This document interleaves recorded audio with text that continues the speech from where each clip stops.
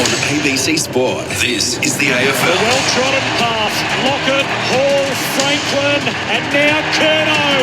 The grass is greener at the SCG. Sit back, relax, witness the greatest. It don't get better than this. On his left, he couldn't bang through a third, can he? You bet he can! Licks from 45 on the run. And they've made it 6 in a row. What a goal. Take a seat, 'cause it don't get better than this.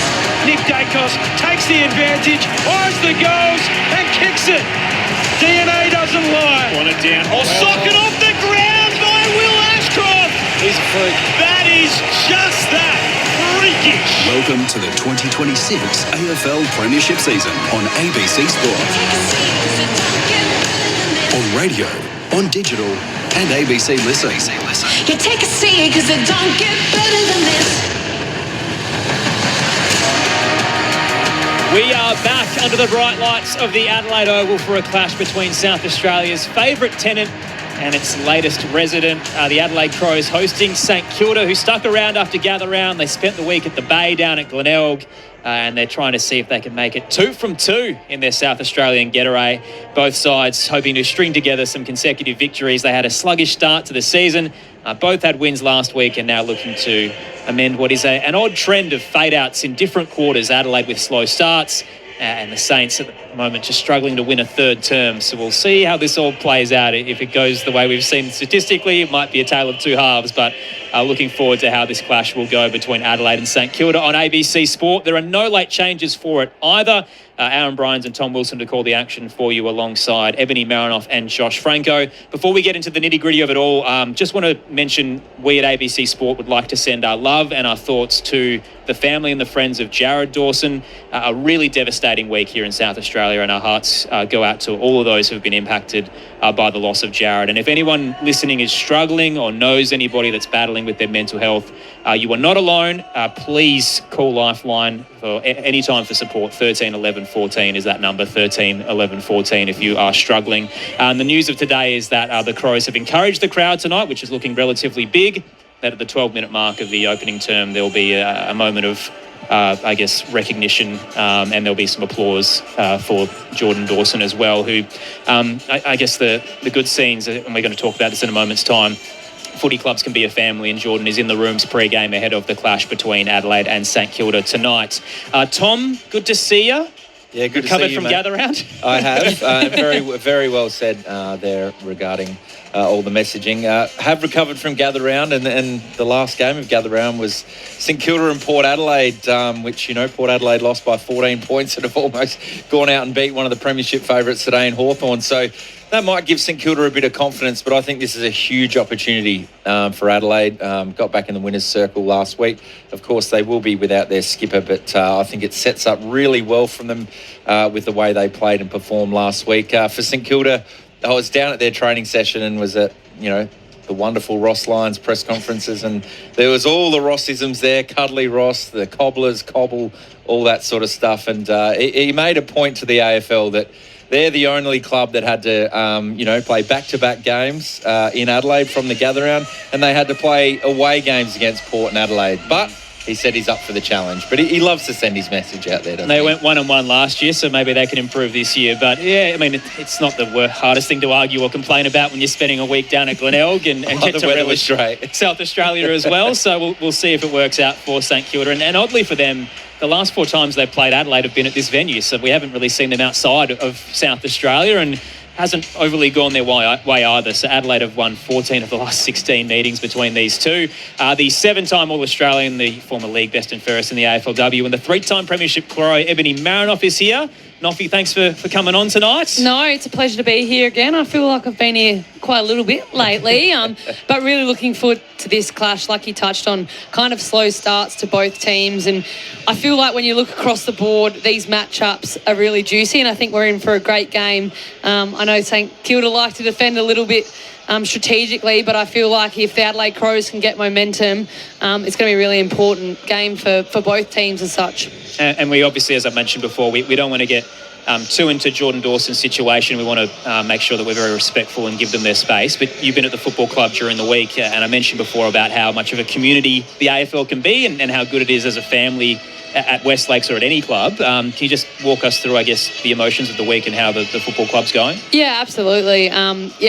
As you can imagine, a really difficult time for the footy club, and you don't really like to say it, but in terms of having your genuine captain of the club go through that, the pressures that Dawson already has of captaining a football club and to then carry that. But I feel like we're very lucky to, everyone kind of always asks, how is it like being inside a footy club? And sometimes you feel a bit too lucky because you just have so much more support as others. And, I'm first to kind of put your hand up that you do feel lucky and privileged because you kind of do live a different life and you have so many different avenues and areas to support.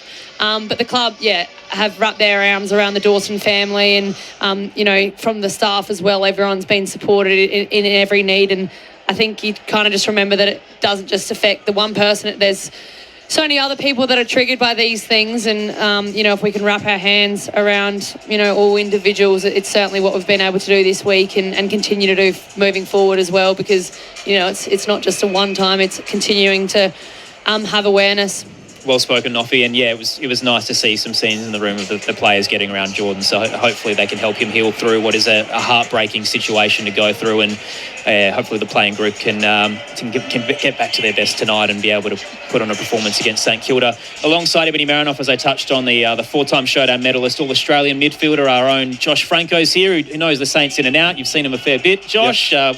What are you expecting tonight? Yeah, well, good evening, everyone. You talk about the Saints being here for the last 6 days. I feel like I'm paying rent at Adelaide Oval at the moment as well. We did 3 games last week. We're back on tonight. But, look, it's interesting when you look at how I think this game's going to unfold. I think this is a really big opportunity for Adelaide. We saw St Kilda last week. They started the game well against Port Adelaide, and probably from quarter time onwards, Port Adelaide really dominated all the KPIs. So I just think this is a game where Adelaide, albeit their skipper's missing, but where they can really put the foot on the throat and really springboard into the season 2026 proper.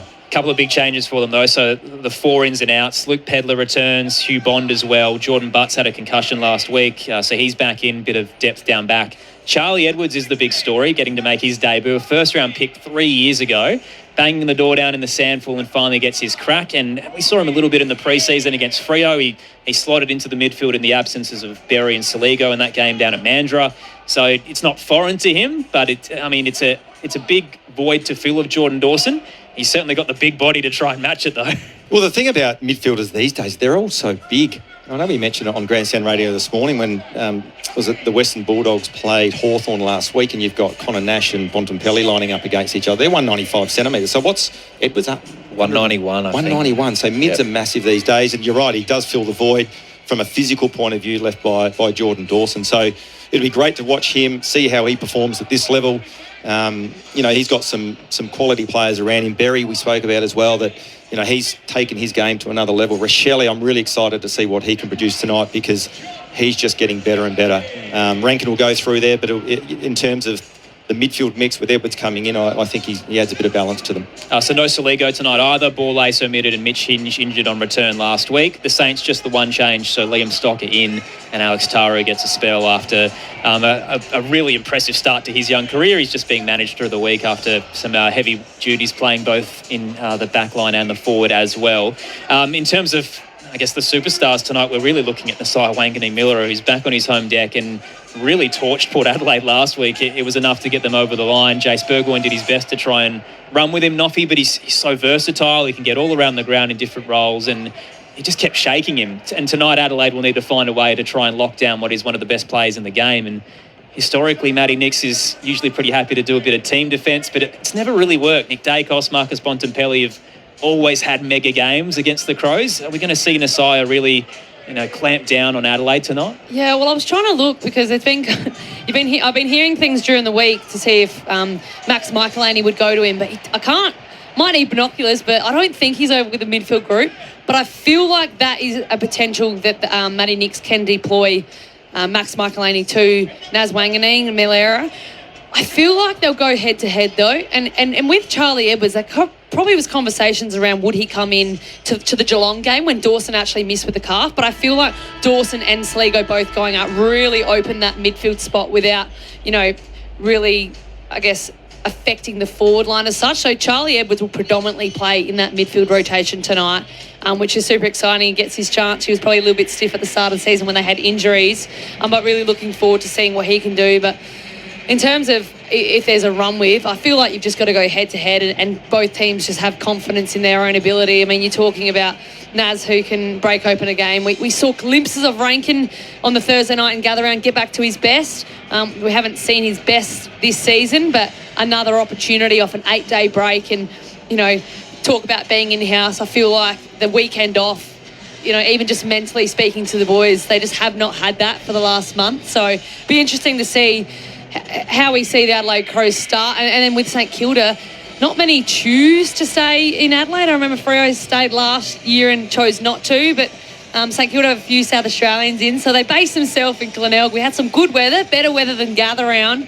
So it'll be interesting to see how they start, given the fact they have been on the road all week and in unfamiliar territory. The lead up is obviously a little bit different as well, but I'm biased, but it's not a bad way to spend your week after gather round, settling in Glenelg. They were pretty happy. They went out to Dante's Deli and all that sort of stuff. I've seen them taking photos on the jetty. I think they really embraced it, and it's something that they wanted to do, and Ross Lyon was all on board. Speaking of Max Michaelani, he's actually in the forward group. So that sort of suggests if Nasai might start back, or you've got Jack Sinclair back there. And we saw him get forward and kick goals against Richmond last year. I think he kicked 3. So he can do that role, but that would point to a run with, or at least a shutdown type of role. Tom, you mentioned you were at training as well during the week. Nasai did come off with a limp. Is there anything in that? I mean, he's out there right now, but was that a little bit concerning? I think that's a shock to everyone when someone leaves the track early, especially, when you're at those sort of training sessions with an interstate team and we've got a South Australian superstar, and the way he moves and the way he plays, you're just drawn to him. So it's kind of impossible not to watch him the whole time. So the way he sort of pulled up, you would have seen the vision. Didn't look great, but the club were very quick to say, bit of a groin thing, but he's trained in done some weights and things like that. And the fact that he's out here now would suggest that it was just maybe a little bit uncomfortable, and he thought it was best to rest up on a 6-day break. Well, we saw Miles Bergman grab his hamstring last week at training, and then played and wasn't impacted by that at all. But the interesting thing about Wanganeen Miller, and I reckon this is the conundrum for all coaches when they come up against St Kilda, he is the key. Do you run with him or do you back your system? And that's the $1 million question. I mean, I personally think you shut him out of the game, it limits St Kilda's impact, and even potentially to get the 4 points. But he is such an influential player. But you need someone that can go forward, back, and in the midfield. Does an Adelaide Footy Club have that player? It's a good one, because I was listening during the week to Ross Lyon, and he said, Naz can have 5 goals and 40 touches and we still not lose. And you almost think he's, twiddling with it. I'm sure that's only been a small margin. He's so impactful, the way he can score. He breaks lines. Like, you would say you stop him tonight in terms of this team balance and matchups. Adelaide Crows get the win. Minutes away from the game getting underway here at the Adelaide Oval. Very big crowd attendance, the third of 3 games today. So Gold Coast knocking off Essendon in a thriller by 9 points. Hawks had a close one as well against Port Adelaide by 3. So you wonder what's in store if we can repeat the trend. It's been a fun day of footy, and great to have you with us on ABC Local Radio, Sport Digital and ABC Listen for ABC Sports. It is Adelaide and St Kilda. No late changes here at the Adelaide Oval. The toss has just occurred. Alex Neil-Bullen is out there for the second time this season as Crows skipper after Jordan Dawson was injured against the Cats. How did it go? No, he got out there for the toss. Oh, really? Yeah, it was him out there at Kidingu Park. How did it go down there, Steve Murphy? Welcome to the team tonight. Yes, thank you, guys. I should say, first of all, that last weekend was horrendous in terms of weather for boundary riders, with rain all the time. Tonight, it's beautiful weather. Barely a drop of air in the ground at this point. So the toss is not really worth a whole lot, but for what it's worth, Callum Wilkie did win it for St Kilda, and St Kilda will kick to the northern end of Adelaide Oval. So big game for both these clubs, sitting at 2 and 3, just outside the top 10 at the moment. But it's all about momentum in this season. They're fresh off wins in gather round. Can they string them together and get the job done? Now, we had a text in on 0437 774 774 where Dean says, didn't the Dockers play back-to-back games in Adelaide as well? Typical Ross having a whinge. Well, the Dockers did go home in the break between, and they won. We'll see if St Kilda can do the opposite. They stayed in Glenelg and trying to string together some wins here in the Festival State. It is Adelaide and St Kilda on ABC Sport. Tom Wilson to get us underway. So in the middle of the ground. DeConing up against McAndrew. McAndrew hits it down out towards Peatling. He's got Wanganeen Miller as company. Gets a short kick away. Coming from centre half forward was Max Michelani, but he overran it. Quick kick out of the centre from St Kilda. Drop mark from Miller for the Adelaide Crows, and he was clean. Gets it to Cook, who handballs to Peatling. Kicks past centre wing up towards Rochelle, who marks forward of wing. Plays on quickly. Long ball up towards Thilthorpe, but Callum Wilkie, he read it best. Better than probably anyone in the competition, takes the intercept mark. Left half back for the Saints. And as predicted, Rochelle started on ball. And as you said, Ebony, Michelani started ahead of the ball for the Crows. Short pass to Windhager. There's a bit of time to drive it hard through the broadcast wing. Players converge 2-on-2 off the hands of Sharman out the back door. Worrell uses Miller. A clean kick back where it came from. Finds Neil Bullen in a paddock. Turns inboard, dancing his way through trouble. Draws two and handballs through to Cook. He can march towards the 50. Screw the kick central, and Ben Keys is on the charge. Taking the mark, 20 out, straight in front. Tell you what, you go back about 10 seconds. That kick from Miller was absolutely outstanding. Just the composure, not to blast kick it forward where Wilkie's waiting to intercept Mark. Just found a mark, just that beautiful little 30-metre kick into space, and what a terrific mark there from Ben Keys. Even the composure by Neil Bullen to hit up Cook so he can actually find a mark. We're going to see Wilkie try and impact. Slow start to the year, Ben Keys, but had 3 majors last week. The stutter step, the approach, and he looks back to his best. Adelaide strike first. They're up 1 straight 6. St Kilda yet to score in the opening 90 seconds here at the Adelaide Oval. It is Saturday night footy on ABC Sport with Ebony, Marinoff and Josh Francou. Just one other thing as well, just watching that first centre bounce that went forward for St Kilda, then the turnover by the Crows. I watched Rochelle. Tell you what, he read it beautifully. He's almost hedging a little bit in offence rather than defending, and then provides that outlet kick. So as we said pre-game, I'm really excited about what he's going to produce tonight in terms of his impact on the game in the midfield. A good start to the Crows. Great finish, Keys. Clean play from Adelaide. So Michelani's playing forward. He's got Windhager as company. So maybe a bit of ducks and drakes going on there, potentially. Hager's been a good tagger as well, and Garcia does it as well for the Saints. DeConing knocks it down towards that man, Garcia, who's able to gather the footy. Got the bright pink boots on, kicks up towards left half forward. Hall leading in the race in front of Laird. He's pretty keen to not dispose of the footy out over the boundary line, and chests it over. And we'll have a boundary throw in front of the Saints bench. It looks like, sorry, Aaron, I'm just looking at the matchups now. Michelani's come up to the stoppage. He's now got the job by the looks of it on Wanganeen Miller. Might be a floating tag throughout the night. Tossed into play. Shallow drop. McAndrew got there first, but tried to take it clean. It slipped through his mitts. Flanders pounces. Hands it to Windhager. St Kilda towards the 50. A little bit long on his kick, and Miller reads it well on the chest. Hot start from Miller. I think the other thing as well, keeping Michelani out of the centre square because he's not a natural mid, and then after the centre bounce, he picks him up. Miller at the 1-2 with Warren, then heads up through the broadcast swing. Short drop on Taylor Walker, who was caught behind Wilkie. What a matchup that's going to be. Bit of history there, Noffy. Absolutely, and Taylor Walker's going to have to be careful because he is known for his intercept marking. So whether you're not going to mark it, we need Taylor Walker to really compete. But Wilkie, he'd be in all-Australian form, that's for sure. So Flanders to Hill to Sinclair to Windhager at right half back for St Kilda. Short again to Hill. Very one-on-one at the moment defensively too, Adelaide.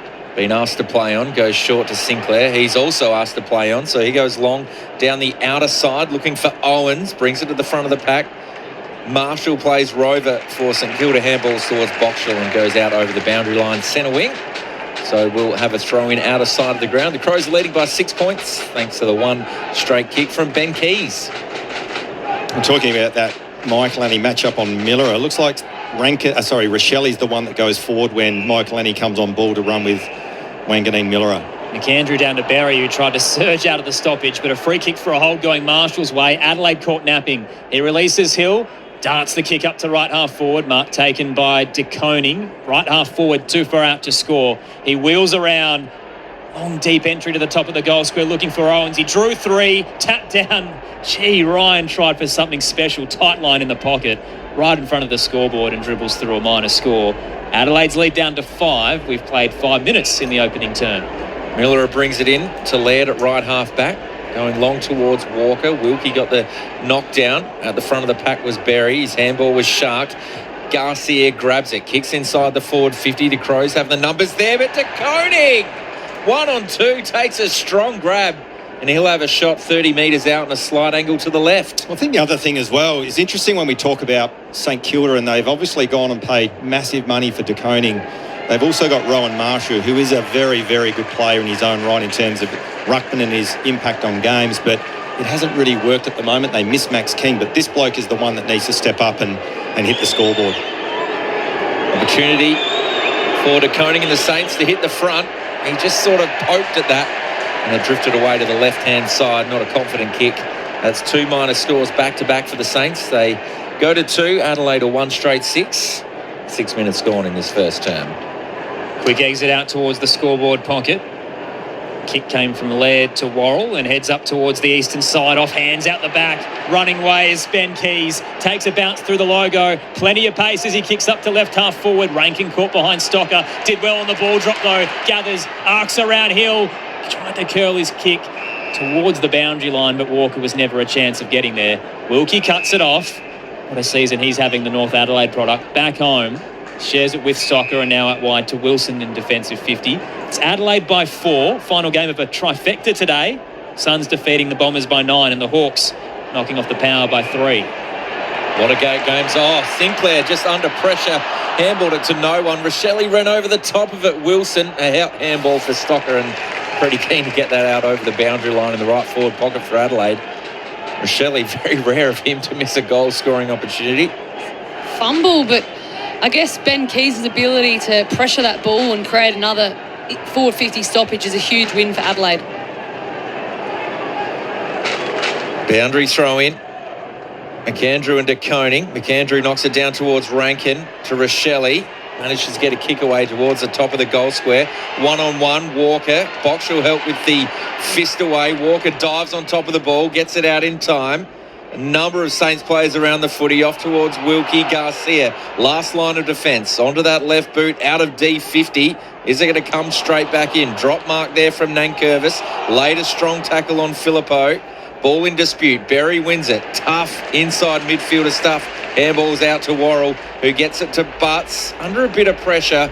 Now gets it to Worrell, who sends it inside 50. On the left and running out of room, he sends it long to Walker. Just popped out of his fingertips. Adelaide have numbers on the drop. McAndrew gets a handball out to Rankin. Spins around, tight angle, snaps. Isaac Rankin misses to the right. Gee, it almost looked like something incredible.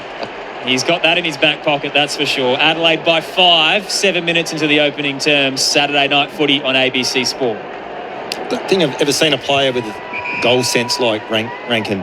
Yeah. Just has an uncanny knack. And this bloke, Wilkie, gee whiz, he's going all right. Started this game really well. Left half back, he took the mark up towards Mason Wood. Braden Cook got the fist in, but Wood gathered. Gets it back to Flanders, who runs straight through centre wing. Up towards Liam Ryan. He's got Bonder's company. Ball hits the deck. Sharman tried to knock it to him, but Bond roved it best. Off to Millerer. Off to Nankervis. To Murray now. Kicks up towards centre wing. Saints have the numbers. De Koning flies across the top, drops the mark. Hill's there. The Crows are trying to keep this in for another ruck contest, but De Koning wins out, gets it to Wood. That was clean too. Sinclair all the way back to Wilkie to Sinclair at left half back. Already 6 disposals for Wilkie. Short pass to Bradley Hill. Darts inboard. Places his kick through the logo on the broadcast side. Garcia finding a lot of the footy. He was good against Zach Butters last week. Career high performance. He had 26 touches. He shares it out to left half forward. Flanders, a little uncertain, waits for a lead and then rewards Sharman. What happened there? Wayne Miller just stuck in the defensive goal square and didn't even track him. And it was an easy uncontested mark for Cooper Sharman. Again, created by Callum Wilkie. Yeah. He's serious, just the general. And you can sense that the St Kilda players just allow him to set up, communicate, and his skills are phenomenal as well. Just a real slow build-up for the St Kilda. Now they've got a shot on goal. Not foreign to South Australia either is Cooper Sharman. Played for Woodville West Torrens. Starts 40 out, starting right and hooking way towards the scoreboard. It will be another minor score. Saints are a bottom 5 side in the league for goal accuracy, and it's plaguing them early. It's Adelaide at the moment by 4 points. Steve Murphy downstairs. Charlie Edwards has come on the ground for his first game for the Crows. Took a massive deep breath before he went onto the ground. Hasn't had a touch yet, but we wish him all the best. We certainly do. Worrell brings it out of defence, goes straight down the middle, looking for Neil Bullen. Ball hits the deck. Hill gathers off to Garcia, who's been busy as well. Sinclair at the logo members' side of the ground and links up with Sharman. Just forward of centre wing. Plays on now. Kicks towards the pocket. He hits the target of Flying Ryan right on the chest. He didn't have to fly for that. That was a perfect pass. 45 metres out, right up against the paint of the boundary line in the left half-forward flank. I'll tell you what, you can't overstate how good a kick that was from Sharman. That was outstanding, wasn't it? They're controlling the footy, Josh. They are, absolutely they are. 49 disposals to 32 St Kilda's way. So this will take a great kick from Flying Ryan. We know he can fly, and he can goal too. They're on the board, the Saints, and they hit the front. 139, Adelaide 117. Almost 11 minutes gone in this first term. Absolutely. St Kilda in control. You'd say that there'd be a couple of goals up. Just the way they're actually able to win the football at ground level. They're feeding it back and using their hands, and then able to find clear marks going inside 50.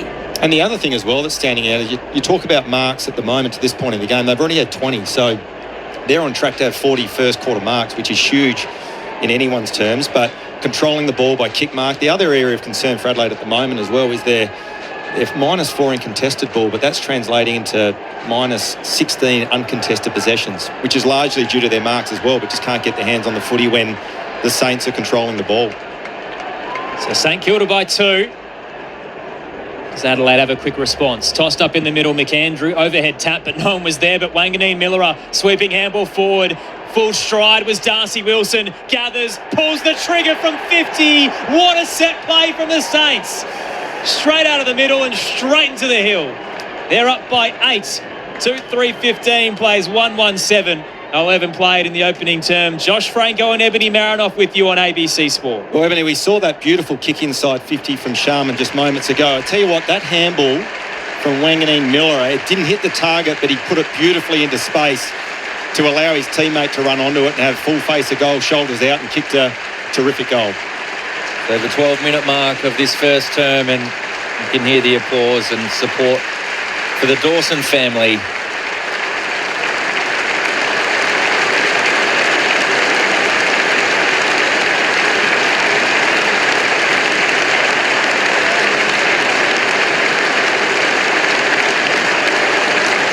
Right around the ground, the sad passing of Jordan Dawson's brother Jared. Our thoughts are with them and the Adelaide Football Club. Rowan Marshall gets the clearance from the centre bounce. Rory Laird's under pressure as it goes inside the forward 50, but he does well to get the quick kick away. But an intercept mark from Filippo. Centre bounce clearance is 4-zip, St Kilda's way. Dangerous ball across ground towards Hill, and Max Michaelani read it best. He got a hand in there. Gathered the footy, goes to Zach Taylor, who refused to handball with his left hand and turned it over. Works its way back to Wilkie. He's brought his own footy today, and he hits Brad Hill just inside the boundary line in front of the Crows bench. St Kilda having a run on here, kicked the last 2 goals. They lead it by 8 points. Through the broadcast wing go the Saints. Marshall gets the mark now and releases Sinclair. Finishes the chain to Wilson. It's a bullet pass, hot towards the 50. Just a bit too much for Boxall. Spills out towards the Crows. Bond gets the handball to Keys. Now out wide, it tumbles in the path of Worrell. Bit of time to shoot the handball over the top. Rochelli's got some time to work with near the Bashir stand. Turns on the dime. Pulls his kick, trying to get it to Thilthorpe. Again, cutting back. Jack Silvani. The Saints have done a good job of really getting in front of Adelaide's forwards who are leading out tonight. And as a result, they're up by 8 points. The other thing they've done is their pressure's actually really good around the scramble, and Adelaide making uncharacteristic handball errors as well. So just not hitting targets, putting pressure on the next player, just not working for them at the moment. McAndrew and Marshall. Big job tonight for McAndrew up against the 2 big ruckmen. Gathered cleanly out of defence by St Kilda, but that is dropped there by Nasiah Wanganeen Miller, but it's going to be a free kick going against Charlie Edwards. That's his first official stat in AFL footy, but this is only Wanganeen Miller's second touch, so the job's working for Max Michaelani, but it's the other players in Sinclair. Brad Hill and Cal Wilkie have brought their own footy. Sinclair, that's his 11th touch. Handballs to space over to Hill. Well gathered there by Wilson. Very clean. Handballs wide to Mason Wood. Lowers the eyes. That's a tough ball there for Higgins. Working hard is Laird. Knocked forward for St Kilda. Back towards Mason Wood there at left half forward. Higgins now handballs it off to Butler. Dangerous ball towards Flying Ryan, who flies but runs straight under it. Bond gathers in front of Sharman, fakes the handball towards Murray, off to Rochelle, who takes it on the bounce, kicks it through the middle of the ground to find Pedler. This might be end-to-end here for the Crows. Pedler gives it to Edwards, who took an eternity to move the footy. Mosdim Ebony on debut. He just went for a stroll through the centre square to take in the moment and is mowed down. Darcy Wilson out of nowhere gets him. That's a rough way to start your career. 2 frees against Aaron. Wilson to Windhager into the scoreboard pocket. Go the Saints, and a fly across from Bond to cut it off. He's in the left back pocket. It's almost welcome to AFL in This terms is of the speed of the game. Here's the grind. Short pass to Worrell, and across defensive 50 they go. Laird, and now the right half back. Mark taken by Murray. Gee, gives it a lot. Hard kick towards the broadcast wing. Hill flies. Fist came late from Pedler. Can't keep it in. Tries his best to at least showcase some intent. Umpire signalled, originally it looked like he was going to give it to St Kilda. Was a little worried there, but it will be a boundary throw-in. So the Saints at the moment by 8. We are currently 16 minutes into the opening term on ABC Sport. Boundary throw-in. Taylor Walker's doing some ruck work against Marshall, who knocks it down. Flanders had Peatling for company. Here goes Edwards now. Did well. Stepped inside. First touch with a handball to Taylor Walker. Goes inside the forward 50. Kicks it to Wilkie, though, who handballed it straight to Pedler with the intercept touch. But he had some options. It might be a free kick downfield. Pedler pushed in the back just prior to that contest, I would have thought. But looks like Ben Keys is running for the football. So the umpires are pointing. 3 after disposal, I think. Controlling umpire wanted it to go from where the incident happened, and now they've moved it, as you touched on, Noffy, to Ben Keys in the pocket. So Philthorpe's the one who's going to get it. Go, Noffy. I think Philthorpe was actually just closest to where the ball had actually been kicked. So umpire Ben Keys a little bit greedy there for his second, but now Riley will take the kick on the boundary. So tight angle. Yeah, right forward pocket. And take his best on his left with the snap, but we've seen him do it already this year. He's kicked the belly of the ball. Still going to be an opportunity if they can keep it in. Well, that was a mark taken deep in defence. Looks like it's Boxall out there. Just feel it's not working for Adelaide at the moment, is it? They seem to be under siege, under pressure with almost every possession they get. Boxall long kick, exiting defensive 50, and a couple of fists come in to knock it into the stands. Poor Riley Philthorpe has been dealing with a difficult back the last few weeks, and Darcy Fogarty's is so bad he's not there, so Riley's having to play. He kicked 1 goal 4 in gather round, and that shot was very uncharacteristic of him. It was nowhere near the goal face. Just trying to shoulder the load right now for the key forwards. Tossed in, tapped down by Maley, gets it towards Peatling for the Crows, then coming back towards Finbar. He puts his head over it. Hager's tracking him, tackle laid, impacted the disposal. It was a turnover. Wilkie put his head over it and then collapsed in the tackle of Walker. Ball up. We're inside 50 now for the Crows. 45 out left forward pocket. Saints currently by 8. Tossed up. Marshall takes it out of the ruck. Strong, hands it to Flanders in a phone box, threaded the needle, got it out. Wanganeen Miller of the fancy footwork, running out of room though on the boundary line. Hurries his kick, turns it over. Laird at left half forward, uses Bond, the gorgeous sidestep into the 50. Only finds Flanders. Was it touched though? He panics as the umpire doesn't blow the whistle, drops the footy, Berry lays the tackle. Saints get another clearing kick that rolls to the broadcast wing. Look at big Jordan Butts go. He's on his own at centre wing. Got some nice help with Bond, who's started very well. And he kicks up. Oh, Keys drops a sitter. Don't see that too often. And St Kilda get the turnover first through Sinclair. They're moving it by hands to Hall. Now Sinclair kicks inside the forward 50. They've got numbers. Higgins all by himself marks. 35 out in a 45-degree angle at left half forward. And that's the modern game, isn't it? You turn the ball over, they make you pay the opposition, as St Kilda did on that occasion. Who was the poor handball from? It was a drop mark. Drop mark for Ben Keys, Ben Keys, the drop mark, I beg your pardon. And you turn the footy over, particularly higher up the ground, it comes back with interest as it did on that occasion. And Bond was actually the one that kicked, so his opponent was able to travel back to goal. And Higgins has played on, as you're speaking there, Noffy, and snapped it around the body, and he's kicked it. So 3 in a row for the Saints. Got engaged earlier this week after telling us all how much he hated Adelaide. I did laugh at that. That shook me. But heading back to the centre bounce here, Mick Andrews actually been able to get advantage on this centre bounce, but St Kilda are reading and absorbing the pressure and getting those hands out. They've won every centre bounce bar one. They're just gaining all territory, and just even from that goal, another ground ball win off the Ben Keys mark, and they're able to counteract and get a clear mark inside 50 with no oppo as Bond got caught out of place. Yeah, and just to reinforce that to Ebony, the clearances at the moment are 8-3. That's everywhere. Centre bounce, fuss around the ground. The contested ball -7, getting smashed at uncontested possessions. Inside 50s 10-8. So they're under siege at the moment, the Crows. So St Kilda 3-3-21, Adelaide 1-1-7. Marshall out of the ruck, down to Garcia. Another clearance for St Kilda. Flanders outside of the boot, bounces fortuitously. Filippo barges away from a couple, blazes towards goal from 40, missing to the right. St Kilda's inaccuracy has been shocking. 3-4-22, Adelaide 1-1-7.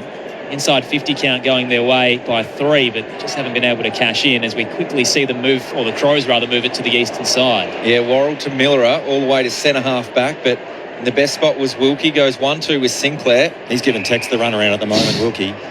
He certainly is. That's possession number 9. Sinclair's got 14 already.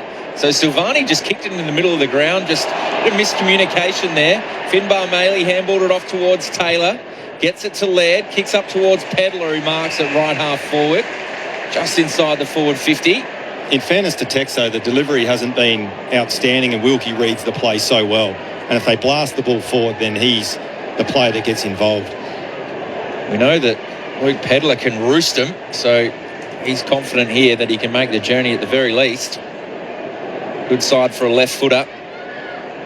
And he runs around, uses everything, and he's hit it beautifully, but just pulled it away to the right. So after a run of plenty of scores there, 5 straight scores to the Saints, Adelaide get one back, but it's just a minor score. They're 1-2-8, St Kilda 3-4-22, 22 minutes gone in this first term.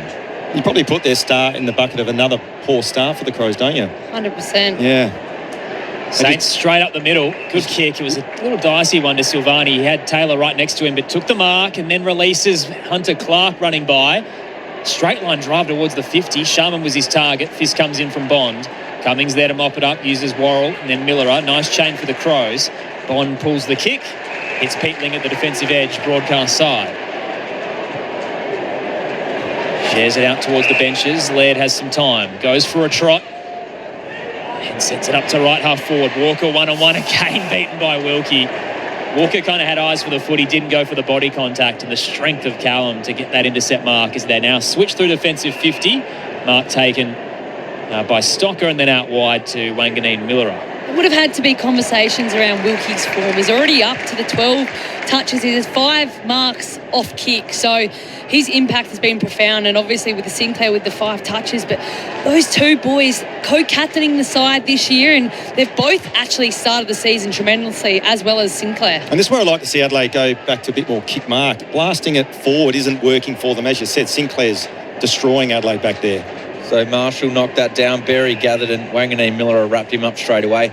Wilkie had 15 marks against Port last week. So, well, what's he had now? 15. He's on track for a 60-touch game. Well, that's Sinclair's at 15. Yeah. 12 for Wilkie. Oh, I beg your pardon, 12. So Neil Bullen gets the ball out to Edwards. Kicks up towards right half forward. A 2-on-1 with Ben Keys. Just couldn't complete the mark.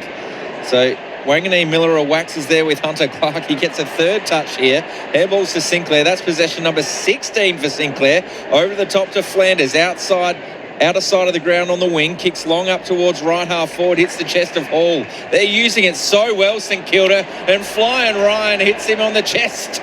Up in front of the scoreboard in the pocket. It's going to take a tough kick, but he did it from the other side of the ground only 5 minutes ago. And just looking at St Kilda's ball movement, Adelaide can't slow them down in that sort of middle part of the ground. As soon as they get speed on the ball, they get good looks ahead of the ball, as they did on that occasion. And I tell you what, they turn it over at half-back, the Saints. They look really dangerous. So Liam Ryan has already kicked one tonight. Take a kick of 35 metres right up against the paint, and he's found Higgins all alone 15 metres out from goal. That's a coach killer, Josh. Yeah. That's just genuine, not even paying engaged. attention. Yeah, just all loss of interest in terms of what was actually going on. They look really rattled at the moment, the Crows. They've been really poor by hand. They keep turning the footy over, or they're not hitting their targets with their handball. They're not dealing with the pressure of St Kilda. And at the moment, they're all at sea. They're blasting it forward where Wilkie's having an influence. So Higgins runs around on his left foot this time. He can do it both sides of the body, and he's got a double back-to-back goals for Jack Higgins. And St Kilda, what a hot start. 4-4-28, 1-2-8 Adelaide, 25 minutes gone first term. Well, the difference of the Adelaide ball movement, when they're kicking, St Kilda are able to come across, impact, get a spoil, and then go back, in play forward half footy. And what's happening with St Kilda, they're playing 1v1 and their like forwards are so far in front that it's not even a 1v1. They're just in so much space, the St Kilda forward line, because their transition has been so slick. So they're not even having to compete. Yeah, and when you got speed on the ball, you got one-on-one, you got space, it's really difficult. Well, it's impossible to defend. And actually, just looking at the boundary, I'm seeing one of the Crows officials, he's got the boxing glove up, so I think there's time to fight, Adelaide. We've seen that a lot this year. It's not really worth it in terms of the secrecy behind the emoji. Everyone knows what that means, and it's Adelaide's under a lot of pressure. Yeah. Milera has, from the Adelaide Crows, has jumped in the midfield. So fans have been calling for this. So he's at this centre bounce. I reckon it's one of the first for Wayne Milera in the centre bounce. So Wayne Milera on ball, but Nasai's not there, his distant cousin, which is a shame. And hopefully they match up at some point. Tossed into the air after a 666 warning, and McAndrew takes it out of the ruck, swings the handball forward to Zach Taylor, who surges through three and stops and props and places his kick off a step towards the 50. Bounces in a hole. Carroll gets there for the Saints, screws it across the body back where it came from, out to the broadcast wing. Woods the target, knocked away. Picked up behind Rochelle for the Crows. Shares it wide to Worrell.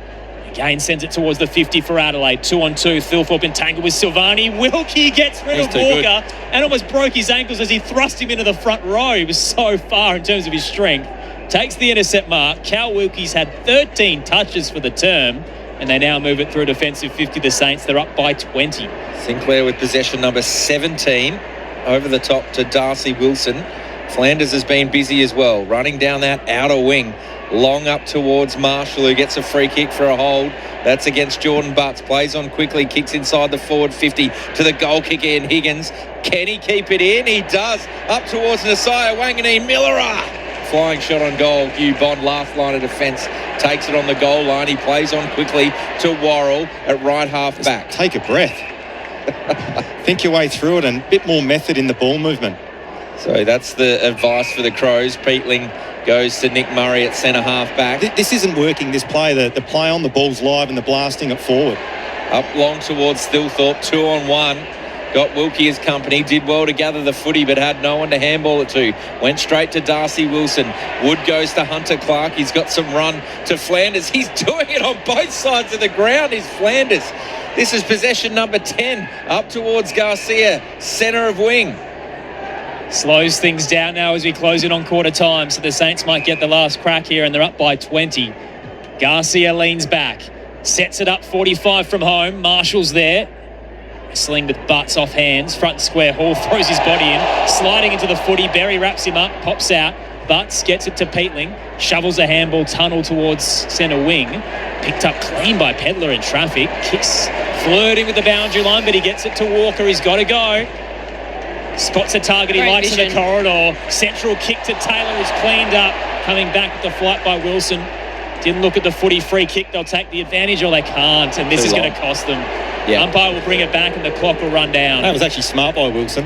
Oh, was it ever? Because Josh Rochelle was out. Milera could have taken the advantage. But, that's... So Adelaide had the run into 50, and instead now Zach Taylor's going to have to take a set shot from inside the centre square.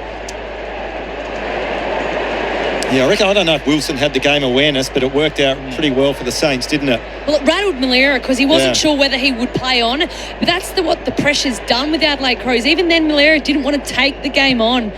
Zach Taylor with the Hail Mary. It's a low wobbling torpedo and does not have the distance. It will fall short. And Adelaide are 1-5 at quarter time. And the St Kilda again have a hot start here at the Adelaide Oval after getting bursting out of the gates last week against the Power. 4-4-28 they lead. Adelaide 1-8. Goal scorers at the first change, 2 to Jack Higgins, singles to Wilson and Ryan. And Ben Keys is the solitary goal scorer for the Adelaide Crows. On the text line, 0437 774 774. A lot of Dockers fans getting in touch about Ross Lyon complaining about their residency in South Australia as they stay at the Bay this week. A few mentioning that, yes, Fremantle has done it in the past. They didn't do it last year, Jeff, but they did do it in 2024. They lost both games, and they did it in 2023 when they went 1-1. So you'd think, in theory, Saints win tonight. They're the best, I guess, visiting team over a fortnight in Adelaide. They can go 2-0. And Rex in Port Macquarie echoing those sentiments, saying that Ross is a sook and the Dockers have been doing it for the last 3 years. Loving the coverage. Thank you for your text, Rex, as well. Shout out as well to one of our unnamed listeners who wanted to throw Brodie Smith some credit. Was playing in the Adelaide Footy League today for the West Coast Hawks. Had a pretty good performance by the sounds of things. They did get smashed, unfortunately, against Western United. It was 155-35, but sounds like Brodie had a good game playing on ball, so shout out to him, who's continuing his footy after retiring. And just quickly as well, before we take a short break here on ABC Sport, some really sad news coming out of Ascot Vale from the ABC newsroom at the moment. So a person has died after a car mounted a curb and hit 2 people outside the Melbourne Showgrounds in the city's northwest. Second person has been taken to hospital as well with life-threatening injuries, and a man has been arrested over the incident and will be interviewed by police. This is near the Supernova Comic-Con, which is happening as a part of a 2-day event near the Showgrounds. So sad news there that there's been a very serious incident and a person has died after a car mounted a curb and a man has been arrested over that. If you want more information, head to abc.net.au for all your latest news from the ABC newsroom. St Kilda by 20 points here at the Adelaide Oval as we wrap up what's been a really enthralling day of footy. The Suns 9-point winners over the Bombers. The Hawks knocked off the Power by 3 points. Can we make it 3 from 3 in terms of thrillers? We'll find out on ABC Local Radio, Sport Digital and ABC Listen. This is Saturday Night Footy on ABC Sport. You meet the most interesting people on Sunday morning. I tell you what, I'd kill for some clean air and a good coffee over here. And there's no generic latte over here. Come home straight away, please. Join the rest of Australia right here on Sunday morning. Australia All Over on ABC Radio. This is the 2026 AFL Premiership season with ABC Sport. Finds Neil Bullen in a paddock, turns inboard, dancing his way through trouble, draws 2 and handballs through to Cook. He can march towards the 50, screw the kick central, and Ben Keys is on the charge. Taking the mark, 20 out, straight in front. Slow start to the year, Ben Keys, but had 3 majors last week. The stutter step, the approach, and he looks back to his best. Links up with Sharman, just forward of centre wing. Plays on now, kicks towards the pocket. He hits the target of Flying Ryan right on the chest. He didn't have to fly for that. That was a perfect pass. So this will take a great kick from Flying Ryan. We know he can fly, and he can goal too. They're on the board, the Saints. Adelaide have a quick response. Tossed up in the middle, McAndrew, overhead tap, but no one was there. But Wanganeen Miller, sweeping handball forward. Full stride was Darcy Wilson. Gathers, pulls the trigger from 50. What a set play from the Saints. Straight out of the middle and straight into the hill. So the 12-minute mark of this first term, and you can hear the applause and support for the Dawson family. Fell right around the ground. The sad passing of Jordan Dawson's brother Jared. Our thoughts are with them and the Adelaide Football Club. So Liam Ryan already kicked one tonight. Take a kick of 35 metres right up against the paint, and he's found Higgins all alone 15 metres out from goal. That's a coach killer, Josh. Yeah. That's just genuine, not even paying engaged. attention yet. No. Yeah, like just all loss of interest in terms of what was actually going on. Like they look really rattled at the moment, the Crows. They're not dealing with the pressure of St Kilda. Higgins runs around on his left foot this time. He can do it both sides of the body, and he's got a double back-to-back goals for Jack Higgins. And St Kilda, what a hot start. The AFL on ABC Sport. On radio. ABC Sport Digital Radio. And ABC Listen. The master coach Ross Lyon smelled blood in the water, and there was never a chance that they were going to let Adelaide nap in the first quarter. They caught them, and they're up 20 points at the first change. 4-4-28, Adelaide 1-2-8. At quarter time here at the Adelaide Oval as we wrap up your trifecta of footy on ABC Sport. Aaron Bryans and Tom Wilson calling the action. Your experts to break down the opening term. The former AFLW Best and Fairest winner Ebony Marinoff and the 4-time Showdown medalist Josh Francou. Oh, just a really hot start from St Kilda. We'd probably sit here and say throughout the 10-minute mark you'd think that St Kilda would have been further in front, but they just weren't able to execute their goals. But they had all momentum, and what impressed me most was their ability to win the back half footy. and just transition so slickly to their forwards. I mean, Nick Murray, Liam Ryan would have had 10 metres in front of him, and just the way that they worked it out. I mean, Sinclair had 17 disposals for that quarter, but 14 uncontested. Yeah. And he kicks the ball so well as well. He's running at 88% kicking efficiency, which is outstanding. But you're right, 36 more disposals. They're getting smashed around the clearance, particularly centre bounce Adelaide. And it's almost like this movie we've seen before. St Kilda started really well against Port Adelaide last week. Their first quarter was outstanding. And this has been the story of Adelaide's year to date. Their first quarters have been horrific. They've really struggled with St Kilda's pressure. Now they've got to start turning their game on and getting back in this contest. So 1-5 in first terms, Adelaide. The Saints by 20 points. McAndrew down looking for a Shelley. Had 4 closing in on him. Got the handball out to Peatling.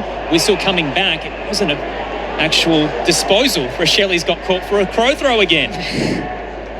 Oh, not the start you wanted for Adelaide Crows, but another win for St Kilda. Oh, yeah. Tom De Koning has it in the centre square, and yeah, if there's anything to go by their track record, this game is far from over, given the Saints do fade out after half-time. Nasai Wanganeen-Millera received the footy, drove it into the 50, but only straight to Lockie McAndrew. Cuts it off, places his kick wide to Wayne Millera.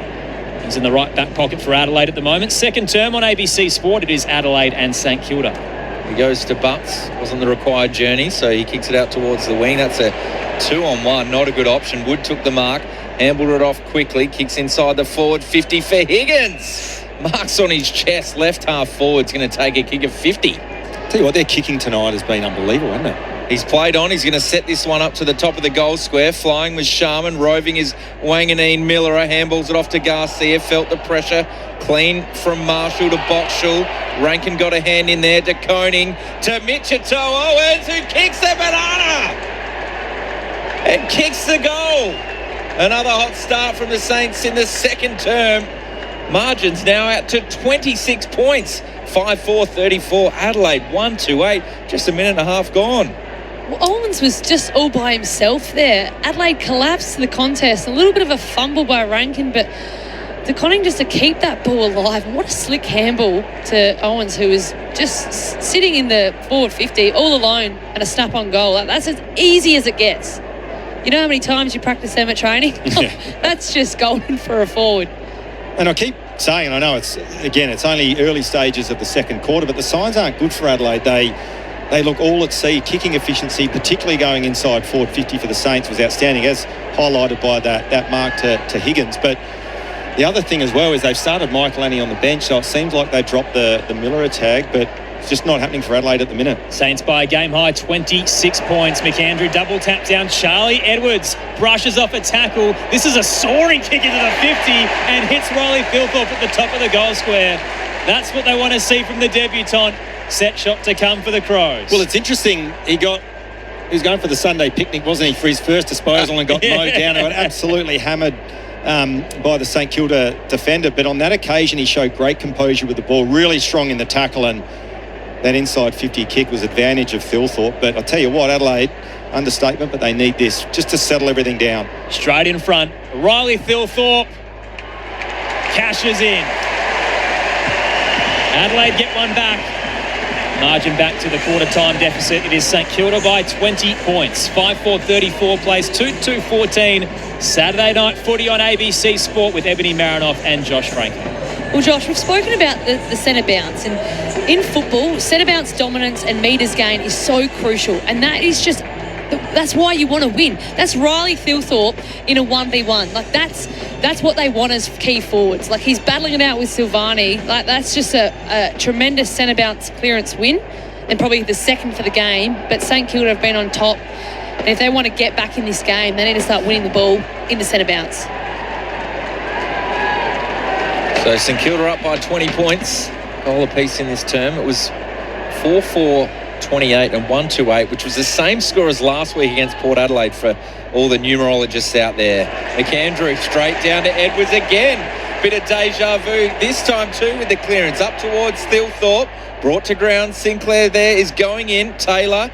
Good tackle there from Alex Neil-Bullen on Boxall, but no prior opportunity. We'll have a ball up 30 metres from the Crows' goal directly in front. Tossed into the air. Marshall takes it out of the ruck, tackled by Walker, dropped it. Peatling tried to go in there, pinballed off his shins, lays the tackle, and will get a ball up as Windhager gets to his feet. We'll try one more time. Marshall down again. Garcia. Not a lot of room to work with. Gives it away. Hands it straight to Edwards, who releases Rankin. Off balance. Tight angle. It's his pocket, but he can't finish. It is out on the full free kick. St Kilda left back pocket. They're up by 20 points on ABC Sport. Wanganeen Miller takes the free kick. What have you made of the Rankin roll tonight so far, Noffy? I was just looking at the stats there. Just only the 4 touches for the game. I just love to see him just be injected in the as a midfielder for the full quarter and see what he's capable of doing. But I guess you've got to keep playing the team role, and unfortunately he's just not in form. So some swift ball movement there from St Kilda, and it found the way towards Hill, but it was a last touch free kick against. He tried to keep it in, but the umpire said that was deliberate. Flying at that one was Sinclair. There's a holding on free kick going the way of Phil Thorpe. Silvani not sure about that. Quick kick inside the forward 50, looking for Taylor Walker. Up towards Marshall, got the spoil in. Roved by Zach Taylor, but he pulled it around too far to the left. Minus score. Adelaide 2-3-15, St Kilda 5-4-34, 5.5 gone in the second term. What's killing the Adelaide Crows is because St Kilda is so... they're defensively set up so well. They've got to be able to stay calm. They're just trying to kick the ball so quickly, and St Kilda able to set up. Lower the eyes. That's the old adage, isn't it, Noffy? Wilkie gets the exiting kick and off hands. Wilson clean on the bounce. Links up with Hall. Kept running and no one really tracked him. Everybody surged in, and now a 100-metre sprint comes.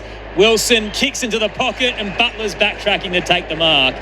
Gee, that was an excellent surge from the young man, and Adelaide again defensively not switched on. Well, I think it was Hall with that forward handball. That just opened up the whole ground, didn't it? It was in the middle of the corridor, Josh. It was just central, and again, another kick inside forward 50. Adelaide Crows can't defend those sort of kicks. Yeah, and that's where they look vulnerable at the moment, even in the first quarter when there's speed on the ball. Butler opens the angle, snaps, and puts it through. Butler's first of the season, he needed it. He's had a rough start to his campaign with the Saints, stuck in the VFL and then goalless in his first 2 games, but he's on the board finally in 2026. St Kilda up by 25 points, 6-4-40. Adelaide 2-3-15, 6 played, second term on ABC Sport. And I mean, it goes back to what you said in that first quarter, when there's speed on the ball through the middle of the ground and you've got space inside your forward 50, it is actually almost impossible to defend, particularly if you get a good kick, as they did on that occasion, the Saints, and a good connect to Butler. But they just look really vulnerable when they turn it over at half-back at the moment, the Crows. And just no pressure on the ball from, whether that's the Adelaide midfielders to allow the Adelaide Crows defenders to have half a chance. Like, it's actually, on the midfielders and up the ground to put some pressure on the ball so they're not elite kicks going inside 50. Back in the middle of the ground, the double tap there from McAndrew down to Peatling up towards centre half forward. Well gathered there by Rankin, managed to get a kick away. Wilkie and Walker are there, but Finbar Maley gathered to Peatling, to Neil Bullen, off to Edwards. Snap from 45 metres out, up towards the goal square, coming back with the flight. Couldn't mark it. Wilkie goes to ground. Ball in dispute, and the Crows will be happy to keep this one in there if they can. Bit of forward pressure, but the handball works its way back to Sinclair. A sweeping one out towards Carroll, and Neil Bullen takes it out over the boundary line. 40 away from Adelaide's goal in the left forward pocket. The Crows at home trail by 25 points. Even then, Adelaide Crows allowing St Kilda to get hands on that booty and actually exit the ball. I know it's another stoppage, but just no pressure from the Adelaide Crows. Just the 4 touches for Neil Bullen as well, playing the role of skipper tonight. Tossed in. McAndrew tries to tap it down. He was facing the drop of the ball, and De Koning really wasn't, as he turned and kind of wrapped him up. Free kick, though, is going the way of Isaac Rankin, I believe. So at the backdrop, Brad Hill had a bit of his Guernsey. Well, that's what Rankin does to you at stoppages. He gets on the move, he draws free kicks. They look to hand over with their direct opponent, as St Kilda did on that occasion, and just drew the free kick. He just does it by just his movement at stoppage and how dangerous he is. Really not sure what was in that, Noffy. So Hugo Garcia was running with him, and there was nothing in it. I thought there was an infringement in the ruck contest, but Isaac Rankin's got away with one here. Been handed an opportunity. Isaac crosses the paint of 50. Rankin starts right and swings it back. Nails the shot from 45. Adelaide need all the help they can get. Margin down to 19. St Kilda 6-4-40. Crows 3-3-21. 9 played. Second term. It's Saturday night footy on ABC Sport with Ebony Marinoff and Josh Francou. I'm watching the footage back and I actually, can't tell listeners what that goal was for, but in terms of that kick and the importance of Rankin to be able to execute that, certainly needed that one and, kind of brings the margin back to the 19 points. And like we touched on, Aaron, this game is certainly not over by all means, but yeah, that's an interesting free kick. I thought maybe the footy gods would have set that into a behind. Well, a pretty good little patch here for Adelaide as well, and you touched on the centre bounce clearances this quarter were 3-1, so they're getting their hands on the footy, they're getting field position off the back of the centre bounce wins. Back in the middle of the ground, McAndrew down towards Peatling. In front of him is Garcia. He's wrapped up in a tackle, and they all dive on top. That was a real gift for Adelaide. I did a bit of lip reading. I saw Brad Hill, and he asked the umpire, why are you paying that? No response. Clearance going the way of St Kilda. Jack Carroll up towards centre half forward. Well roved there by Sharman. Tried to work with Filippo, who runs onto it. He strides towards centre half forward. He wasn't really going for Garcia there, but found him at centre half forward. Still 55 from goal. Handballs it off. Carroll sweeps past. A high left foot kick into the left forward pocket. Flying there was Mason Wood, and it's going to trickle out over the boundary line in front of Braden Cook for the Crows. Left forward pocket for St Kilda. They lead by 19 points, 11 minutes gone in the second term.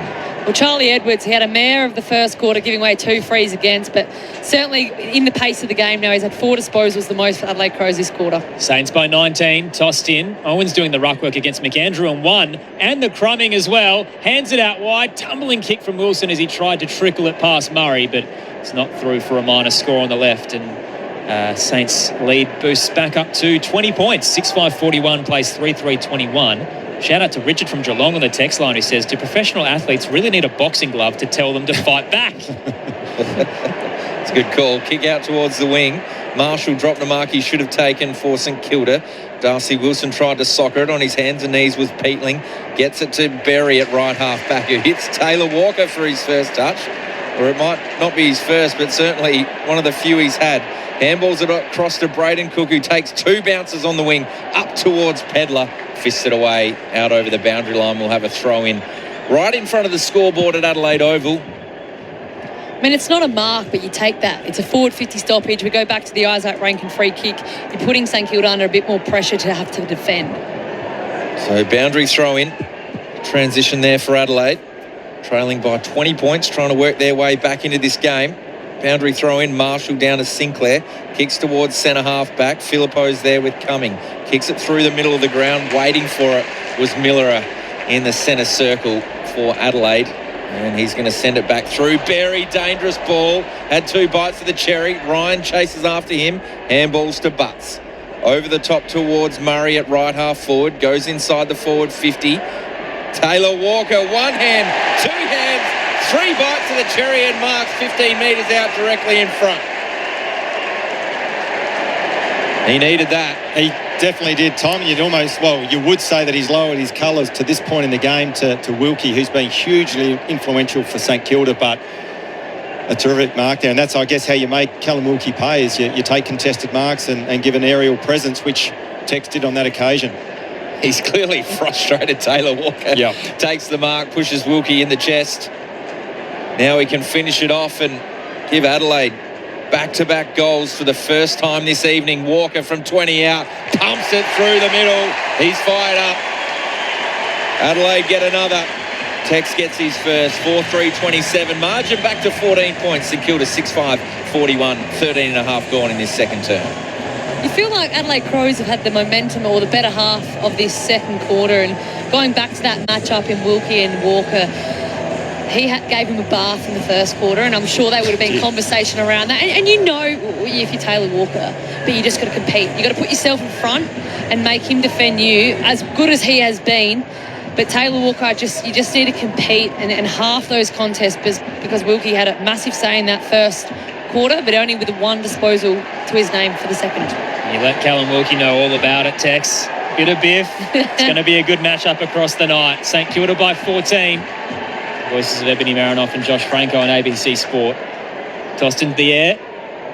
Tapped down by Maley. Uses Peatling. And he arches his way away from the centre of the ground. Kicks up towards the 50. Walker's the target again. Little high, though, for him. Thilthorpe's waiting behind. Tackled by Silvani. Ball pops out. They collapse into it. And we'll get a ball up 40 out from home for the Crows. Centre bounce clearances this quarter 4-1 in favour of Adelaide. Again, another stoppage clearance for Adelaide. Same old story for the Crows, but it has resulted in a few wins. St Kilda still up here, out of the stoppage, towed out of there by Pedler, who had a flying shot. It's right across the face, trickles towards the boundary line and just pitched right before the paint. Neil Bullen sensed the urgency and nearly got there, and then it just at the last moment took its final roll over. And going back to the centre bounce wins for Adelaide, they've all been coming out the front of the stoppage and putting the Saints defenders under the pump. Boundary throw in, 25 out, Adelaide's 50. Marshall edges out Maley, gets the handball as well, trying to get it to Boxall, who fumbled. And amongst it is Filippo. Handball shoots out wide. Rochelle, 30 out, has a quick snap. Walker's got 2 to beat, brought it down, puts his head over it, gets it to Neil Bourne. The tumbler across the goal face. Didn't really get the angle. Pedler commits, as does Wood. And Pedler gets him high. Free kick, St Kilda, right in front of the behind line. It was dicey areas, and the Saints get out of jail.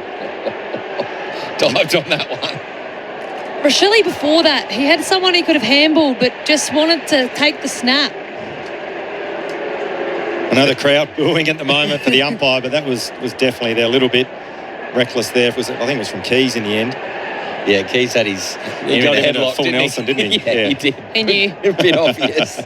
So boundary throw in, right half forward for Adelaide from that kick in. Marshall just takes it out of the ruck against Maley. Squib kick forward. Sharman gathers, went to get the handball to Filippo, but Berry got a hand in there. Filippo goes again, back to Nasiah, Wanganeen Miller. Dangerous kick, but a beauty to Windhager. Mark centre wing, handballs it off. They're running forward here, St Kilda. Another opportunity, hits the target on the chest, plays on quickly, up into the forward line. Look at that transition. That is just brilliant stuff. And on the end of it, looks like it's Owens who's going to take a mark 40 metres out right half forward. And what I will say, when there's debate around is Wanganeen Miller worth his $2 million, is it? Yeah. That's why he's worth his $2 million. That kick there, not many players in Australia could hit that kick in the middle of the ground. And again, to have the capacity, the ability to do that opens up the whole ground. And, once again, there's speed on the ball and it's really difficult to defend. Yeah, Butler to Boxall to Owens. Already got a goal this quarter from 40 out. This time a drop punt. Just the way to the right-hand side, minus score. So couldn't complete the perfect play started by Wanganeen Miller. St Kilda 6-6-42. Adelaide a 4-3-27 as the Crows bring it out. Rory Laird out of the back pocket. Big fly from Maley. Just couldn't get both hands on it. Slipped out. Coming through, though, front and square, Nankervis uses Berry. Hands up to left half forward for Rochelle. Stocker was all over him and gets the fist in. Finbar with the flight. The Moose with some wings. One thing you know what you're going to get with him, though, is he will compete. Definitely an eye test player, Noffy. I don't think he's going to be a stat stuffer, but he puts it all out there. Yeah. Tossed in St Kilda by 15. Left half forward for the Crows. Maley wins it. Down to Berry. Just pressured under his kick and up and under 5 metres. Flanders waits. Under duress, got it out. Boxall arches the back and gets away from danger. Up to right half forward, his kick to Ryan. There's not a lot ahead. He's got to wait for the overlap. Adelaide's trying to flood back. Ryan squeezes it into the pocket. Sharman 2 to beat. Slips through. Backdoor Butler with a little fancy kick in and under, trying to squeeze the assist to Owens. Gee, that was some soccer mastery. Just the inside of the boot as he tried to thread it central. Owens just didn't cash in. It would have been assist of the century. It was a back heel, I reckon. It was incredible. I've seen Josh Rochelle do stuff like that, but that would have been an incredible goal. So Braden Cook's got the footy and the man on the mark, it's like Stocker there, or Windhager it might be, who's just moved. So we'll get a 50-metre penalty. He's got it at the logo, outer side of the ground. Crows trailing by 16 points. Still half a quarter to go in this second term at Adelaide Oval for Saturday night footy. Up towards Thilthorpe, who flies. Roving was Pedler, got the handball away towards Rankin. 3 Saints around him. That's what it takes to stop him. Wood is one of those. Kicks it out of defence, but it lands in the lap of Laird. Right half forward for the Crows. Packed forward 50. He's got to try and hit a target in the pocket up towards Silthorpe, who marks in front of Silvani.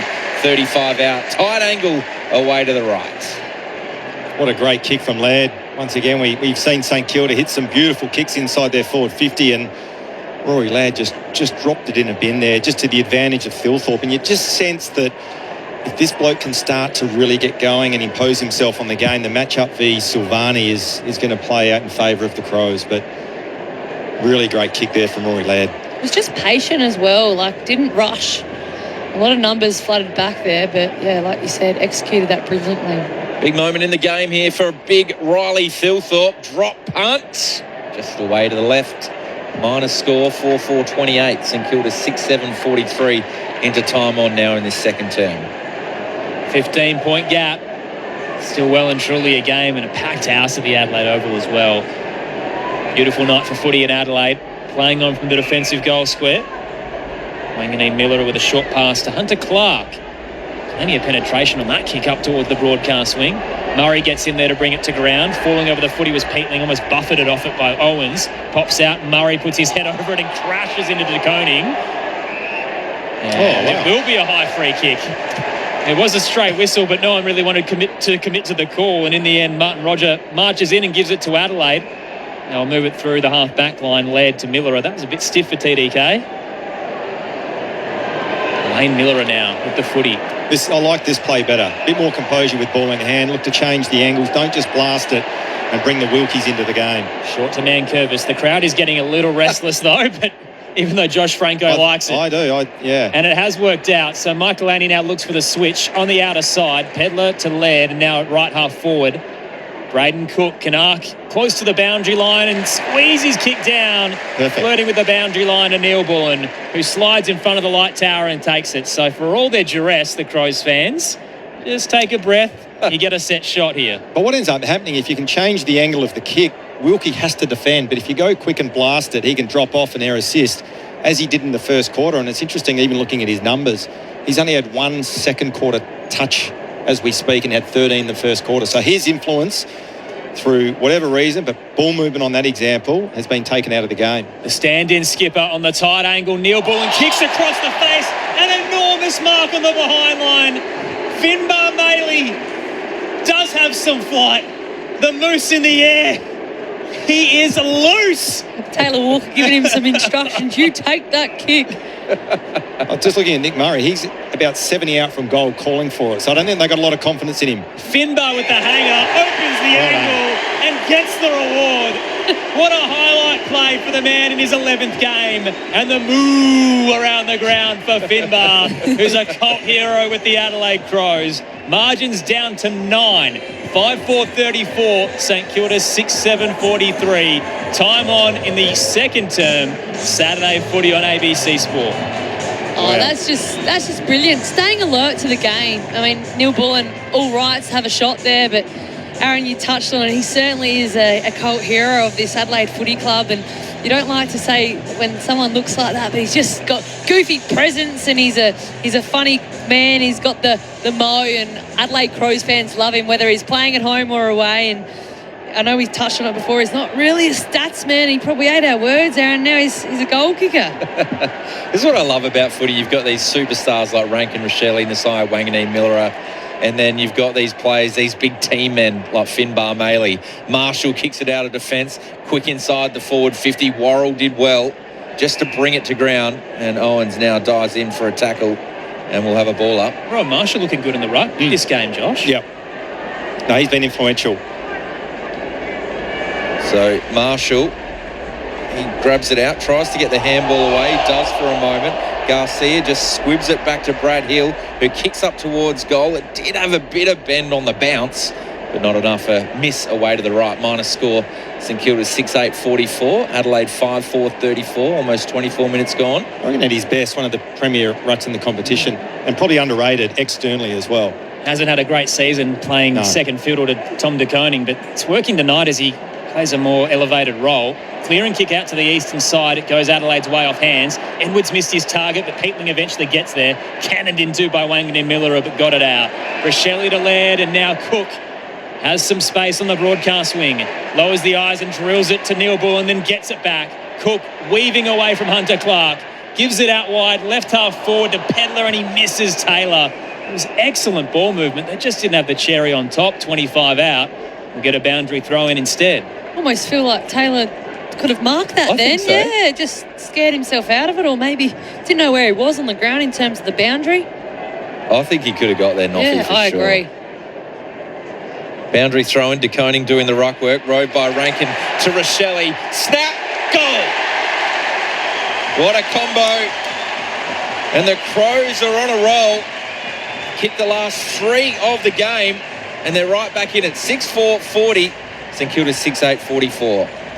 You talked about, I think you just said what a combo. I reckon 1-2 punch. Yeah, that's a combo I reckon would give opposition coaches nightmares. Rankin to Rochelle, and when Rochelle gets a sniffing goal with space, gee, I'll tell you what, that was a good finish, almost a textbook finish there from Rochelle. But yeah, the Crows have definitely wrestled momentum back. They look more comfortable now. They've settled into the game, and St Kilda have now got a game on their hands.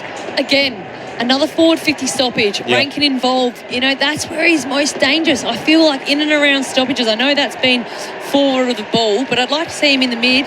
That Rochelle's at this centre bounce, but yeah, that's an exciting 1-2 punch for Josh Rochelle and Rankin. You just love how excited they get to celebrate with each other as well. Adelaide 3 goals from stoppage this turn to St Kilda's 4 behinds. Out of the middle, tap straight to Josh Rochelle. Who else? He's the man of the moment. Hands it to Peatling, chips the kick into the 50 to Taylor Walker, and Adelaide is rocketing now. Tex set shot straight in front. Yeah, they certainly are. And if you're looking at centre bounce clearances, it's 5-2 in favour of Adelaide. Tex lining up for another shot on goal, but the exits through the front of the stoppage is so difficult for defenders to stop. You've got to force wide, kick it to the wing, give your defenders a chance. But when it's like that, coming shoulders out, full face of goal, it's tough to defend. Taylor Walker from the paint of 50, hard and high and long. It is 5 in a row for Adelaide, and they've hit the front. For the first time since the 10-minute mark of the first term. 7-4-46. Adelaide leads St Kilda 6-8-44.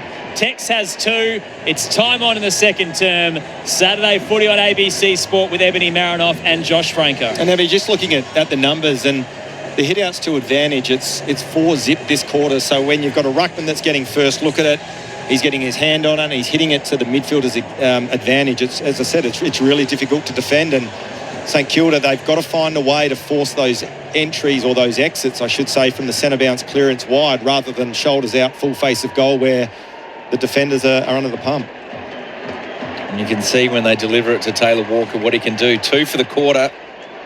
Back in the middle of the round, De Koning took it out of the ruck. Immediately tackled by McAndrew and gathered by Edwards. Up towards right half forward, Alex Neil-Bullen marks in front of Brad Hill. 55 from goal, plays on. Flat ball to the top of the goal square, just too much on Thilthorpe. It'll run out over the boundary line. Right forward pocket for the Crows. I feel like the Adelaide Crows would have been challenged at the quarter time in terms of their midfield and the clearance and the ground ball gets. And they've certainly got on top here, and you just see how much territory they're gaining going inside 50. It's the same old predictable Adelaide, but it works. Slow starts and then they pick up. Tossed in, McAndrew takes it out of the ruck. Hot handball, but got it to Edwards. He's set upon. 4 Saints close in. Absolute brick wall, and he's caught holding the ball. Poor Charlie. He's had a couple of highlights, but it's a tough welcome to AFL level.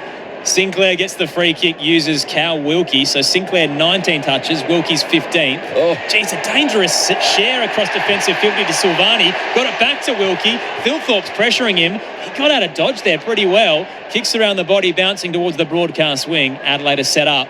Worrell with the 1-2 with Miller. Backtracking to Laird. They'll retreat all the way to defensive 50. And the kick now gets its way to Michael Annie. So Michael Annie in defence now. He's played all over the ground and chased Nasiah Wanganeen Miller a bit, but certainly dropped that for the time being. Butts at right half back. Down the line, looking for Nankervis. Boxall's there. Handballs it to Marshall. His handball was slightly intercepted, but it still got its way to Hill. Boxall took on the tackle. Spun into 360 and ball up, says the umpire. Wow. Goodness When me. will they pay them? That's holding the ball. Totally. Very strange He decision. caressed him. Aaron's sitting here thinking he wants a free kick, but I think that's I thought he dumped him, but and- he did actually guide him down, Noffy. So, yeah, I'm with you, holding the ball. I was going to say, one way or the other, you've got to blow the whistle. It's dangerous tackle or it's holding the ball. Tossed in. Quick clearance by the Saints. Adelaide are there, though. Murray at right half back uses Laird. Then Malcolani just a little long on his kick to Rochelle, and the boundary umpire is going to give him the benefit of the doubt. Might have taken it on the wrong side of the paint. Kicks a little long for Edwards. He's put him under a lot of trouble. 3 Saints around him. Sharman wins out. Hot handball up towards Butler. Pressured by Worrell. He knocks it forward. Murray comes the other way and knocks it back. Adelaide's advantage. They'll get the turnover. And Taylor sends it out to Walker, who's really finding his rhythm now. Cal Wilkie blanketing him in the first quarter. And the Texan just mozzed him again. Short pass as he tried to head up to half forward. It was very shallow. Hunter Clark comes out to make it. His kick not great either. 2-on-2 hits the deck. Butler clean at ground level. Hands it to Wilson for the Saints. Wilkie now plants his feet, takes his time and waits for a runner. He gets it in Windhager. He kicks into Murray coming the other way with the smother, but it ricochets to Sinclair, who arches towards the 50, kicks long in hope, and sitting back is Josh Worrell to take the intercept mark. A lot of desperate plays from Nick Murray there as he's the new talisman down back in the absence of Mark Keane. It is Adelaide by 2 late in the second term. Mankervis to Neil Bullen to Edwards, back to Neil Bullen at right half back. Assessing his options, back to Edwards too. So just slowing things down here late in this second term, Adelaide. The long kick comes now. Looking for Pedler, who just nursed Stocker under the ball. Did he touch it? The umpire says yes, so we'll have a boundary thrown forward of centre wing for the Crows, who've certainly won this quarter. 6 goals to 2. All of those last 5 have come from the Crows, so we're down by 26 points early in this quarter, now lead it by 2. From the boundary throw-in, Hill gets a handball away, up towards Flanders, back to Hill. Player down behind play, I think it's Garcia. Keep an eye on that one. Crows get the intercept through Laird on the logo, outer side of the ground. Goes back to Worrell, back to Laird. He's in the middle of the ground now, finds Millerer, about 70 from goal. Garcia all good. Meanwhile, Millerer, pinpoint pass as he casually places it. Attacking edge, left half forward. Worrell reckons he's got the range. Steps across the man on the mark, gives it everything to the goal square. Walker drew 3, knocked it down. No one was there front and square. Silvani comes in. Neil Bullen gets him though, holding the ball. Tried to sidestep the skipper. Neil Bullen wraps him up. Free kick. Adelaide straight in front, 20 out. Oh, it's just the tale of Adelaide Crows. Their ability to get in the game in the second quarter has been impressive, but it's something you don't want to be impressed with because their ability to not start the game well is certainly worrying. You don't want to praise them for a poor performance, but as we've touched on, for some reason it just keeps working. Down at quarter time by 20, and now on the halftime siren, James Peatling comes in from 30 out and puts Adelaide up by 8. A massive turnaround in the second term as Adelaide kick a monstrous 7 goals to 2, and the Crows have kicked the last 6 of the game. It's an amazing run. 8-4-52 the Crows, St Kilda 6-8-44, and the worry for Ross Lyon is their worst quarter of footy is coming. St Kilda have not won a third term this year, so they'll need to turn the narrative around after the halftime break to get into this contest. It is Adelaide by 8 points, 8-4-52 to 6-8-44. The goal scorers as well for the Crows. 2 to Walker, singles to Keys, Philthorpe, Rochelle, Rankin, Peatling and Maley. Meanwhile, for the Saints, 2 to Jack Higgins, singles to Owens, Butler, Wilson and Ryan. Text line tonight, 0437 774 774. Robin Greensborough has got in touch and said, did Taylor Walker choose his goal song because he misheard it as Tex on Fire? I reckon that's probably a more likely scenario than him being a huge Kings of Leon fan. I don't know, but it sounds something like right up Taylor Walker's alley. Not for him to be a bit cheeky. 0437 774 774 if you'd like to get in touch. We've been blessed today with a trifecta of footy. So the Suns and the Bombers was a thriller at Carrara. Essendon up by 5 at three-quarter time. Gold Coast 5 in a row, had an 18-point lead in the fourth quarter, and it ends up being a 9-point victory. So a gallant effort by the Bombers. And then Port Adelaide against the Hawks showed a bit of fight as well. 3-point winners at Docklands, the Hawks, but they kicked the first 4. Port Adelaide had 6 unanswered goals in the second. Level at three-quarter time, goes to the wire, and Mitch Georgiades misses the winner close to the buzzer. So Hawthorn get away with one there, and Port Adelaide show a bit of spirit after a rough start to their campaign. Has all the makings of a similar finish tonight. It is Adelaide by 8 points. Ebony, Marinoff and Josh Francou. What did you make of that turnaround from the Crows? What's the secret sauce? Well, it's interesting. You talk about what's the secret sauce, and the pressure definitely lifted from Adelaide. They started to get their hands on the footy. The numbers support that. So at quarter time, they were -9 in contested ball. That quarter, they were pretty much even. And then they were able to get their game going, their front half game going, but also it looked like they showed a little bit more composure with ball in hand. So Adelaide only had 21 first quarter marks. They had 35, so a little bit more kick mark. I know the crowd were sort of getting a little bit restless at one point, but their ability to shift the angles and Wilkie's influence was negated based on the fact that they were able to change the angle of the kick and go inside 50 with a little bit more method. But overall, I thought their pressure increased. Their centre bounce work, you mentioned that, Ebony, as well, that their centre bounce work was outstanding. They kicked 2 goals. They won at 6-2, but it's the way they won their clearances. They were full face of goal, speed on the ball, putting the defenders under the pump, and they look really dangerous. And as we said, they kicked 2 goals from the centre bounce in that second quarter.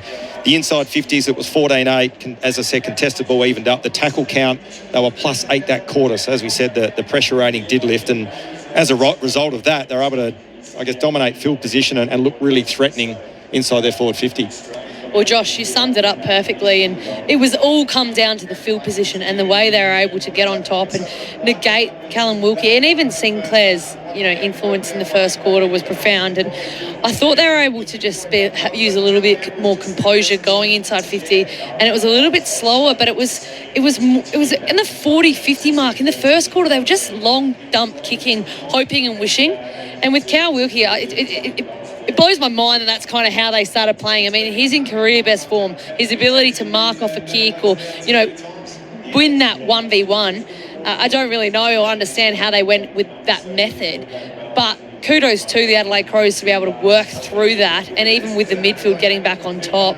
I thought St Kilda still were at the ground level. They're still getting that backwards handball, just weren't able to get on top at all really in that second quarter, but they're certainly still in this game. And when they are on and they're giving their forwards first use, I feel like the battle between the forwards, it looks like the Adelaide Crows, when St Kilda's ball movement is really fast, that they look nowhere near their opponent. Yeah. So I feel like if St Kilda want to win this game and get back on top, it's that fast, slick ball movement that kind of gets Adelaide on the back foot and not able to defend. And that's what we've spoken about. Obviously, in the first half of this game, they look really dangerous, St Kilda, when Adelaide get the ball turned over sort of off their half-back line from St Kilda's perspective, and then they can get speed on the ball and they look dangerous ahead of the ball. But they weren't able to do that as much in that quarter.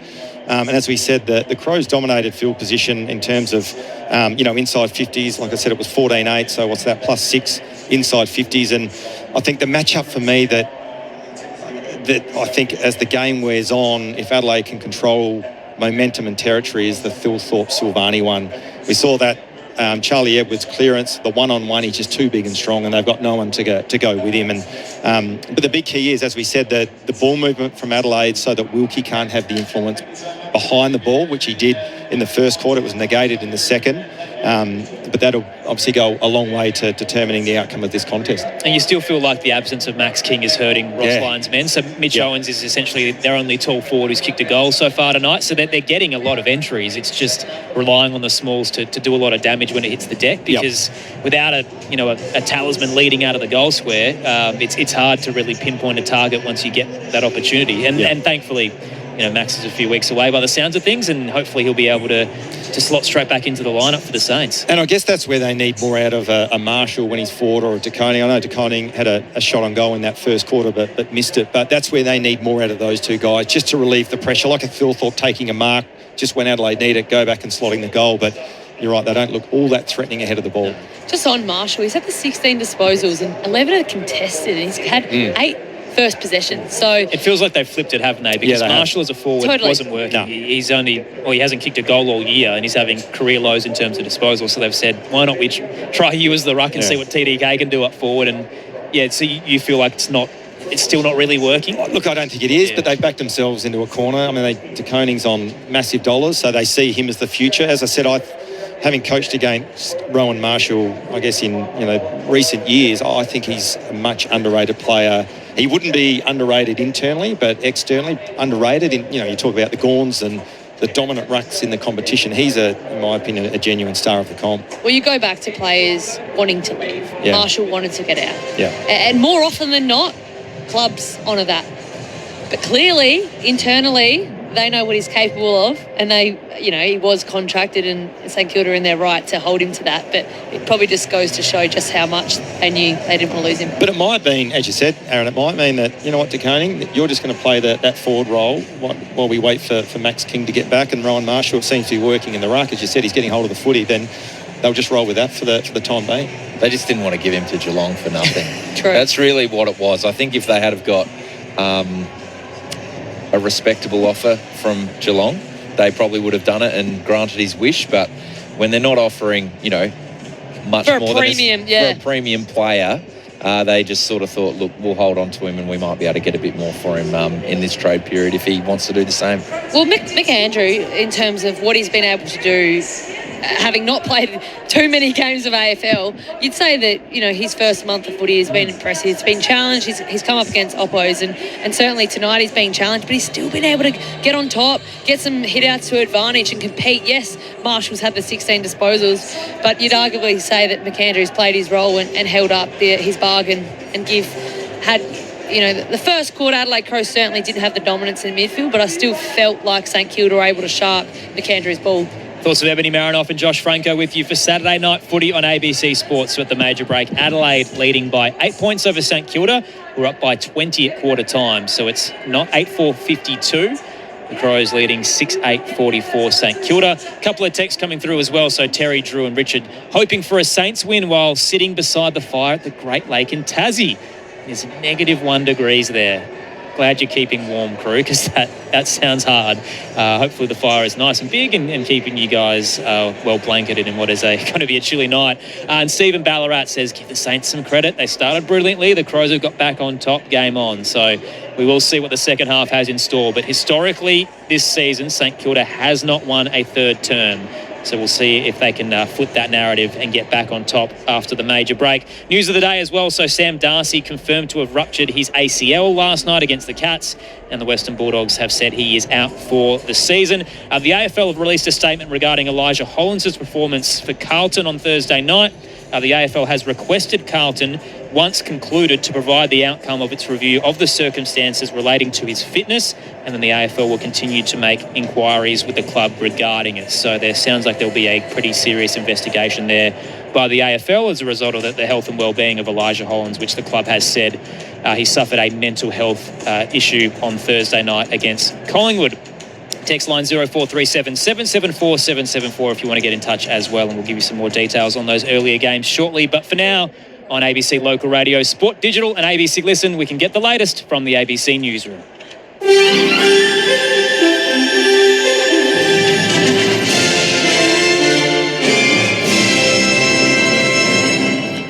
Hello, this is ABC News with David Rowlands. Iran's military says it will close the Strait of Hormuz again in response to the US maintaining its blockade of Iranian ports and ships.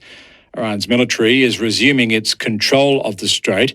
It says the Fars news agency and other Iranian news agencies are citing a statement from the Revolutionary Guards that the strait will return to its previous state with armed forces controlling the area. The statement accuses the US of piracy, saying that its so-called blockade amounts to maritime robbery. It comes as a convoy of 8 shipping vessels was reportedly transiting the waterway, and it's unclear how many have achieved that. Earlier today, the Prime Minister said there'll be a second meeting with world leaders in London next week in order to discuss joint efforts to protect the Strait of Hormuz. Political reporter Samantha Dick has more. During last night's virtual meeting with nearly 50 world leaders, Anthony Albanese and others expressed cautious optimism that a ceasefire in Lebanon will hold and that the Strait of Hormuz will remain open to commercial shipping vessels. The Prime Minister says he did not commit to sending military assets to protect the strait at this stage. Australia obviously is a long way away from the strait compared with European nations. Mr Albanese says his government will consider any requests at next week's meeting in London. A man has been charged after allegedly failing to pay more than $2,000 worth of fuel across the Northern Rivers region of New South Wales. Police allege the 29-year-old refuelled his car on 15 occasions across 6 service stations in Lismore and West Ballina between February the 1st and April the 13th. They say he used stolen registration plates to refuel and has been charged with 15 counts of dishonestly obtaining property by deception, along with 2 counts of unlawfully possessing number plates. He's been granted conditional bail and will appear at Lismore Local Court on May the 18th. There have been 2 deaths in Western Australian prisons over the past 24 hours. Last night, a 54-year-old man was found dead at the Darwin work camp in the Wheatbelt, while this morning a 40-year-old Aboriginal woman died at the Bandiup Women's Prison. Corrective services say there are no suspicious circumstances surrounding either death. A person has died after a car mounted a curb and struck 2 pedestrians outside the Melbourne Showgrounds in the city's northwest. Police say the incident occurred in Ascot Vale this afternoon just before 5 o'clock. A second person has been taken to hospital with life-threatening injuries. A man has been arrested over the incident and will be interviewed by police. The 2-day Supernova Comic Con and gaming event is being held at the Showgrounds this weekend. Victoria Police says its new model of deploying protective services officers will allow them to have officers where they're needed most. From tomorrow, PSOs will ride the trains between 119 smaller and less busy stations rather than be solely based on platforms. The force says it allows PSOs to deal with incidents as they occur aboard carriages and also free up officers for more targeted and intelligence-informed deployments. Northwest Metro Assistant Commissioner Mick Hermans says the new model allows for greater flexibility. The changes reflect the reality that some stations experience more crime and antisocial behaviour than others, and in fact a large portion of our stations report very little crime or indeed have more significant issues during the day rather than later in the evening. The European Union is threatening to ban Australian tea tree oil from its market. The EU suspects tea tree oil may interfere with fertility and is considering reclassifying it as a Category 1B reproductive toxin. If the changes go ahead, it could seriously affect a $40 million export market, with the EU accounting for around 30% of that. Industry leaders warn the move could potentially trigger a global collapse in the demand for Australian tea tree oil. Turning to sport, and Christian Petrarca has starred for the Gold Coast Suns on his return from injury, kicking 3 goals and finishing with 25 disposals in his side's tight 9-point win over Essendon at Carrara. The Bombers, fresh from a drought-breaking win last week against Melbourne, Petrarca's old side led by 12 points during the third quarter, but the Suns rallied to claim a 17-17 119 to 17-8 110 victory. In today's other completed game, Hawthorn came from behind to beat Port Adelaide in a tight one at Docklands 89-86. ABC News. Join us on Anzac Day across the ABC. From Gallipoli and Villers-Bretonneux to the Dawn Service and March in your capital city. We will remember them. On ABC Radio, TV and iView and on ABC Listen. This is the 2026 AFL Premiership season with ABC Sport. Wanganeen Miller handballs it off to Garcia, felt the pressure. Clean from Marshall to Boxall. Rankin got a hand in there to Koning, to Mitchell Owens, who kicks the banana and kicks the goal. Another hot start from the Saints in the second term. Margins now out to 26 points. McAndrew double tap down. Charlie Edwards brushes off a tackle. This is a soaring kick into the 50 and hits Riley Philthorpe at the top of the goal square. That's what they want to see from the debutant. Straight in front. Riley Philthorpe cashes in. Adelaide get one back. Handballs to Butts. Over the top towards Murray at right half forward. Goes inside the forward 50. Taylor Walker, one hand, two hands, 3 bites to the cherry and marks 15 metres out directly in front. Walker from 20 out, pumps it through the middle. He's fired up. Adelaide get another. Stand-in skipper on the tight angle. Neil Bullen kicks across the face. An enormous mark on the behind line. Finbar Bailey does have some flight. The moose in the air. He is loose. Taylor Walker giving him some instructions. You take that kick. Finbar with the hanger, opens the angle and gets the reward. What a highlight play for the man in his 11th game. Boundary throw in, De Koning doing the ruck work. Rode by Rankin to Rochelle. Snap, goal. What a combo. And the Crows are on a roll. Out of the middle, tap straight to Josh Rochelle. Who else? He's the man of the moment. Hands it to Peatling. Chips the kick into the 50 to Taylor Walker. And Adelaide is rocketing now. Taylor Walker from the paint of 50. Hard and high and long. It is 5 in a row for Adelaide. And they've hit the front.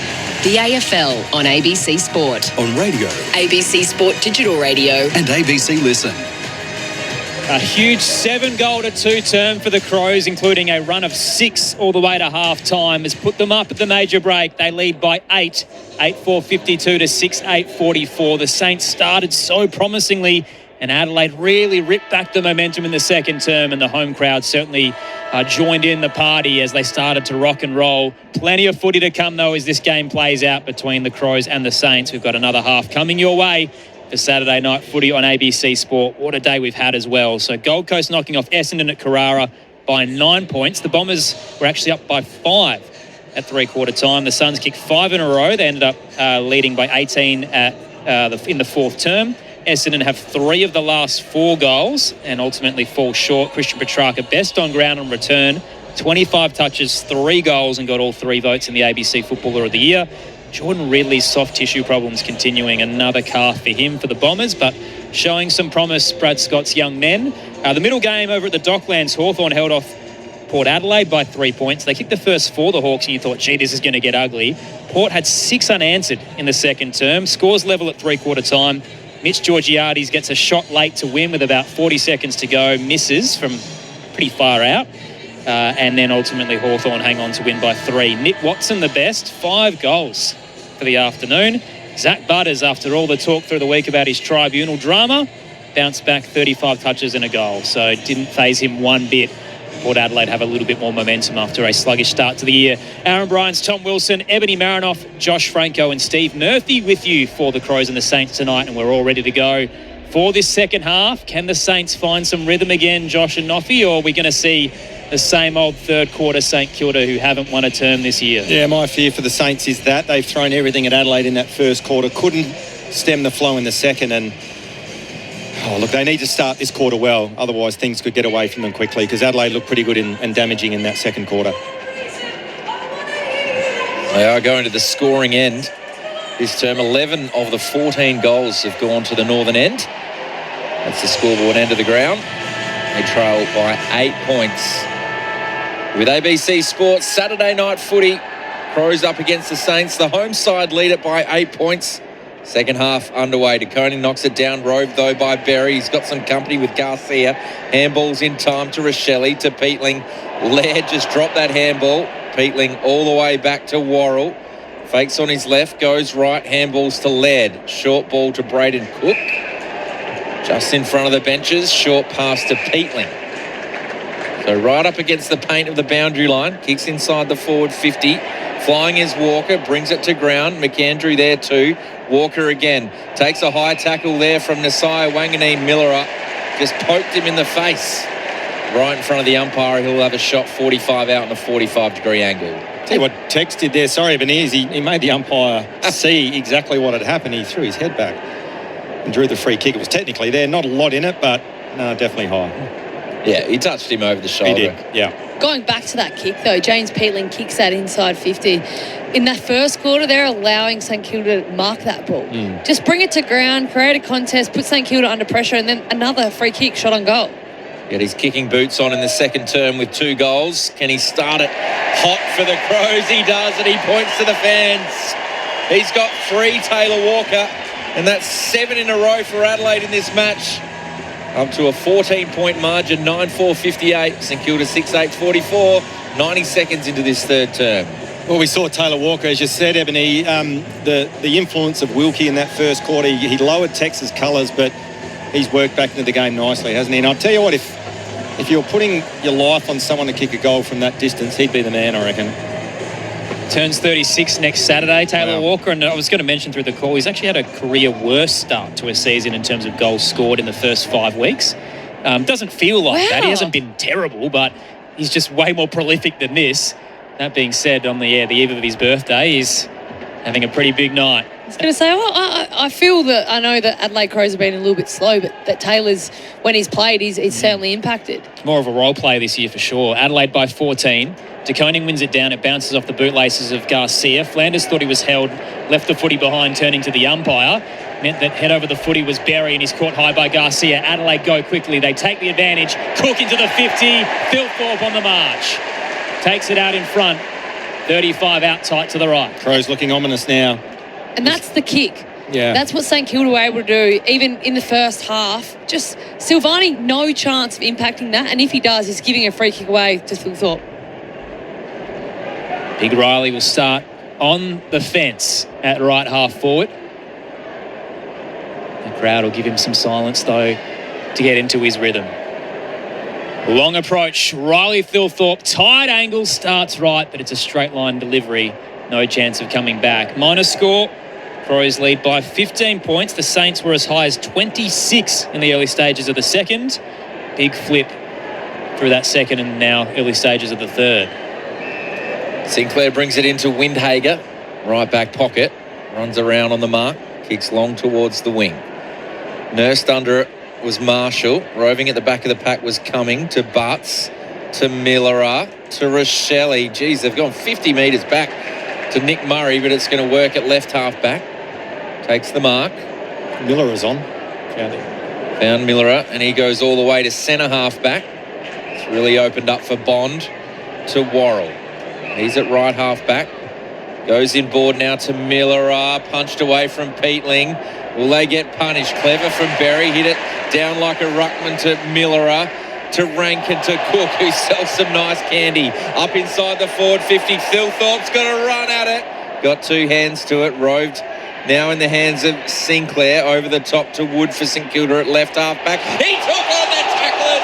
That's holding the ball right in front of the umpire. And it's either Rankin or Walker who'll get this free. Two sharks fighting over this one. Didn't they? And Walker. The experienced one out there. Tex took the footy. Well, I think it goes to Taylor Walker because he finished the tackle. I know Rank's probably started it, but again, pressure. They're putting St Kilda under pressure, not allowing those easy exits. Oh, Taylor, have some respect for the chair. He's just thrown that 2 metres. He was directing the security guards down there out the way, but they left the chair in the way, Noffy. So he throws it to the side. This is going to take a good kick, but he would have practiced plenty of these. And he's practiced plenty, and he's kicked plenty. He's fired up Taylor Walker. That's his fourth. Already got 2 for the quarter. Adelaide on fire, 8 in a row for the match. 10-5, 65, St Kilda, 6-8, 44, 5 minutes gone, third term. A brilliant response from Taylor Walker.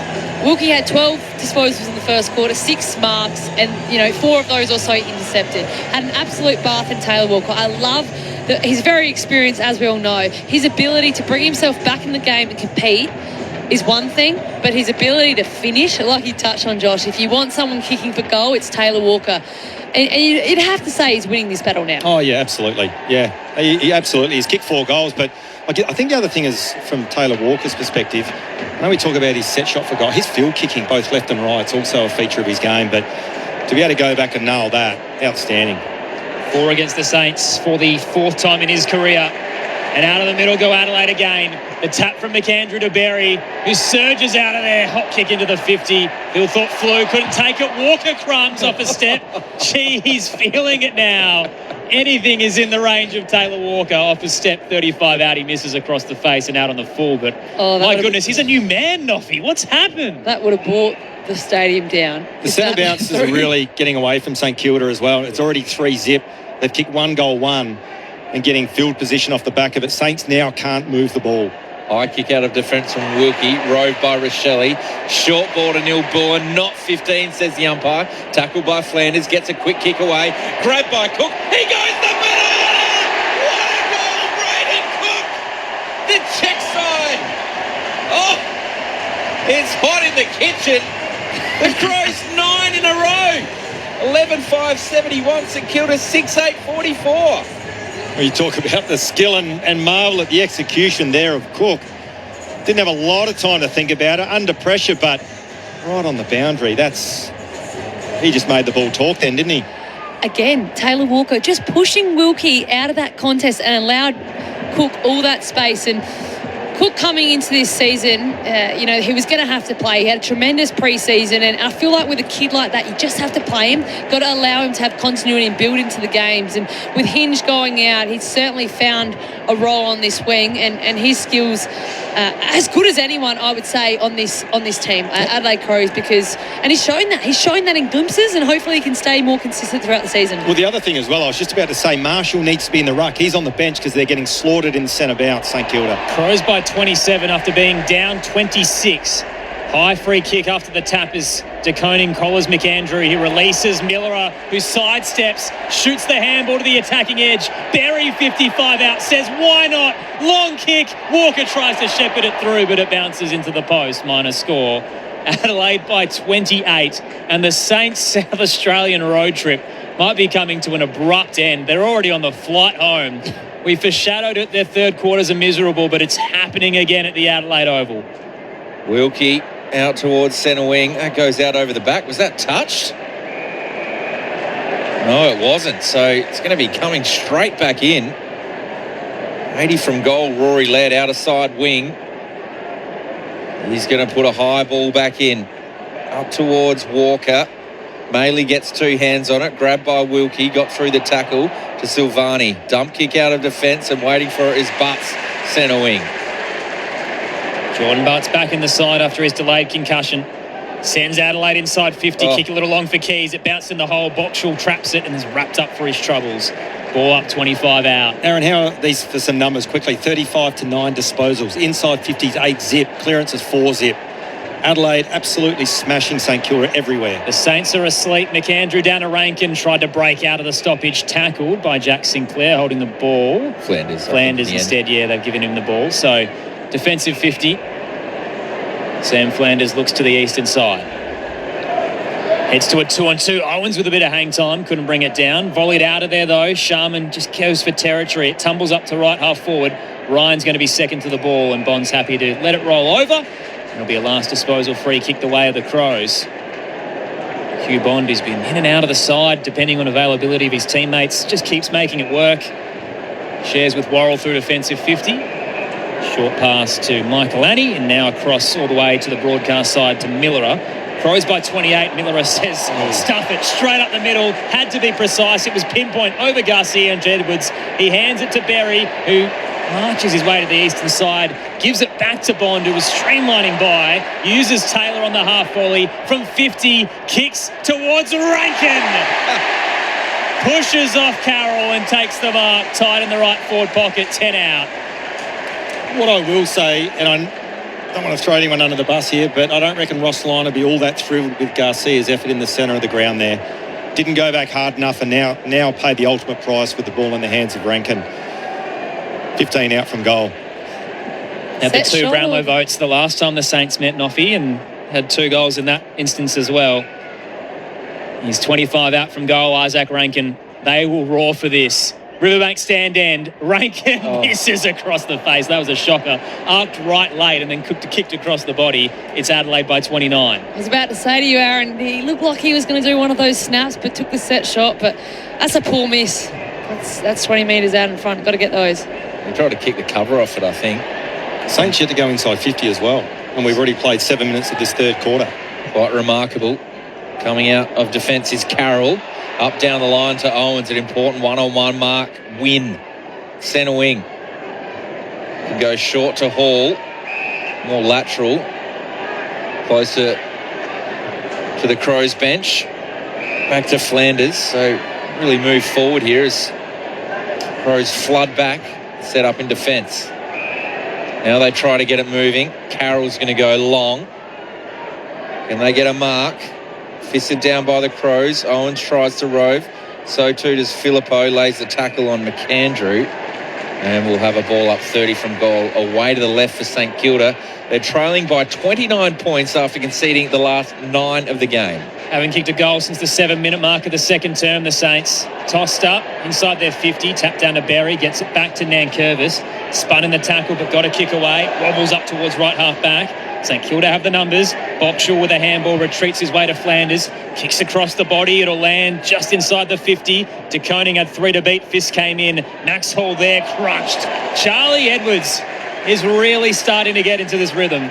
Good tackle as he brings him to ground. He's slotted well into the Adelaide midfield. 11 touches for the night. Quick reset as well. Gorgeous tap down. De Koning gets it across to Garcia. Dribble kick across the face. Ryan left it behind. Has another crack but can't get boot to ball as the desperate dive cutting on top is Bond. Ryan rips the footy out, pulled over the goal line, but it's going to be a ball up, I reckon, just before. We are a metre out. That was brilliant by Bond there. That could have been a goal. I mean, Ryan had to be careful of the kicking in danger. Bond saving the day. Pretty familiar, you think? I don't think it's going to result in the option that he wanted, though. They tap down to Butler, quickly out of the stoppage, kicks across the body, and Dan Butler gets his second of the night. Finally, St Kilda back on the goal scorers list. First major since the 7-minute mark of the second, and snaps a 9-goal run for the Crows. Margins 23 now. 7-8-50 is the Saints. Adelaide 11-7-73. 13 played, third term on ABC Sport. Well, Aaron, as you said, it was obviously against the flow of play. Adelaide have dominated territory. They've dominated everywhere in terms of the KPIs in this third quarter. And one thing clubs do a lot of is they do practice a lot of how to stem momentum. So to kick 9 unanswered goals from St Kilda's perspective is obviously not what Ross Lyon would have ordered, but as you said, a much-needed goal against the flow. So Wanganeen and Miller in the middle of the ground. Charlie Edwards in his first game lined up against him. What a tough task. The question is, I guess, like with Charlie Edwards coming in, we're not sure where Dawson comes back, but I wonder what this looks like for him. Yeah, well, he's doing well enough at the moment. 4 clearances as well, Noffy. Here's a clearance for Filippo, who's in the middle of the ground. Been quiet tonight. Didn't quite hit a target. Falls in the lap of Murray, who goes back to Michael Lanny. Finds the target in Cook at right half back. Really finding himself in this team, as we mentioned after that goal. Play right across the ground. Lowers the eyes looking for Thilthorpe and hits him on the chest. How good was that kick? Oh, goodness me. We've seen some great ball use tonight from both teams. Yeah. Certainly from the Saints in the first quarter. And since then, the Crows have been on top, up by 23 points. Long kick towards right half forward, and Wilkie in the hole. Takes an intercept mark. So dominant in that first quarter. Switches it now to Silvani at centre half back. Takes his time and heads to left half back to Liam Stocker. Through the broadcast wing he goes. Searching kick up to left half forward. Owens had to wait for the drop, and Butts closes with the fist. Boundary throw in to come. Adelaide by 23. On the text line, getting in touch with us is Catherine and Michael, the Perth-based Hawks supporters, thanking us for the call. They're en route back to Perth, having travelled to Dowerin to watch Buddy Franklin play for his old club. Sounds like a great trip. Got to meet Buddy and Croft. Congratulations, Kath and Michael. That's cool. Toss back in, and a free kick going the way of the Saints. So Nasai Wanganeen Miller to get it against Joshua Shelley. Called to play on. He spots the target he likes, squares the kick into the centre square. Jack Silvani just wide of the circle. Heads all the way to the eastern side. Full switch. Brad Hill now, right in front of the Odie stand. A little bit of St Kilda as well. They don't look threatening unless there's speed on the ball, do they? Yeah. In terms of what they look like inside their forward 50, they just don't look like they're going to take a mark. This one goes inside the forward 50. They need a mark. Owens tried to. Rove by Filippo. Here's Hall looking for a target. He finds Wood 45 metres out directly on front. That's a great kick. Yeah, it sure was, wasn't it? Again, just real composed with ball in hand.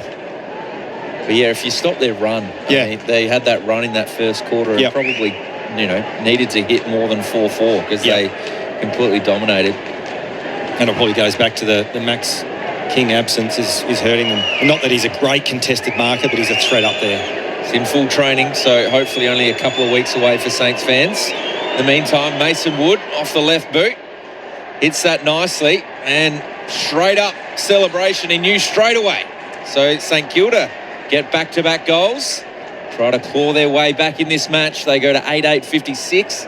Adelaide 11-7-73. That's a 17-point margin. 17 minutes gone third term. And I guess just to clarify, Max King, I say he's not a great contested marker. He is, but when he has to wrestle with the big body guys, that's not his strength. He gets a run and jump at it. But as I said, they just haven't looked threatening aerially ahead of the ball and don't have anyone up there that could just take a mark to relieve the pressure and go back and kick the goal. And as we said, it hasn't really worked with Marshall, hasn't worked with De Koning, but no speed on the ball. They haven't looked dangerous at all, the Saints. Still in this contest, though. It's just a 3-goal game. 17 points is Adelaide's lead, and we're still halfway through the third term. Saturday footy on ABC Sport. Martin Roger tosses it into the air. Marshall uses the body on Maley, takes it out of the ruck, but the kick was smothered, and Rochelle throws a boot at it. It's a high volley into the 50. Walker brings it down. Rankin didn't commit to the near head-on collision with Stocker. He puts his body on the line and wins it. Knocks it out to Windhager, and the Saints head to the eastern side. Hall marks, steps across, kicks down the line. Marshall clunks it. He's got Finbar's number at the moment. Marshall turns into the 50. Ryan takes the mark. Excellent ball movement from the Saints. That's the play, isn't it? That's the play they're after, and again, that's where they look really dangerous. When there's speed on the ball, there's space inside their forward 50. Beautifully weighted advantage side kick there to Ryan, and terrific forward craft. Just read the flight of the ball and needs to go back and kick this. And we talk about Adelaide kicking 9 unanswered goals. Is this their third in a row? Yep. So the dynamic of the game has just shifted a little bit. He needs to go back and nail it, though. Man on the marks, 30 out. It's been a game of momentum. The Saints had 5 either side of quarter time. The Crows with 9 in a row. Ryan comes in with the kick and gives the Saints a behind. Just moved a little late as it flailed to the left. And as a result, Adelaide's lead is 16 points, and they want to go pretty quick.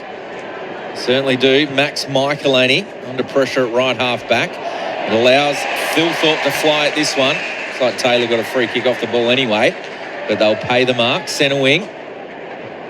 Going a short ball. That was off the boot of Neil Ball, and that's pretty unlucky. Out of bounds on the full. Flanders wastes no time. On the bounce to Hunter Clark. He's got time. He goes short. Handball's back to Hunter Clark. Goes short again to Boxall. Out wide to De Koning. Left half forward. Saints players streaming forward, but the Crows defence streaming back. So he handballs to Hill. He goes for a flat ball inside the forward 50, looking for Marshall, but it's Max Michelini who takes the intercept mark. The young gun in the back pocket. Looks left, decides to thump it right. Bangs his kick up to the broadcast wing. Coming in with the fist is Taylor to make a contest of it. There are a few Saints there. Out the back door, Flanders zigging and zagging. Didn't have a lot of room. Gives it to Clark, and he can't find any either. Kick smothered. Neil Bullen gets across, and it's over the boundary line. I still say the game has shifted a bit, hasn't it? Definitely momentum with St Kilda in the last at least 5 or 6 minutes after starting this third quarter horribly. Plenty of time to go in the term as well if they can really cash in on it. Yep. Get on a run, the Saints. They're down 16. Tossed in. Front position was De Koning. He's edged out of it, though, by McAndrew. Gathers the footy, whacks it hard and long. Maley comes in with the fist and cleans up Phil Thorpe. Could have had a chance, a marking opportunity for Big Riley, but you're right, Josh. It's given them a boundary throw in right on the paint of 50, Adelaide. Yeah, that was brilliant from the Big Moose. It's what we didn't see in the first quarter. Just really competing and making sure those 1v1s, a kill spoil or another stoppage or a throw in. Barely a spare seat in the house. Saturday night footy on ABC Sport. Tap down from McAndrew into the throat of Peatling that wrestled away from the footy. It's ripped out of his grasp, pocket picked. Owens gets it towards Garcia. Tries to guide it down the line, almost caresses it, and didn't really work for Sharman, who had Murray all over him. Off hands, it rolls over the boundary line. Thought that might have been insufficient intent then. Yeah. They've been paying them over the first 5 rounds, haven't they? Yeah, Murray knocked it straight out. Yep. Threw it straight out, paddled it over. Crows up by 16 points, 21 minutes gone in the third term. McAndrew knocks it down. Rove there by Sinclair, sweeping handball to Garcia. Goes inside the forward 50. Marshall's got to beat 2. And he was able to bring it to ground, rode by Higgins. Laird lays a high-ish tackle, but not too high, says the umpire. So we'll get a ball up. The tackle on Butler. In a backman's night, Worrell with 22, Miller with 21, Sinclair with 25, and Wilkie with 21 as well. Tap down Garcia, gets first to the footy. Handball was a little hot for Higgins. He's pulled away from it by Michael Lanny into the deck. Gathered by Cumming, gives it off to Laird. Running by, full stride, he kicks down the line, and Wilkie. Wow. Outmatches Maley this time. His kick's miserable. A tumbler worm burner towards Boxall, who fumbles, falls into the footy, and it bobbles out. Now trying to beat two is Nankervis. He can't really get a disposal away, but the whistle's nowhere. Pedler tackled, got a handball under pressure from Stocker. Adelaide's made it work. Rochelle to Taylor, pulls his kick to the 50. Maley edged, Wilkie into the drop, spills out the back. Keys, crafty, centering to Thilthorpe, gathers, snaps and goals. 2 for the night for Thilthorpe. Adelaide ends St Kilda's run at just 2. Leads back to 22 points. 12-7-79. St Kilda 8-9-57. Time on the third on ABC Sport with Ebony Marinoff and Josh Francou. Well, that was just a win up at the wing. Josh Rochelle to Zach Taylor. Luke Pedler also involved. They're, funny enough, all wearing green boots, but just enormous amount of a bit like... I'm calling him Moose, Aaron. You've been talking too much. Finbar, his ability to just make a contest, and then Ben Keys keeps the ball alive and Phil Thorpe gets a snap on goal, but it's not pretty. Grinding, getting the ball forward, another 1v1 spoil. Ben Keys at ground level and Riley Philthorpe gets to kick a goal, but that's just caught off guard the St Kilda defenders. So Mitch Owens into the middle of the ground for St Kilda. Garcia, Marshall and Flanders. Marshall knocks it down. It's the advantage of Rochelle. Gets the centre clearance. Kicks up towards right half forward. Coming at it was Maley. Brought it to ground. Clever handball from Rankin. Finds Peatling, who gets a quick handball to Neil Bullen. Quick kick forward. Gathered by Pedler. Stepped inside with a fake. Out towards Cook. Could he do it again? Decides to set it up this time into a dangerous spot. And Philthorpe marks top of the goal square. Cook's kicking tonight has been as impressive as we've seen. His ability to hit his forwards has been all class. 91% kicking efficiency on the night. Braden Cook. And that's the matchup that's threatening, isn't it? The Thilthorpe v Silvani matchup. Too big, too strong, too tall on that occasion. How's that stat line? 13 touches, 11 kicks, 6 inside 50s for Braden Cook. And a goal. And 511 metres gained. Riley Philthorpe doesn't miss those. Back-to-back goals for Big Riley, and he's got 3. Crows re-established that margin of 28 points. They're 13-7-85. St Kilda 8-9-57. 24 and a half minutes gone in the third term. Just going back to Cook, like in terms of a winger's game, his metres gains are 511. That's probably a career best. But going back to Luke Pedler, he's been in and out of this team over the last couple of years. He had a tremendous pre-season. Yes, he's missed with concussion, but he just brings a different dynamic with Rochelle being in the midfield. He's fearless, probably why he gets injured so many times. But Luke Pedler getting involved and being more consistent throughout this season is going to be a big key to if Adelaide Crows want to play finals. They've almost got this duo of role players where you've got Rankin and Rochelle in similar roles, Berry and then Pedler, who are both those bulldozing mids, and now Charlie Edwards is the Jordan Dawson pseudo midfielder, and he's doing a good job tonight. McAndrew down on the bounce. Neil Bullen comes out of the forward line, buffeted off it by Owens. Bounce back with the ball, stands up and gives it to Berry. The fend-off gets through Sinclair, hands it to Nankervis. He can't break free. Woods all over him, and it is a throw. Free kick to St Kilda. So the Saints have it at right half back, and the crowd goes very wild for that as he moves it out through the eastern side. Marshall gets in front of Butts, traps it well on the bounce and releases Sinclair. He's racing by. Long kick towards Garcia. Michael Annie gets in front, knocked down. Jack Higgins pounces. 3 snags for Jack. And St Kilda get one back. Margins 22 points, 13-7-85 Adelaide. The Saints 9-9-63. Time on in the third on ABC Sport. Oh, I'll tell you what, Jack Higgins, just looking at his numbers, just the 6 disposals for the game, but he's just kicked his 3rd goal. And once again, I go back to St Kilda when they can get some speed on the ball, and they've able to go inside forward 50 with not a lot of numbers in terms of density, they do look quite dangerous. And again, on that occasion, some quick ball movement, some slick ball movement, and Higgins was good enough to finish the job. Well, Josh, that's certainly whenever they've looked like scoring is the quick ball movement. So I feel like they haven't scored well if it's been slow play. So fast transitions certainly suiting St Kilda tonight. So Wanganeen Miller at half back, and that was clever from McAndrew. He just moved out of the way of Tom De Koning and took it out of the ruck. Clark gathers, takes on a few tacklers, gets a handball away to Wilson, steps inside. He handballed it straight to Thilthorpe. Maybe he just called his name. But Thilthorpe's kick goes straight to Stocker, and he relieves it to Hunter Clark in the back pocket. St Kilda look vulnerable in the middle with De Koning at the moment. Just not working for them at the minute.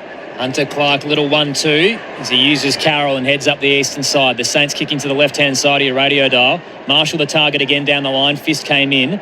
Knocked down Garcia. Mops it up. Gets it back to Marshall. Then Flanders. Across the body. Screws his kick up to right half forward. It would have been a downfield free kick anyway. But Ryan takes it. Places it in front of the scoreboard. And his check kick hits Sharman. He wanted to share it central. And he might have stepped off his line there. Umpire hasn't called play on. He looked inboard, thinking about the kick to Wilson, and pulled out at the last moment. And now get his set shot in front of the light tower. And once again, that speed of ball movement. Good connect inside 50. Big kick this one. Cooper Sharman on a very tight angle. Does his best to squeeze it through. Misses to the left. Adelaide's lead is 21 points. Steve Murphy downstairs. Yes, the Crows captain Alex Neal-Bullen getting some pretty heavy work done to his right knee as we speak. I'll keep you posted. So bringing it in is Rory Laird. Long ball. And that one's intercepted straight away there by Wood, but Wilkie's going to get the free kick anyway. He goes short to Garcia. 60 out. Kicks long inside the forward 50 to Liam Ryan. So interesting option there. No one tall up forward for the Saints. That one will go out over the boundary line. We'll have a throw in the left forward pocket. Just one of the fans taking their time to handball it back to the umpire. And Max Michaelani and Higgins are getting involved there. That'd be two very lippy boys, Tom. Boundary thrown. McAndrew whacks it straight towards the boundary, and Wilson keeps it in. He didn't really have to. He just got it straight back to Millera, who kicked a torpedo out of defence. Marshall did well enough for the moment for St Kilda. Back to Clark, to Silvani, and he handballs a dangerous ball back to Stocker. Rankin wraps him up. Over towards Taylor Walker, knocks it to his advantage of his teammate in Rankin. He takes a bounce. He wants this goal, but he snaps it around the body to Keys. He just did way too much with that Rankin. He could have easily had a shot on goal. He had players streaming forward. Rochelli's got his hands in the air. Shelley not happy. Too much going on in the mind of Isaac Rankin. And we're going to have a boundary throw in. You almost feel like Rank should have just given the handball Ben Keys when he had it, like just a quick 1-2, but unfortunately he's just too many tricks in the pocket. Trying to be a good teammate, but probably could have kicked it himself. Tossed in, McAndrew down to Cook. Edwards spins out of a tackle, kicks into the 50, but misses his target. Wanganeen Miller are there. Liked Edwards. He looks strong. Very good, yeah, and composed. Just bounces through contact and rides it hard. Wanganeen Miller has got to be careful here. This is a tight kick right on the boundary line. Crowd thought it went over. Carroll takes it, but his kick-in board is not 15. And now they're under pressure. Clark tackled and dropped it. Turnover. Taylor right half forward. Sends it to Rankin. Fist comes in. Hits the deck. Head over the footy. Keys 2 to beat. He lays the tackle ball up. That's incorrect disposal. Absolutely it is. Oh, my goodness. Yeah. Because the new rule interpretation, if you try and get it out, but that's a drop ball. There's no attempt. There's no fist punch there. There's no kick. Crows by 21 late in the third. Tap down goes the way of the Saints. Windhager across the goal face. Kick isn't perfect to Wood, but it bounces nicely. Tracks it well with Walker just casually strolling behind him. Kicks another no good one down the line. Wilson has to get there. It would have been last disposal. Did well to get it right at the last line. Hands it back to Wood, who's surging by. Long kick. Mark taken by Ryan, who's 45 out. Wants to set it up. Spots De Koning in maybe a mismatch, and he gets it. Out muscles butts. TDK at the top of the goal square. Gee, there were a few moments there that It could have really hurt St Kilda, but they made it work. Well, I tell you what, I watched Wilson pin his ears back and take off. He absolutely out-sprinted Nankervis to create that outlet kick, and that sounds a bit like a broken record, but once again, they look dangerous with speed on the ball. The mark inside 50 to Koning. They're getting in the context of the game, massive kick. Big moment on the three-quarter time siren. It was dicey, but Tom de Koning finds the right side of the goalpost. And the margin is 15 points at the final change. We are headed towards a thrilling finish. The Saints 10-10-70, Adelaide 13-7-85. Goal scorers heading into the final term: 4 to Walker, 3 to Thilthorpe, singles to Keys, Rochelle, Cook, Rankin, Peatling and Maley. Meanwhile for the Saints, 3 to Higgins, 2 to Butler, and singles to Owens, Tom de Koning, Wilson, Ryan and Wood. Anything can happen from here. It's been a day for it in terms of unpredictable finishes. The Suns by 9 over the Bombers. The Hawks knocked off Port by 3. What will happen here? We'll find out next on ABC Local Radio, Sport Digital and ABC Listen. This is Saturday Footy on ABC Sport. Okay, ready? Little listeners have a new space to get all their favourite podcasts. Like exclusive new episodes of Bluey Listen Along. Let's dance to celebrate. Create a kids profile today by heading to the Kids tab on the ABC Listen app. This is the 2026 AFL Premiership season with ABC Sport. Flying is Walker, brings it to ground. McAndrew there too. Walker again. Takes a high tackle there from Nasiah Wanganeen. Miller up. Just poked him in the face. Got his kicking boots on in the second term with 2 goals. Can he start it hot for the Crows? He does, and he points to the fans. He's got 3, Taylor Walker. Now in the hands of Sinclair. Over the top to Wood for St Kilda at left half back. He took on that tackler. That's holding the ball right in front of the umpire. The experienced one out there. Tex took the footy. This is going to take a good kick, but he would have practiced plenty of these. And he's practiced plenty, and he's kicked plenty. He's fired up Taylor Walker. That's his 4th. High kick out of defence from Wilkie. Rode by Rochelle. Short ball to Neil Bullen. Not 15, says the umpire. Tackled by Flanders. Gets a quick kick away. Grabbed by Cook. He goes the middle. What a goal, Brayden Cook. The check side. Oh, it's hot in the kitchen. The Crows 9 in a row. Bond saving the day. Pretty familiar, you think? I don't think it's going to result in the option that he wanted, though. The tap down to Butler, quickly out the stoppage, kicks across the body, and Dan Butler gets his 2nd of the night. Here's Hall looking for a target. He finds Wood 45 metres out directly on front. That's a great kick. Yeah. Mason Wood off the left boot. Hits that nicely, and straight up celebration. He knew straight away. So St Kilda get back-to-back goals. Spills out the back. Keys, crafty, centering to Thilthorpe. Gathers, snaps and goals. 2 for the night for Thilthorpe. Adelaide ends St Kilda's run at just 2. The AFL on ABC Sport. On radio. ABC Sport Digital Radio. And ABC Listen. So the bad news for Saints fans is they are now 0-6 in third terms this year. The good news is the damage wasn't disastrous. Adelaide increasing their lead from 8 at half-time to 15 at three-quarter time. It is anybody's ball game in this final term. 13-7-85. Plays 10-10-70. News of the day, Sam Darcy confirmed to have ruptured his ACL, so he's out for the year for the Western Bulldogs. And the AFL has asked Carlton for a please explain once they finish their investigation into what exactly happened with Elijah Hollands on Thursday night. Earlier, Gold Coast defeating Essendon by 9 and Hawthorn knocked off Port by 3. Could we have another single-digit finish on ABC Sport? You're about to find out on ABC Local Radio, Sport Digital and ABC Listen. Text line tonight 0437 774 774. Aaron Bryans and Tom Wilson calling the action. Ebony, Marinoff and Josh Francou have been fully invested in this one. How is it going to finish, team?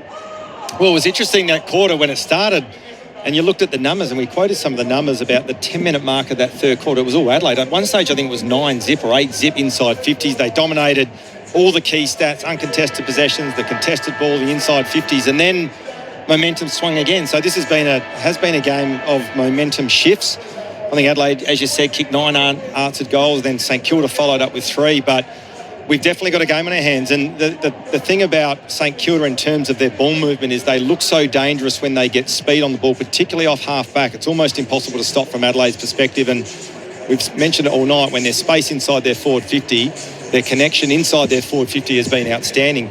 I really think from St Kilda's perspective, they just look better when Marshall's in the ruck and De Koning is ahead of the ball. We saw him kick that goal on the three-quarter time siren. Marshall looks a lot more dominant. That quarter was 8-1 centre clearances in favour of Adelaide. They kicked 2 goals, 2 from it. So that's a huge number. They need to arrest that area of the game, and I think Marshall's the man to do it. And as we said, they don't look threatening in the air ahead of the ball, particularly when Adelaide have got numbers back, and De Koning potentially is the man that can take a contested mark. But we've definitely got a game on our hands, Ebony. Absolutely. I mean, you took the words out my mouth, and we're going to see Marshall go into that centre bounce. De Koning's going to actually go to the bench, so they're not even going to put him forward. But like we touched on all game, I feel like St Kilda, when they've been on, they've been able to move in space, and their foot skills when they're out in space are certainly premium. We've seen that on show tonight, but I think we're going to have a battle at our hands, and how good's this? This is what you want. Like Aaron, you touched on it a little bit earlier. We've had some great games over the weekend, and this is going to be another blockbuster. We've seen both teams get real territory from the centre bounce, so I feel like, I know we probably rave on it about week in, week out, but who gains the most territory from these centre bounce clearance in this last quarter will go a long way to the end result. And it's interesting as well, even quoting those numbers, and Wanganeen Miller is starting ahead of the ball. You'd think he'd be the one to get him going in the centre bounce and get on that loose ball with his speed, but not to be. It's the old 8-point game. The Crows and the Saints at 2 and 3 to start their season. It would mean a world of good if they can get the job done tonight. It is Adelaide by 15 points. Here we go, final term on ABC Sport. Marshall commits early. McAndrew stayed down. No one got a clean tap. Hits the deck, and Rochelle becomes the tackler as he holds up Max Hall on ball. He pops up a little proppy, the Saint. Tap down from Marshall, looking for Garcia, overran it. Peatling's kick smothered. Bobbles out towards Hall, and again tackled this time by Millerer. Another ball up, just outside the centre circle. Let's see if third time's the charm. Both rucks miss. Rolls towards Berry and Windhager. The latter got a boot to it. Trickled its way to Cumming in the centre circle. Back to Keys, and he bangs it out of there. Up and under towards half forward. Taylor's out to meet it. Too far out to score, but one away. Taylor spots the lead and honours it. Riley Thilthorpe, full stride, straight in front. 35 out. And you've got to feel for Silvani on that occasion. Look, there's not a lot he could have done about that, but he's fighting out of his weight division. He's a terrific defender, but once again, just the height, the presence, and the aerial mark and contest from Thilthorpe was outstanding. And just another one of those kids that we've seen come in and out of their shell is Zach Taylor. We've seen him do some nice things, kick a few goals last week, but that's a premium kick inside 50. Looking for an early blow to the Saints' comeback. Riley Thilthorpe from 35 fades left late, and it's a minor score. Crows by 16, start of the fourth term on ABC Sport. Wanganeen Miller had taken the kick in. He started forward. He did. He's been given licence to go anywhere, I think. I think that's what they're doing with him, Josh. Wanganeen Miller kicks up the line but misses the target. Peatling read it better. In front of Garcia, takes the intercept mark. 80 from goal. Wheels around on his right boot. Sends that one back in and long towards Thilthorpe. Through the legs of Neil Bullen. Roved by Keys on the non-preferred right. Misses away to the left. Minus score, 13-9, 87, 10-10, 70. He started on Wayne Millerer as well. So he's now +1 for Adelaide behind the footy. So who's going to have the most influence? So Wanganeen Miller to Sinclair at left half back. Running to the right-hand side of your radio dial. Flanders kicks through the eastern side, straight down the throat of Worrell. Gets in front of Owens with ease. Does step off his line though. And now they close in. Has to get out of dodge and kicks back towards Butts. Return from his concussion. Feels like he's going to be entrenched in this 23 until Mark Keane's available. Butts through the logo looking for Walker. Coming late in front is Wanganeen Miller. He's just everywhere at the moment. Free rein.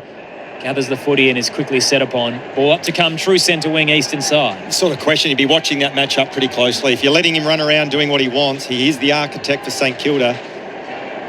Marshall takes it out of the ruck, kicks it forward. But this is the downside. They've got the +1 behind the ball and can launch an attack off that. Yeah, Nick Murray took that mark and launch they do. Out towards left half back and Bond. St Kilda did well there. So they're going to force a switch. Out to Worrell, right half back. Short ball out wide to Taylor. Defensive side of centre wing, no one on the mark. So he can move it easy. Yes. Takes the advice from Ebony Marinoff. One bounce. Kicks up towards right half forward.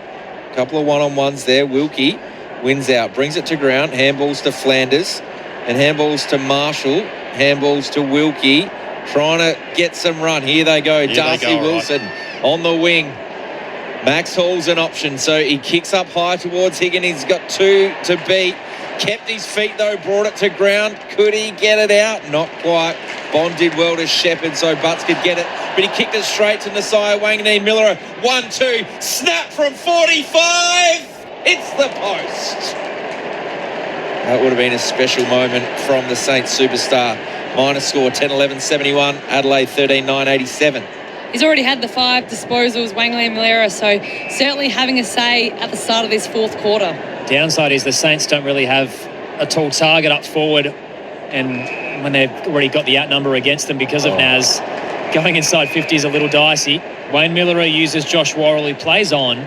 His kick is smothered by Cooper Sharman at left half back for the Crows. Boundary throw in. I reckon that discussion would be happening in the Adelaide Crows coaching box. What do we do with Wanganeen Miller? Do we let him just run right, run loose? I'm not sure that's the answer either.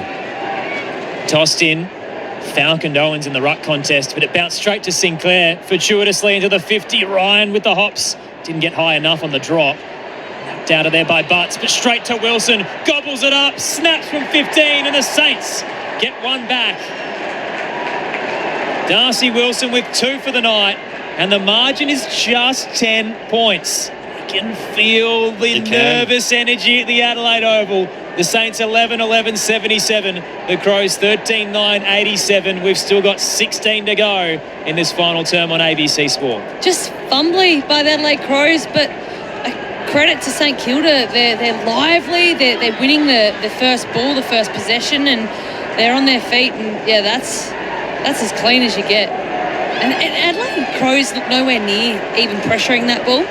Well, this is the other thing as well. And you talk about Wanganeen Miller. I know we're spending a lot of time talking about him. At the moment, Wayne Miller is on him. This might be the chance or the time to put Michael Annie back onto him and run around with him everywhere. He's got the wheels to go with him because you just can't let Naz run around unlicensed. McAndrew takes it out of the ruck against De Koning.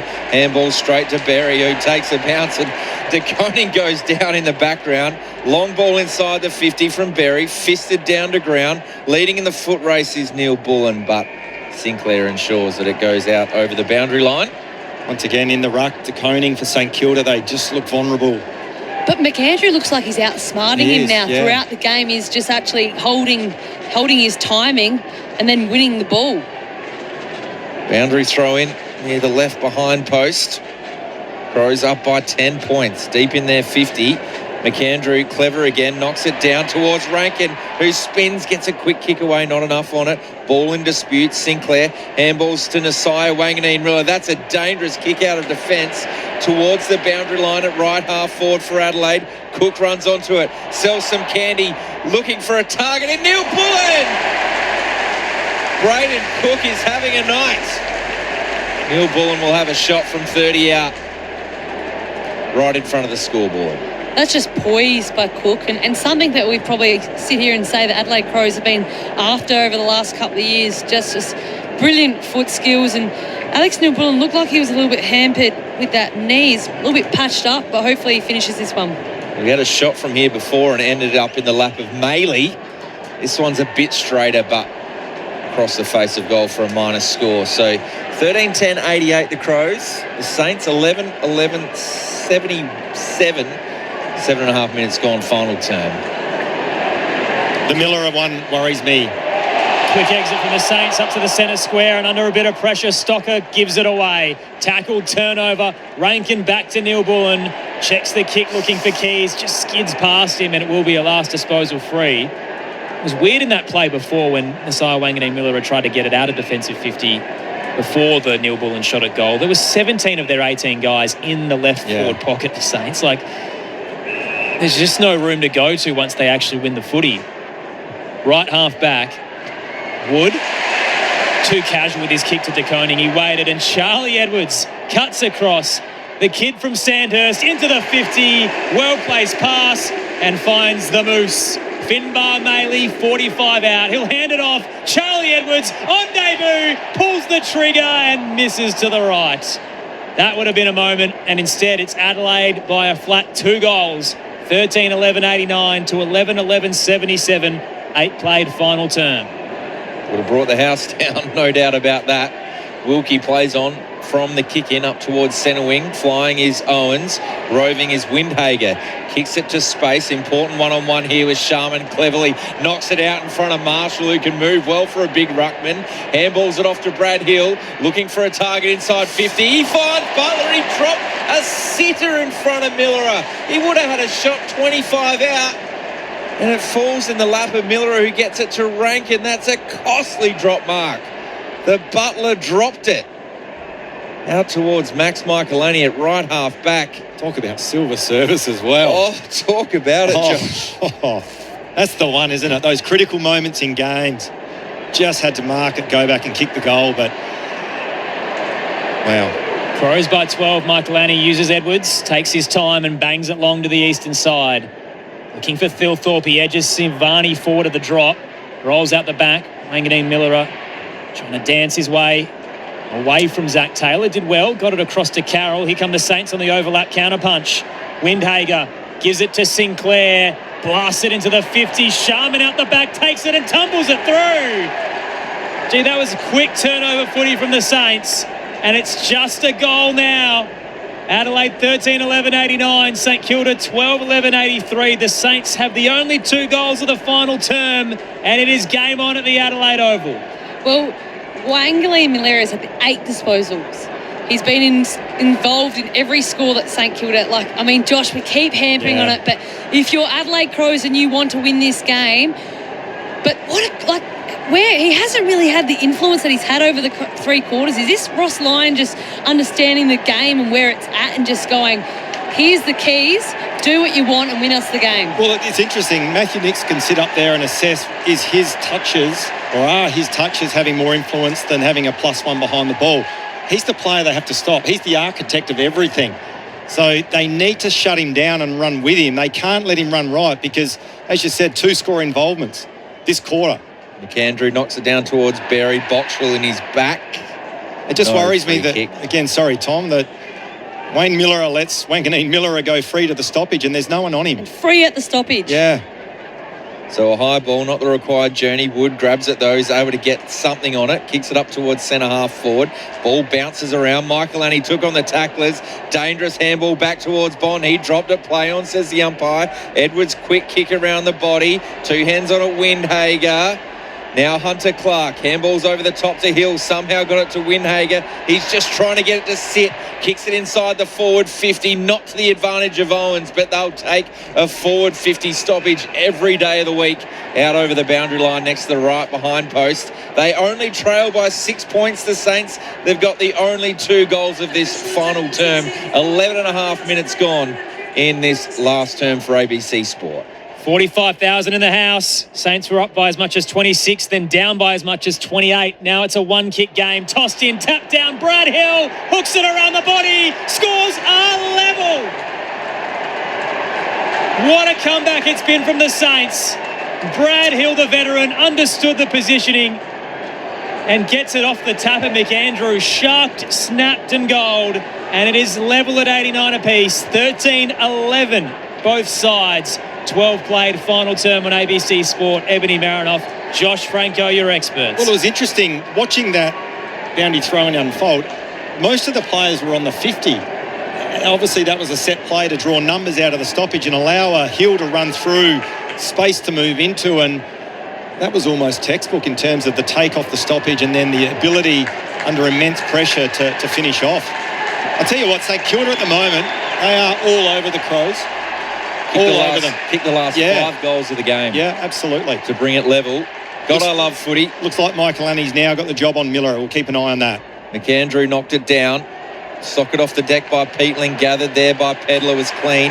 Back to Berry. Gets it on the left boot up towards left half forward, but was pushed as he kicked and Wood took the intercept mark. Dangerous ball to centre half back to Clark, but he hits the target. He goes to Hill. Umpire says not 15, so Miller tackles Hill there, and we'll have a ball up at centre half back. 3 great games today. The Suns held on to beat the Bombers by 10, and Hawthorn beat the Power by 3 points. We're all square in the final term at Adelaide Oval. Isn't it crazy that it's taken them 6 or 7 minutes to get Michaelini on Wangali Malera? I find that astonishing. Nick Andrew down, Hunter Clark sandwiched, ball pops out to Rankin, flying shot quickly off a step, heads towards the goal square and bounces right. It will be a bouncy. Like, you'd argue that the damage has almost been done. I agree, Ebony. I think you talk about, I use that word, the architect of everything that's going on. The momentum swung off the back of him being able to influence the game. And look, we'll see how this game unfolds and who wins it, but it could be a defining moment in the game. Scores level, both these sides 2 and 3 in the season. Tossed in, Adelaide's 50, Marshall down, tackle late on Garcia, gave it away. Charlie Edwards, the check side, it's all the way across the goal face. He's had some chances to really take over, and instead it's a free kick to the Saints' right back pocket with scores level at 89 apiece. That and missed opportunities as well. Sorry, Tom. Flanders plays on. It'll be a big question for Matthew Nicks after the game, won't it? Regardless of the result, I think. Well, again, now, momentum's with St Kilda. Even if Wangali Miller is not touching him, they've got momentum there, and they're looking ominous ahead of the footy. So Flanders took his time and then goes long towards Sharman. He was pushed under it by Nick Murray. Boxall's 1 on 3. Keeps the ball in dispute. Darcy Wilson's there as well. Lays a tackle on Cook. Play on, says the umpire. Lifted their pressure, St Kilda. Play on call was incorrect by me because that was holding the footy against Cook. So Darcy Wilson from the logo, outer side of the ground, up towards left half forward. Marshall takes the contested grab. 45 out, 45-degree angle, left half forward. Where have we seen that all night? We haven't, have we? I'm just looking through the numbers, and Rowan Marshall, he is a hugely influential player, but how many marks has he taken? 23 touches he's had. He's taken 4 marks, but that's probably the most critical one that he's taken all night. And again, you talk context of the game. This is a huge kick. This is massive. So it'll take a kick of 50. Playing as the number 1 ruck tonight, and an opportunity to put St Kilda in front. He's got the distance. He's pushed it away to the right. He's missed everything. Not even a handy point. Wow. That could prove costly. Missing the big sticks in every possible way. And the Crows will bring it back. Still level 89 apiece. We cannot break the deadlock. It's been stuck this way for 5 minutes. Miller a short pass inbound. Here's Taylor. What a run. It's been Bond, rather, who has it. So Saints kicked 5 goals either side of quarter time. Adelaide had 9 in response, and now the Saints are on a 5-goal run here to level proceedings in the final term. Miller gets it back. Kick had to be pinpoint. Uses Peatling. A couple of players were there. Wangali Miller understands and stands. Peatling back. Murray. All alone in defensive 50. An eternity to think about what to do. Heads to the eastern side. Probably wasn't the best choice. Butts had 2 to beat. Flies early as well. Now there's 3 of them. And he gets in there. Butts to get it out to Worrell. Hands it to Edwards. Jordan Butts puts the motors on. Runs through the eastern side. Into the 50. Finbar can't take it. Hits the deck. Pendler brought down without it. Tried to tow it out of there and still thought. Tackle laid. It'll be held up. 25 out. Finbar Maley gets a hold of Mason Wood.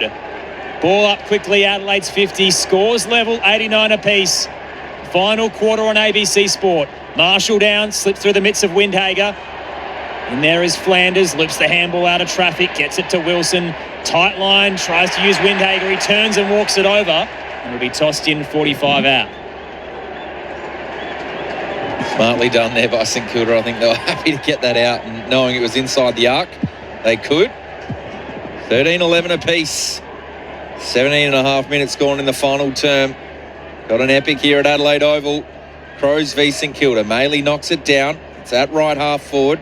Rochelle goes to work. Michaelini there too. Fishes it out to Rankin, who kicks a banana kick away to the right-hand side. That's a minus score.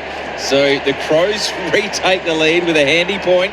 13-12-90. St Kilda 13-11-89. 18 minutes gone.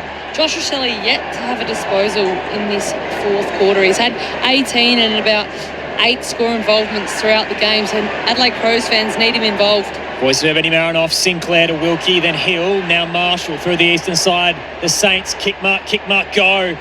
Wilson to Sinclair, long entry into the 50, big fist from Murray, thumps it out of there, all the way to Cook at right half back.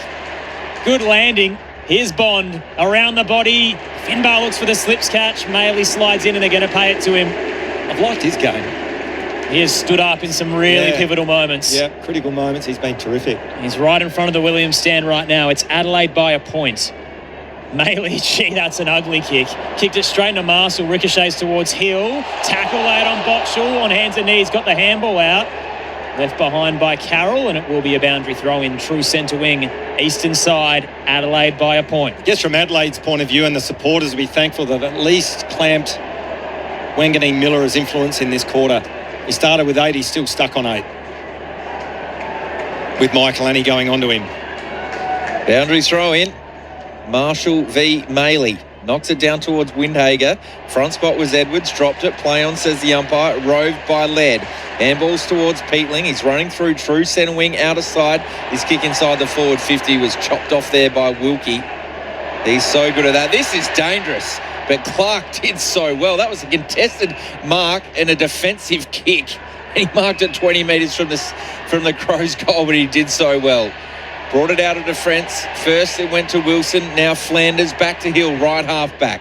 Kicks down the line. Flying Ryan thought about it. Rankin's behind the ball. What's he doing there? Got the handball back to Butts. Out towards Bond to Rankin, who kicks a high ball around the body. Wood sitting under it. So too Neil Bullen did enough to cause the spoil. Roved by Nankervis. Up the line. Up towards Pedler. Couldn't complete the mark, but he won the free kick. And Pedler has it 65 from goal at left half forward for the Crows. Noffy's calling for it. Go, Luke, go. They're up by a point. Pedler at left half forward. Doesn't realise the urgency. Sends it eventually into the 50. Pedler pops it up. Top of the goal square. Thilthorpe's there. Fist came in. Ben Keys! He's lurking dangerously. Gathers. Check side in front of goal. He has 2. And Adelaide's up by 7. That is a big moment for a senior leader. 14-12-96. Adelaide leads St Kilda 13-11-89. Time on final term. Adelaide by 7. Ebony Marinoff and Josh Francou. Luke Pedler's kicked. He waited a little bit.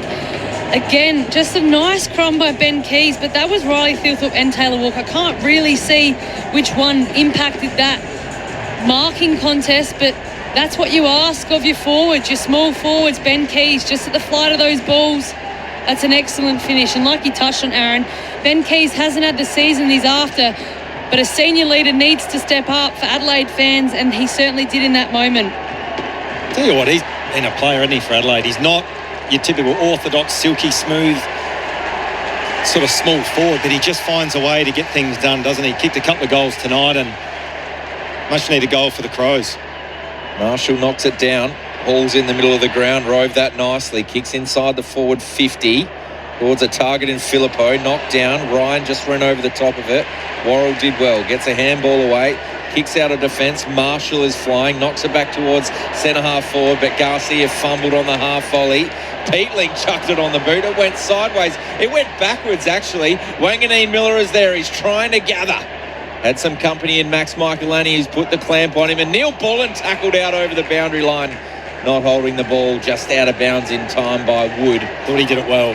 Neil Bullen, he was going for the line. He found it. Could have potentially been paid insufficient intent, but camouflaged it well. Boundary thrown right half forward for St Kilda. They trail by 7 points. 22 minutes gone in the final term. 45,854. Riding every moment. Tossed in right half forward for the Saints. Marshall down. Garcia gets it to Wood. Off a step. Places it top of the goal square. No one's really there. Bounces wide left. Higgins shoots the handball back to Owens. He's under pressure. Spun in the tackle. Gives it away. Butts to Pedler. Marches into the footy with traffic coming the other way. Sidesteps the trouble and uses Taylor Walker at right half back. They want to go here. They realise the Saints had flooded forward. Walker over the top looking for a Shelley, and a desperate fist from Clark knocks it over the boundary line. Shout out to Dave on the text line, who went early in the quarter. Apologies to you, Dave. Said the Saints will try but fall short and the Crows will fly higher. Maybe he's got the right prediction. They're up by 7 at the moment. Just going back to that, I guess, win by Luke Pedlar. His dash, he's explosive. It was really impressive to see him just gain territory for that Adelaide Crows there. Marshall knocked it down, but Laird roved it. Sweeping handball to Taylor, was tackled, though. As he kicked it, fell in the lap of Darcy Wilson.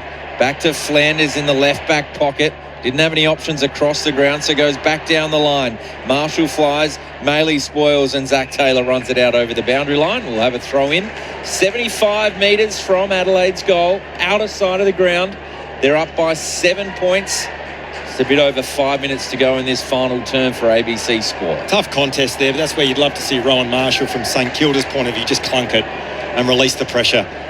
How good is footy? Single-digit margins all day. Tossed in. Marshall didn't have it. Pulled away by McAndrew. Play continues. Towed forward through centre wing by the Saints. Butts gathers. Quickly tackled. Got it out. Miller throws his body in and bounces off Ryan. Trickles the Saints' way. Hot handball. Comes out. Owens gets it to Wanganeen Miller. Tumbles it to Jack Higgins. He's there fortuitously in a paddock. Gathers, turns and goals. 4 for Jack. And the Saints bring it back to a point again.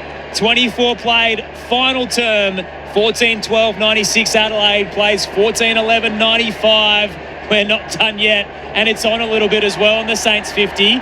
Michael Annie entangled with Garcia, who have to be separated, and Nasiah Wanganeen Miller is going to march to full forward. Yep. Could he do it again and be the hero? He was involved again. Yeah, absolutely he was. And just watching some of the behind-the-play stuff, Michael Annie's obviously getting under his skin because he's pushing and shoving and lost his call a couple of times, but talk about threatening positions to be in. Wanganeen Miller, a one-on-one out of the goal square. How's Higgins' space he was allowed there?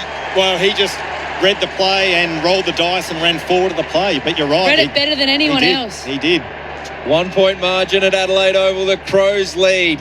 Back in the middle of the ground, Hall does it again for St Kilda with the clearance inside the forward 50, more towards right half forward. Sharman brings it to the ground. Laird read it best. Handball to Cook. He took on Wood, the tackler.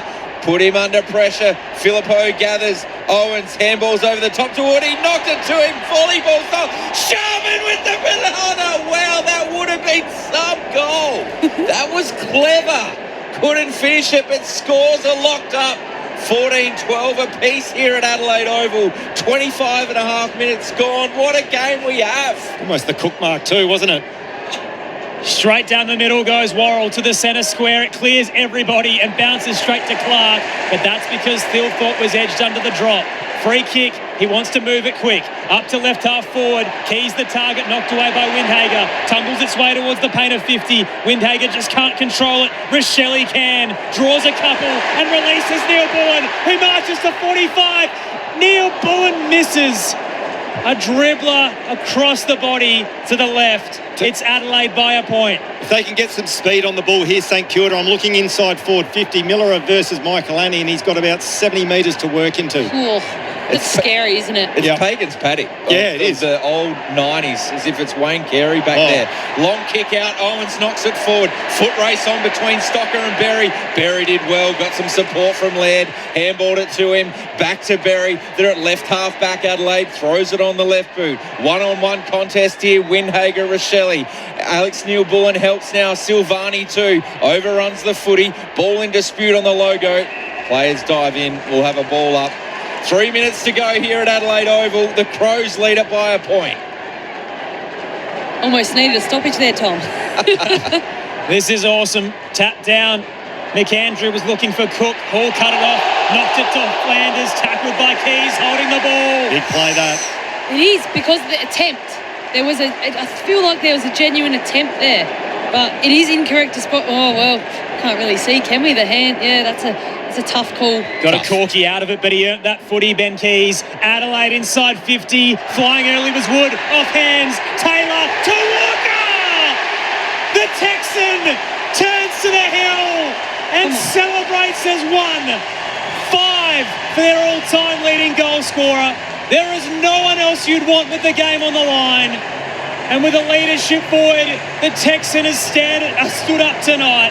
It is Adelaide by a 7-point lead. 15-13, 103. St Kilda 14-12, 96. 27 gone, final term. The Texan, the Lone Ranger in the clutch. That's on his left. Phenomenal. Like, that's just... The other thing I'd be doing if I'm St Kilda now, I'm putting Wangani Miller in the middle of the ground.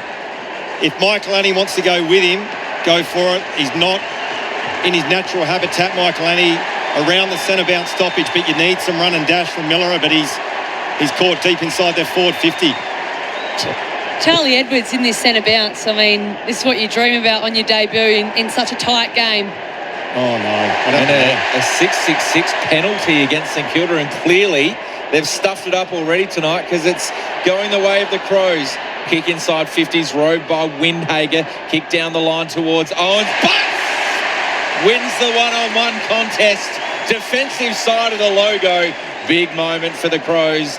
29 minutes gone in this final term. They lead it by 7 points. Butts up to left half forward. Throw a blanket over them as it comes down. Wood got hands to it. Front square. Cook with a beautiful blind turn and spears it to Walker again. Taylor Walker has understood the assignment tonight. Blanketed early by Wilkie, and with his back against the wall, without his star skipper, he has stood up.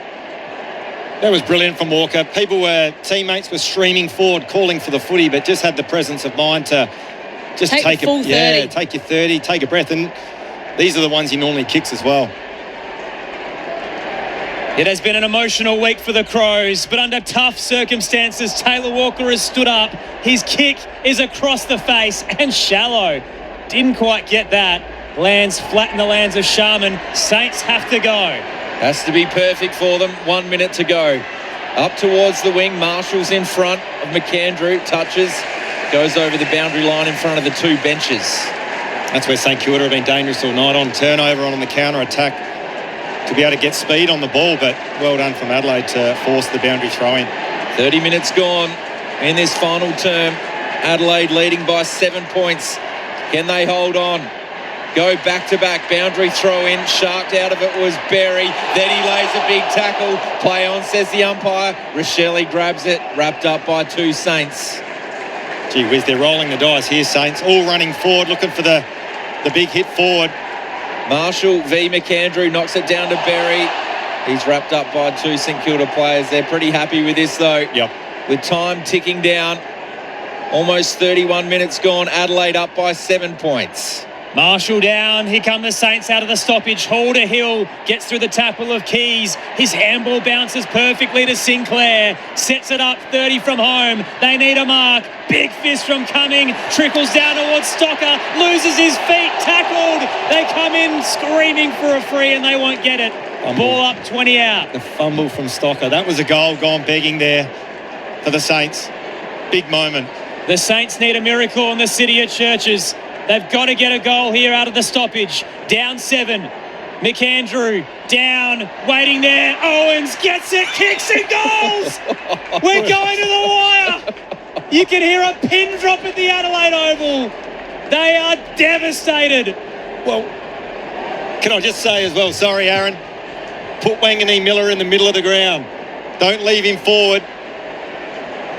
Crows by a point. 10 seconds to go, and this is where St Kilda does its best work. Oh, no. Is this Melbourne all over again? There won't be an infringement for a 6-6 this time, surely. Interested to see as well, have they sent Michael Annie in the middle? No, they haven't, so they're backing the guys in, the Rochelle, Berry, and the young fella, the first gamer in Edwards. But, wow, this is a big play. The forwards for St Kilda are all dragging them forward. Even the midfielder is that Windhager, who's pulled right out from the centre bounce circle. He's essentially at centre half forward. Yeah. It's a running race. So in the middle of the ground, McAndrew knocks it down to Berry. Handballs to Rochelle. He kicks over the top.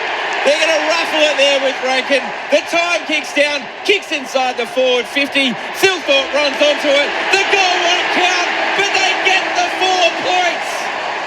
A Saturday night thriller at Adelaide Oval. It's been an emotional week. And the Crows get the win for the Dawson family.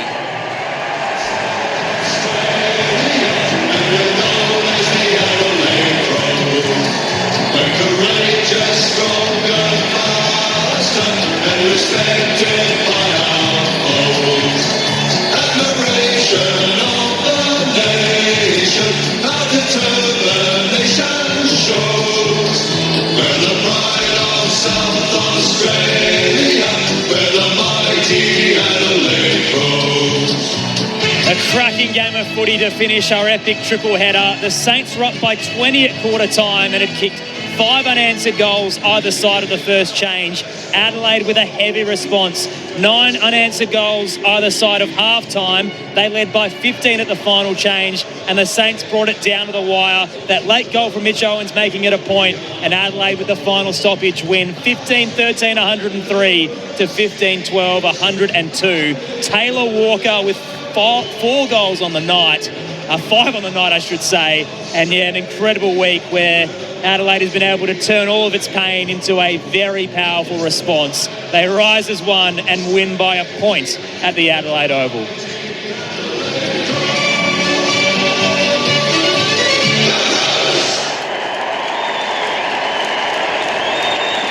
They come together as a community, the Adelaide Crows faithful.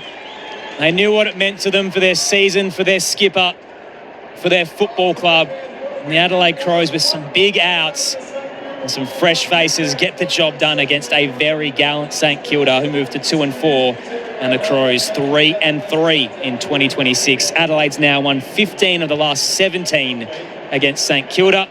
But gee, it was a line ball finish there. Ebony, Marinoff, Josh Francou, what did you make of it?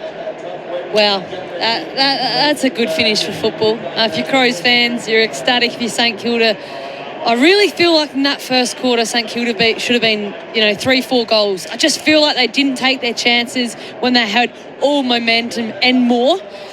But that last quarter, the way that Wangley Malera took that upon himself and set him, assert herself on the game was as impressive. And you talk about why he's the $2 million man, and that's why. I know they didn't win, but it's almost like the Nick Dacos last quarter earlier on in the week. I just feel like he just needs a few more cattle around him. Well, interestingly enough, I'd like to go back and look at the timeline of that last quarter, but he had 8 disposals in the first 10 minutes. And then first 8 or so, because I'm thinking, how is it taking them so long to get someone on him? Yeah, no, I totally agree. And then he ended up with 11 for the quarter, so Michael Annie ended up clamping him. They ended up putting Wanganeen Miller forward and didn't have a lot of influence. But I guess from a coaching move, Ross Lyon, where the Wanganeen Miller has just called it himself, it was nearly the deal breaker for Adelaide. And as we said, he inserted himself in the game. It changed all momentum. It did, absolutely, it did. And I think another one of the key moves from St Kilda's point of view was putting Marshall in the centre bounce. I thought he was outstanding as well, and started to get the St Kilda mids first look at it. I think in the third quarter, the Crows were 8-1 centre bounce clearances for 2 goals, 2, and it was 2-3. So St Kilda lost by 1 in that last quarter. But interestingly as well, and I know sides practice those match-winning scenarios all the time, and they spend a lot of time practicing it, reviewing it. I just can't help but think, and I'd like to have another look at it, but that last centre bounce, I thought St Kilda were probably just a little bit too aggressive. Was it still 19 seconds? Or 18, 17, 10. Oh, 10 was it? Okay. No, that's probably a little bit different. No, it was 19. Was it? Yeah, 19 seconds. Yeah. It's still a long time. So I thought potentially they were a little bit too aggressive with that. It was almost, you got to hit it, win it. If you didn't, you lost it. But I guess they still had to roll the dice and they had to score. Well, we saw numerous of times with both teams tonight when they were able to gain that centre bounce clearance. Yeah. It was full, forward territory. So, and even with the Adelaide Crows, I mean, that was a running race that, you had 5 forwards across the 50. But I feel like, your Braden Cooks, Zach Taylor had a few good moments as well. It was almost like the next generation had their skill sets on show tonight for the Adelaide Crows. There was just a couple of key, crucial moments that their skills stood out. Well, the other thing as well, I guess, where St Kilda would be ruining their, I wouldn't say opportunities, but patches in the game where Adelaide kicked 9 unanswered goal, which, and again, they talk about scenarios, and having been involved at AFL clubs, there's momentum swings within games, but you can't concede 9 goals in a row. But then on the flip side of that, St Kilda were able to kick 5 in a row. So the momentum swings within games, and it just shows you in the modern game you can kick goals, but and quick goals and change and swing momentum. I think the other thing from Adelaide's perspective, and I no doubt that Matthew Nicks will be asked about it in the press conference, but their starts continue to be a worry. And I think you mentioned at Ebony as well that St Kilda probably should have been further ahead. They absolutely dominated. They dominated the Crows in that first quarter. There were signs where it was like, wow, these guys haven't woken up yet. They haven't actually arrived at Adelaide Oval to play. But to their credit, they were able to turn the game around, and luckily enough for Adelaide and their supporters, they were able to hang on for a 1-point victory. It's been the midfield when they've started slow. Yeah. And I know I touched on it earlier in the game, but when you're having those hackball kicks and allowing Wilkie and the likes of Sinclair to dictate the game because there's no real help from the midfield nor on the other end, when St Kilda looked, they were out on their feet, the Crows defenders, and St Kilda's ball movement when they were quick and they were fast was so effective, but just not able to, I guess, get the scoreboard pressure in the first quarter. And again, St Kilda, credit to them to be able to come back and make it a game. But I just feel like on that fourth quarter, that coaching, whatever that may be, that changed all momentum for the St Kilda. They had all momentum in that first period of the fourth quarter. And if that was tables change, I feel like Adelaide Crows had all momentum to kind of, win by 3-4 goals, but yet it was a 1-point win in the end. Thoughts of Ebony, Marinoff and Josh Francou. They're with you for the next 40 minutes, so get in touch, 0437 774 774. Adelaide winners by a point. They're making the most of the celebrations as well after a very difficult week in the state of South Australia. Just quickly before we head into the rooms, Taylor Walker caught up with Fox very quickly after the post-game. Here's what he had to say about the week. Yeah, it's been a pretty challenging week for our footy club again, and for Dawes and his family. So it was pretty special to be able to come out here and get the 4 points and win by a point. Yeah, as I said, it's been a real challenging week for our footy club, and I think when things like this happen in life, Kath, that the best places to be is footy clubs. We've got amazing people. We've got an amazing amount of care and support, and we're going to wrap our arms around Dawson, Millie, and Tony, Marion, and Chloe, his sister, for a long time. And it'll be nice to get the skipper back when he's ready. So yeah, this is for all the Dawson family. So well said, Tex. It was heartbreaking but also heartwarming at the 12-minute mark in that first quarter when you had 45,000 Adelaide Crows fans and even the Saints fans standing up and applauding the Dawson family. That was pretty special, wasn't it? We're in an industry that no matter what footy club you play at, we wrap our arms around everyone and we're able to show so much support. So yeah, it's a pretty special moment, and as I said, that's one for the Dawson family. It's a win that can galvanise a group. We'll talk about it in the post-game, but, echoes of the Phil Walsh showdown and what that win meant to the footy club and what they've been able to pull off tonight without their skipper under tragic circumstances. The Adelaide Crows winners in a tight finish by a point against the Saints, and they're making their way down the race to celebrate down in the rooms at the Riverbank Stand end. 15-13, 103 Adelaide to St Kilda's 15-12, 102. Waiting down in the rooms for their arrival is Steve Murphy, who's in amongst the action. What's it like down there, Steve? It's very loud now all of a sudden because the players are just about to walk through the crowd here, so they look very happy, not surprisingly. Just seeing some emotions as Riley Philthorpe embraces Matty Nicks down the tunnel as well. All the family in present as well, and we saw earlier as part of the pre-game and during the tribute to the Dawson family during the game that Jordan is here, and I'm sure he would have been really grateful for what the fans were able to do tonight and what his football team was able to accomplish on the park as well, as they get ready for the song down in the rooms. And gee, it looks like a packed house, Noffy. Oh, absolutely. And footy's great, isn't it? You see all those boys that have kids, and okay, if you want. That's just the best part of this, I reckon. Let's head back down to Steve for the song. It's about to happen. Charlie Edwards is being drenched in Powerade, as you would expect. I reckon about 12 bottles worth. And we're just putting headphones now on someone's child. I think they've been handing it around. All right, here we go. Here comes the song. Right of South Australia, we're the mighty Crows. We're greater, stronger, faster, and respected by our foes. Admiration of the nation. passion, our determination. So Josh with pride of South Australia with the mighty Adelaide Crows.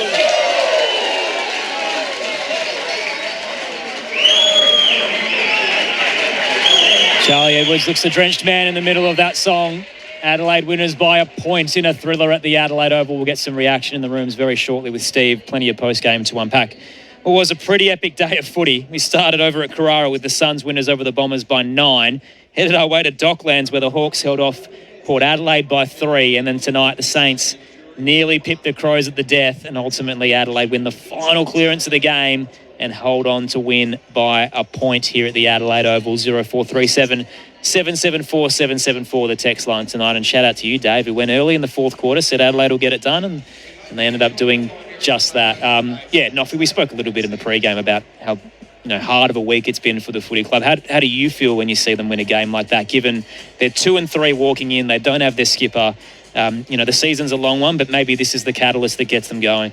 Oh, absolutely. I mean, I feel like going into this game, you didn't think that Dawson was going to play, but you just never know. And I feel like we touched on it pre-game in terms of what both teams. It's so early on in the season, but I feel like if you're not winning this one, especially where Adelaide Crows have dropped a couple that maybe they could have, they've only lost by 6 or so points. I feel like this was real crucial. It's a home game. We know that Adelaide Crows play well at home, and now they go up to the Gabba next week and play Brisbane Lions, which is always a task. I think someone during the week said it's almost like going and playing Collingwood at the G.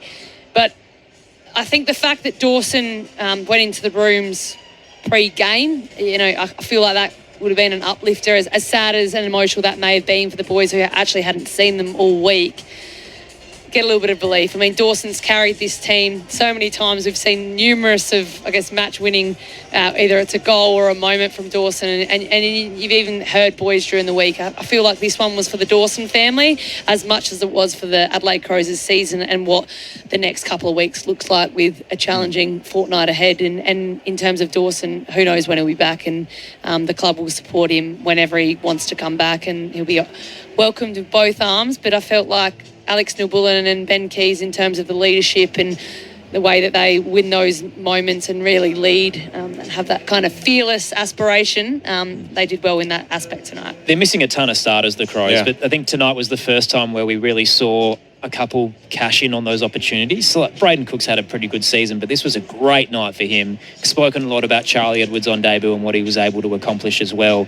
Ben Keys, we know what he can do at his best, but starting to really get into the season as well. So some of these guys, even Hugh Bond, who keeps finding himself in and out, but his disposal is so good, they're making the most of the chances. And by the time they're a fully fit side, which you hope will be sooner than later, they might start having some selection headaches, which is a good problem to have, Josh. Well, I think the other thing as well, I'm just looking through some of the numbers. Miller, Worrell, Laird, all defenders, the leading possession winners for the Crows. Peatling, obviously midfielder, Berry, and then Rankin, who pinch hits a bit in the midfield as well. So I guess the pleasing thing from Adelaide's perspective, they were still able to get the job done without their midfield really having a massive impact on the game. Thoughts of Josh Francou, Ebony Marinoff in the post-game. Adelaide winners by a point. Let's get some reaction in the rooms on ABC Sport. Down to you, Steve. Yeah, thanks, guys. I'm here with Max Michaelani. Big win. Well done, Max. I have to ask, first of all, clearly a sad and a tough week. How did everything turn around in terms of rallying together to be prepared for playing for a game of football? Yeah, as you touched on, it's obviously a really emotional week for the club. Dawson's the backbone of this footy club, and we love him so much. So our thoughts and prayers are with him and his family. But for us to come out and get a win for him, that was our focus. He's given so much to this club, so really wanted to win it for him, and we managed to hold on to a really close one. Another slow start. That must be a bit of a concern. Yeah, 100%. I think it's been a bit of a theme throughout the whole year, our slow starts, but in the good light, our ability to fight back from it has been a pleasing thing. But hopefully for next week, we'll have to look at a few things. We're still trying to make a few adjustments around that first quarter, and hopefully, we'll sort it out next week. On a lighter note, Finbar Maley took a great mark and kicked a goal in the second quarter, and Braden Cook kicked maybe goal of the year in the third quarter. Who are those two you're more likely to hear all about it from during the week? Cookie's actually a really, really, chill guy. He doesn't speak too much, but Finbar will definitely tell you all about it. If the mic was in his hand at the moment, he'd be telling everyone how good he was. But deservingly so. Both of them are absolute stars tonight, and I'm so happy to play alongside them. I'll hand you up to Tom, Aaron, Ebony and Josh Francou upstairs. Max, Josh Franco, congratulations on the win tonight. If we can go back, obviously we talked about the starts, or you mentioned the starts. Have you actually put your finger on what it is? Because obviously when you talk about trends in your first 5 or 6 games, that's an alarming trend. Have you identified what the issue is? Yeah, there's been a few things that keep popping up, but probably the main one's just CB. Our CB work hasn't probably been at the level in the first quarters, but in saying that, our ability to come out in the second quarter and get it right and maintain that for the rest of the game is something that we're pleased with. But again, we need to sort out that first quarter, and that's something we'll be looking to do next week. Well, the irony of that, mate, is you ended up winning the centre clearances 18-10 and kicked 4 goals too, so a pretty good return for effort in that centre bounce. Look, the other one is where you've talked about Finbar Maley. Charlie Edwards, his first game, I thought he showed so much composure for a first gamer. Yeah, 100%. I suppose it might be a surprise to some outside of the 4 walls of the club, but there's no surprise from us as players. What he's shown over the last few years, his ability to develop, play different positions, and he's been knocking the door down in the sample for a number of weeks, I suppose, where he's been performing at a really high level. So, his opportunity arose this week, and he took it with both hands, which is great to see, and he's a great guy, so I'm really happy for him. And Max, one last question from me. What's it like standing Wanganeen Miller deep inside your forward 50 when the game's on the line? You've got about 70 metres of space in front of you. No, it's not too bad, to be honest. Obviously, he's a star. And they look for him a lot, but I've got full confidence in myself and my skills. Maxie, Noffa here, great game again. What was the message, I guess, at the start of the game? Was that a soft tag, or what was it in the first quarter? Because they looked like they dropped it. No, we went to it in the first quarter, and we played as 5 forwards, which we felt was pulling us apart a little bit. You know, Wilkie and Sinclair were able to find a fair bit of the balls. So after the first quarter, we dropped the 5 forwards, went back to the 6 forwards, and that held us in really good stead. So is that a conversation that happened at the first break in terms of Wilkie and Sinclair's impact on the game?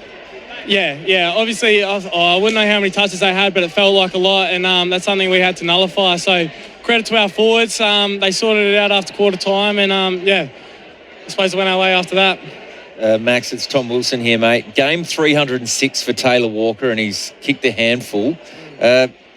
Is he ageing at all? It's quite a remarkable achievement to lead and lift the team, certainly in that second term. No, well, he's just walked past me right now, and still got a really good physique, the big fella. So I don't think he's slowing down at all. He's still got some of his best footy ahead of him. So I'm excited to see where he's going to go, and he's been a legend of the club for so long now. So it's credit to him. He's an ultimate professional, and we just love him around the club as a leader and a genuine good bloke. I was going to touch on that. He's still a big spiritual leader for the team, isn't he? Yeah, 100%. He's got a real presence about him and a wealth of knowledge. So we lean on him a lot, and without Dawes tonight, he really stood up in a big way. So walk us through that, Max. It's Aaron Bryans here. So Alex Neil-Bullen stands in as a skipper. Taylor Walker's kicking 5. Ben Keys is finding some form. All of the guys who are around your leadership group, how much important were they tonight to be able to fill the void of Jordan and then, be able to really channel the group the right way? Yeah, I suppose that's what we expect from our leaders. They set the tone and the rest of us kind of followed. But in saying that, some of our young players and Hugh Bond, you touched on Cookie before, but these guys seeing what our leaders do and then performing to their level as well is something that we're really proud of, and hopefully we can keep it up. Hey, I want to give you your flowers, Max. I feel like the defence of the Adelaide Crows is definitely the pillar of your success so far this season, including last year as well, and you've been doing it without Mark Keane. Can you just walk us through the start of the year when you lose your pillar down back and how you've been able to so quickly adjust and still hold the fort down when at times you've been getting smashed at clearance? Yeah, obviously losing Keane is obviously really unfortunate for us. But to his credit, he's put the head down and worked really, really hard. So we're getting back in maybe around 5 weeks, I want to say. So we're excited for that. But, the boys stepping up like Wayne Malera and Josh Worrell, even Nick Murray, Jordan Buss, Hugh Bond, the list goes on. So we've started to play a fair bit of footy together now, and we feel like we're gelling really well. And that's why we're standing up in big moments. So hopefully we get Keeney back soon, and we're excited for that. But I'm really proud of how we went about it. It's never as good as it seems either, Max, or as bad as it can be as well. But you're 3-3 to start the year, and your combined losses are just 16 points against some very good sides. So, the messaging from Matty Nixon, even just internally in the playing group, where do you feel you sit right now? Is the season about to open up now that you've strung together a couple of wins? We think so. We've never lost confidence, to be honest with you. A few results didn't go our way, but we showed glimpses where we played really, really good footy. That's kind of carried over from last year. But back to our previous conversations around first quarters, they've really let us down. And when you're playing from behind the whole game, it's often tough. But hopefully we can rectify that. And you'll see us get a lot more wins throughout the remainder of the season. So a couple of guys who are closing in on returns. One of those, Darcy Fogarty, so he's been probably worse than we expected in terms of that injury to his back. Dan Curtin's eyeing the showdown. Are we going to see some big ins at the Gabba next week, or maybe in a fortnight's time when you get the big blockbuster clash here with Port? No, we're really hopeful to have them both back playing footy very, very soon. I think Dan Curtin's going to come back through the sample next week, I believe. Don't quote me on that, but that's what we're looking at the moment. And I'm actually living with Fogarty at the moment, so he's in high spirits at the moment, and he's thinking he might be back for next game. So fingers crossed. Hopefully they both recover, and we'd love to have him back. Unfortunately, Tom's writing down the quote right now. He's ready to run it on 7, I think. But no, he's coming back next week. That's run on 7 already. That's an excellent line, though, Max. Thank you. And Brisbane next weekend at the Gabba, always a big task. How do you tackle the Lions as you move through this winning streak? Yeah, well, they're a really experienced side, and it's going to take our best, especially going up there and travelling. But we're confident in the group that we have at the moment to get it done, and that's what we're looking to do. Thanks for your time, Max, and congratulations. An epic win tonight. Enjoy it, and we'll see you in a fortnight's time here for the showdown. Thank you very much. Thanks for having me on. Max Michaelani downstairs. Adelaide winners by a point over St Kilda. It went right to the death. One more stoppage with 10 seconds to go, and Adelaide hang on. And as we kind of touched on through that interview, Max and the defensive six have played such a crucial role in getting Adelaide through some really difficult opponents through the last couple of months. Yeah, and like we've always said as well, even in the early games of this season, that it's so difficult. I don't care what side it is, so difficult to replace the talent that's gone out through injury. We saw, I think it was Collingwood a couple of weeks ago against Brisbane. They didn't have Moore, they don't have Dacos, and they look like an average team. So for Adelaide to be able to be 3-3 after a really difficult opening 4 or 5 games, with momentum, players coming back, I think it's a huge result for them. The injury list is getting better and better. Yeah. So it's Archie, who's a fortnight away, Dan Curtin through the sand for Darcy Fogarty, TBC, and then, Mark Keane, 5 weeks, and you can probably throw Hinge in there. But at the start of the season, it was some real A-graders, and now it's the gap is closing in terms of the guys they're missing. Yeah. And I guess when you run through a patch of a season when you have a lot of key players out, you've just got to try to hang on and scrap wins out like they did tonight. So full credit to them. You weren't a fan of the Sandful comment, Josh, of Dan Curtin coming through the twos? No, he's playing. Oh, no, that's right. I was wondering what was going on with your face there. So the Roosters are in a bit of trouble. No, we'll be fine. Context for those around the country, Josh Francou is the North Adelaide senior coach, so I understand now why that's bad news for you. That's why I've been watching Matthew Nix's press conference. As soon as they drop, I'm all over it. Anyway, we'll see. Let's have a chat about the Saints. So John and Eden Parks got in touch on the text line 0437 774 774 and says, enjoyed the game tonight. Ross Lyon's position as St Kilda coach must surely be under question. Have invested big cash on players for 2026 and they continue to fail to deliver. I'd go as far to say that St Kilda won't win a premiership with him as coach. That's from John. And there's probably a few little things to unpack there. The lack of Max King obviously has hurt them. Yep. But also, you weren't overly bullish heading in, Josh, about what they could do tonight. It ended up being a bit closer than we probably anticipated. But it's just hard to gauge where they actually really sit. They're 2-4, but at times they've been really uncompetitive in quarters, haven't they? Well, the fact that they could allow 9 goals against after their start, that's an alarming trend as well. We saw it last week. They started the game really well against Port Adelaide, and in the end, probably lucky to get away with that based on what Port Adelaide did to them, probably more so in the second half of that game last week. But it is a bit of a concern. To be honest with you, they performed a lot better than I thought they were capable of tonight. So from my point of view, I'm not a St Kilda supporter by any stretch, but all the Saints fans out there, I think you can look at it glass half full or glass half empty, and I think they are actually okay tonight. My big concern is the DeConing Marshall. And Marshall was outstanding, I thought, in the ruck. They looked a lot better, particularly in centre bounce. DeConing's not really influencing the game. So that's a bit of a worry. How they manage that throughout the course of the season is going to be interesting. But look, I think from St Kilda's point of view, putting the money aside and whatever they've paid, the other issue for me is when you've got someone like a Silvani having to match up on a Phil Thorpe, he's just fighting out of his weight division. And I would say it's unfair on him, but who else do they have to come in and play that role? Caminiti's probably the one that's missing. Correct. So he's a week or two away with the hammy, which is, your two bookends basically are unavailable. And we've just spoken about how sides find it difficult to deal with key players that are out, particularly the sides that are probably sit outside the top 8. They can't afford to lose key players. Some of the top sides can because they've got depth of talent coming through, but someone like a St Kilda, you take Max King out, and as you said, Caminiti's a huge hole. And they have to score with all the small forwards, which they were able to effectively do tonight. Just quick one back on De Koning. He was the third ruckman out there. So McAndrew, who's played 6 + 2 games, 8 games in his AFL career, he's beaten him comfortably.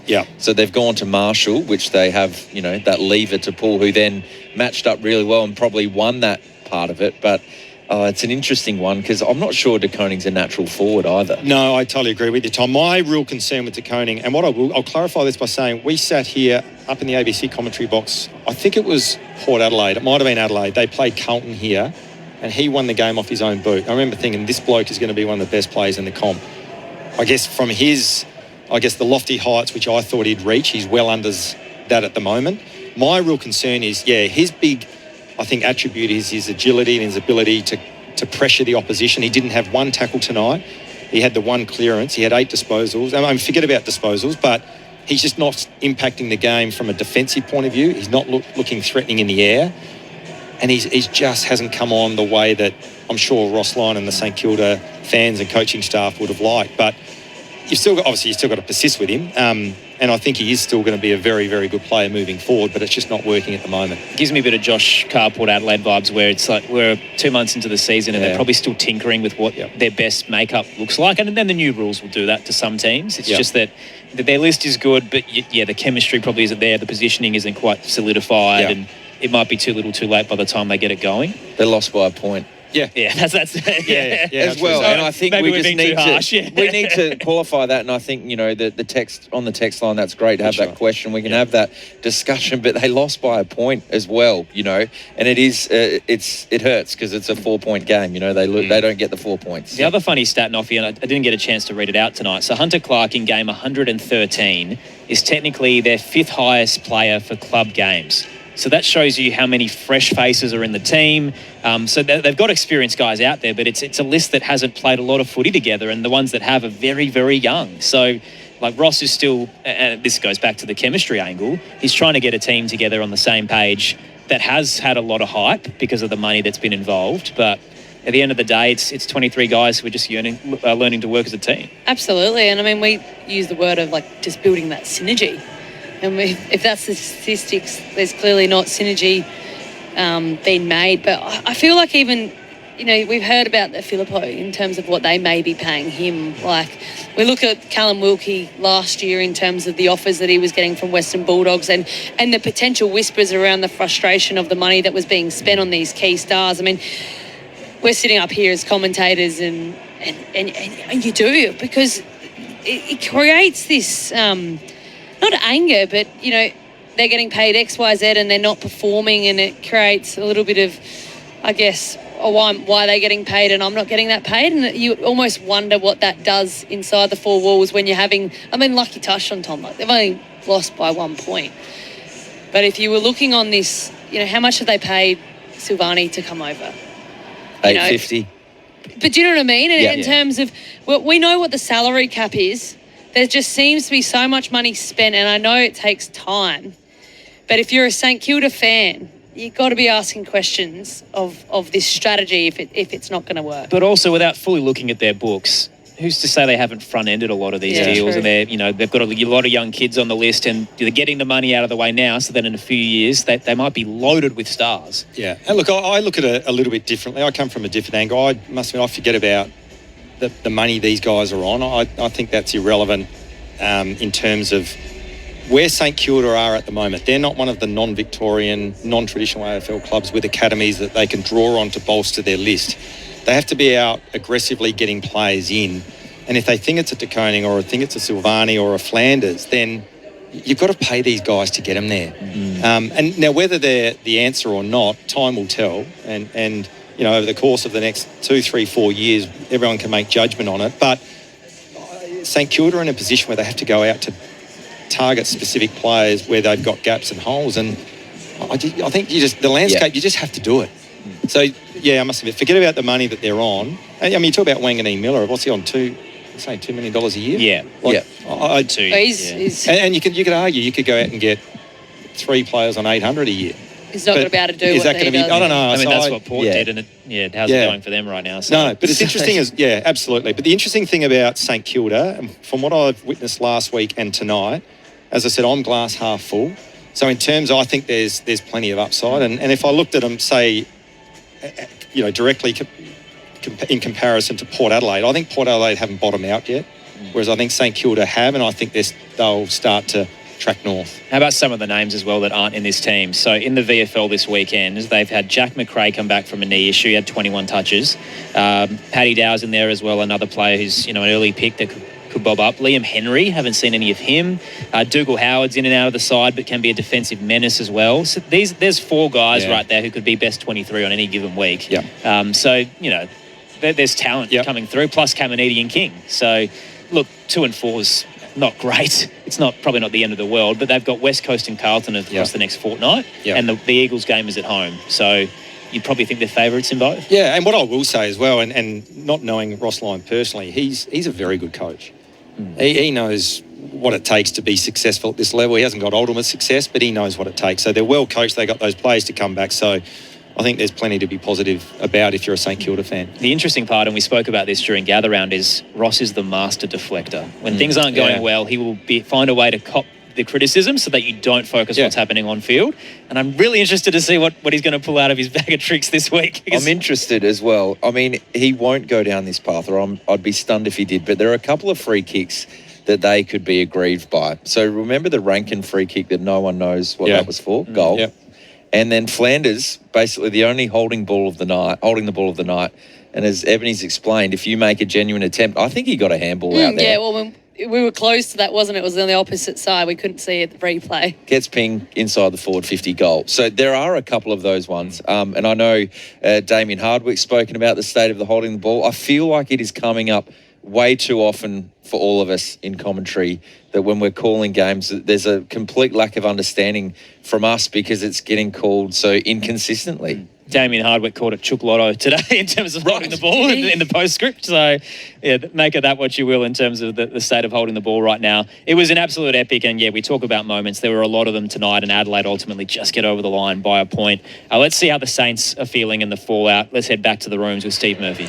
Yeah, not too bad, actually. A lot of shaking of the head as if to say, close but not quite kind of thing, I think. A few smiles here and there. No surprises who the most popular player is. Everyone's holding up signs and wanting selfies with Wanganeen Milera. A couple of girls held up a sign saying, "Can we have your shoes?" Sadly, when he walked out, he was in bare feet, so that was never going to happen. But you know what? Considering they've lost, they're not too bad in terms of spirit at the moment. So 2 and 3 at the moment, St Kilda, and the Eagles to come, and then Carlton straight after that as well. Thanks to Steve, who made his way over to the Saints rooms to get some of the vibe down there after the conclusion of their trip here in South Australia. And as we touched on through the call, the record probably stands at 1-1 now in terms of teams who stayed during Gather Round, and what happens across that fortnight. No one's been able to go unbeaten through their trip. But yes, Saints, nearly got there. It was a point in the difference, and Adelaide get the job done to move to 3-3 on their year. Ebony, Marinoff and Josh Francou here as well, unpacking it all for you. Dean on the text line says, did the Saints have some money to burn on the players from being in deficit, and therefore long-term it will average out? I'm sure their aim would have been to be a competitive team in 2 to 3 years. And that's where I sit, Dean, is that without, again, seeing their actual books, I'm sure the list managers made a plan here, which is eventually the money will balance out and you'll be able to continue to bolster your list once you've kind of front-ended those deals. The other thing is, Wanganeen Miller is on $2 million a year, but it's only a 2-year deal. Yeah, that's so right. He's going to come out of contract pretty soon, and then, questions will be asked again about what they do there and if the pool to come home is there as well. That being said, the capital that the Power would have had to make an offer is probably a bit harder now with the potential changes to the draft academy system, which probably why they're a bit aggrieved about it. But I think they are, and however that plays out, I think that would have been part of their future planning. But there's a Zach Butters issue there. If he doesn't stay, they're certainly going to match it. But if they end up trading him, they'll have the coffers to completely unload on Nasiah. So they're in a position, Port, whether they need to get one of those guys. But it is a big couple of years for the Saints and Naz, and the pressure that's on him to perform every single week. And he's going to be a big part of whichever club's future. And I'm sure that the Saints will be confident that they'll be able to keep him long term. Probably underestimated how much him staying allowed them to go get other players and I guess win them over the line. So we're sitting here saying he's certainly worth the $2 million, and we saw tonight live just how good his foot skills are and his evasiveness and things, but I guess it's underestimated. And I'm sure St Kilda really understand what him saying yes, and you even heard when players agreed to come across that him staying was a key reason as well. So a few things to do with that as well. Absolute draw card to play with one of the best players in the game for sure, and the hope that he can carry you towards a premiership as well, like he almost did in the final quarter. He was terrific. And yeah, there might be a few questions, even though Adelaide won, about how they manage superstars in the clutch, because mentioned in the pre-game, but yeah, Dacos, Bontempelli, Wanganeen Miller, they do get a hold of them, and they don't really have a O'Sheen Mullen who blanketed Bont the other night, so they probably need somebody like that in a matchup like that. Funny old day. We've had a lot of fun with the footy. So Gold Coast winners by 9 over the Bombers. Hawks defeated Port Adelaide by 3 and Adelaide winners by 1. It's the first time since August 2018 that there were 2 AFL games on the same day where both sides kicked over 100 points.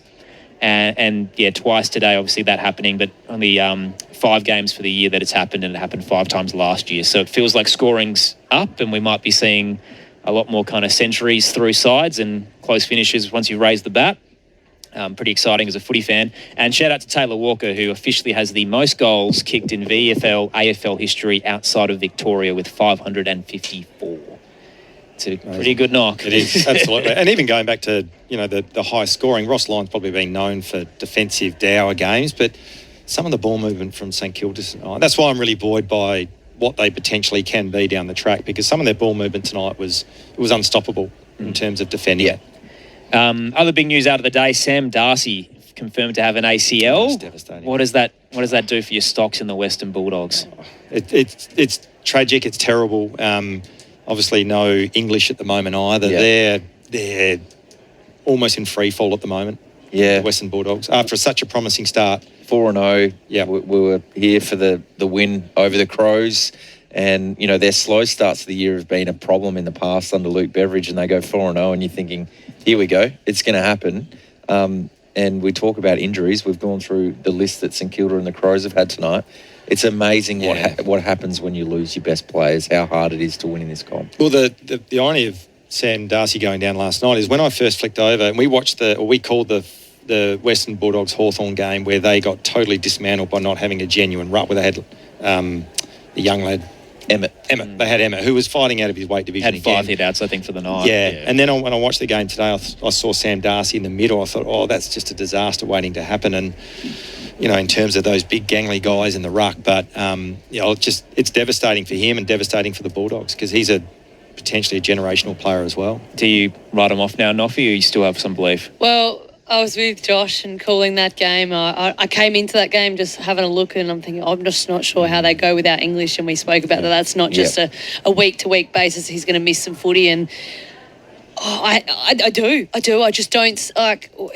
And you feel sorry for the kid. I mean, it's devastating. We've watched footy for a long time. Unfortunately, there are just some athletes that get the worst end and they have some real tough luck, and that's sport.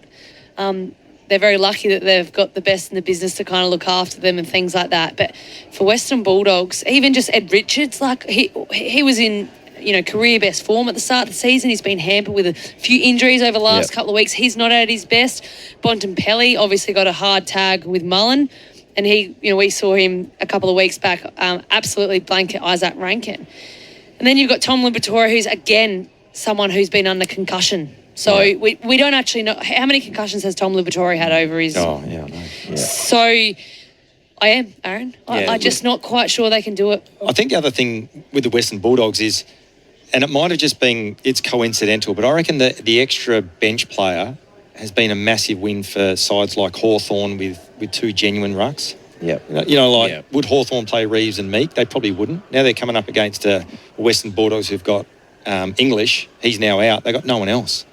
So I reckon that's how it's going to play out, that if your ruck stocks aren't where it needs to be, then you're going to be found wanting. Well, you saw a couple of weeks ago when Adelaide trial and error with O'Reilly and McAndrew against Fremantle, against the Darcy. Yeah, which they felt worked for them, but then they did drop O'Brien straight after. But I don't know how much of that was saving face in terms of the messaging.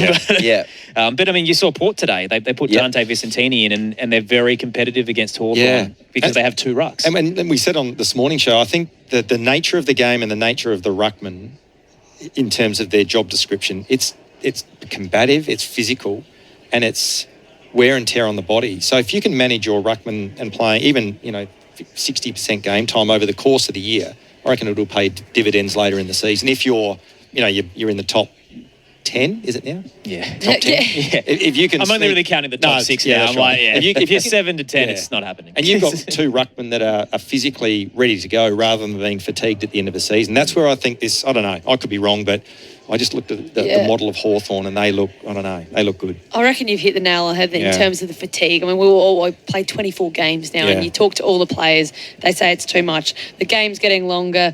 Yep. And that's such a crucial part of the game. We saw the centre bounce clearance really dominant either team tonight. Yeah. When you've got two, with the jumping rule as well, we're bringing in more collisions, more impact. I think you're absolutely right. You'll see come September in terms of the freshen up that, those teams that are playing two genuine rucks, whether that's 60-40, 50-50, real benefit from that. The other thing as well with ruckman, and it's interesting, I reckon, narrative around ruckman goes in waves. You don't need a good ruckman. Rubbish, because you don't know how important they are until you haven't got a good one. Ask Western Bulldogs now if they'd like a Jordan Sweet or a Rowan Marshall playing for them. Because as you touched on before, if you don't even have two, you're risking a forward by putting them in as the pinch hitter, and then you're robbing Peter to pay Paul by throwing someone out. The other big story out of the day was the follow-up to the Elijah Hollands issue on Thursday night, and we don't want to speculate on exactly what occurred for Elijah that night. Carlton have said it was a mental health episode. There were some reports today from Caroline Wilson that potentially Elijah has told Collingwood players he was under the influence, or at least had drunk before the game. Again, this is entirely down to the AFL's investigation moving forward, which they put a statement out today saying Carlton, once they've conducted a review, need to essentially tell them everything they've learned. How hard do the AFL need to go here? Because I feel like most of the footy community has banded together saying that something unacceptable has happened here, where a player has been put in a compromising position and has copped a lot of heat from the footy public because he clearly wasn't in a condition to play. I think they've got to go hard, to be honest with you, when you're talking about the well-being, physical and mental well-being of a player. And the thing that staggers me is that there's so many people in the change rooms before a game. There's players, there's coaches, there's welfare staff, there's psychologists, there's your nutritionist. Oh, I was going to say, there's even a nutritionist. Yeah, there's everyone. So how has that got through the net? And again, I don't know if this is right, but was he getting his heart rate monitored in the third quarter? Is that there was talk of that? Yeah, I've heard some speculation. Whether that's right or not. But if that is the case, and then he still goes out in the ground, I don't know.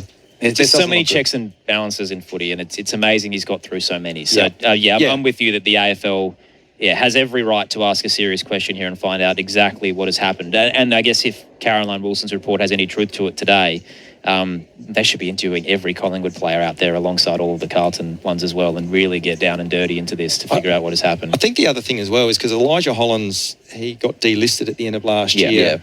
Obviously with his off-field issues, and I don't know whether the board have to tick it off or how it works to get him back on the list, and then for this to happen again and it go unnoticed, particularly in a game when it's prime time in front of however many thousand people, it's a worry. The other problem without opening a can of worms with 2 minutes to go in our coverage is, and Ebony Marinoff touched on this, under the new drugs policy, senior coaches aren't actually allowed to know if a player's having any problems anymore. So that puts them in a compromising position as well, because, say something is happening with Elijah, Michael Voss might not be allowed to know about it anymore. Well, you saw in his press conference, I think he said that he'd had a poor sleep maybe the night before. It was an anxious day. And So, and that's the new policy, and obviously the AFLPA, have those policies in place and liaise with, I guess, AFL as such. But you just find it even as a player myself, you find it so interesting that the head coach that makes so many crucial decisions has,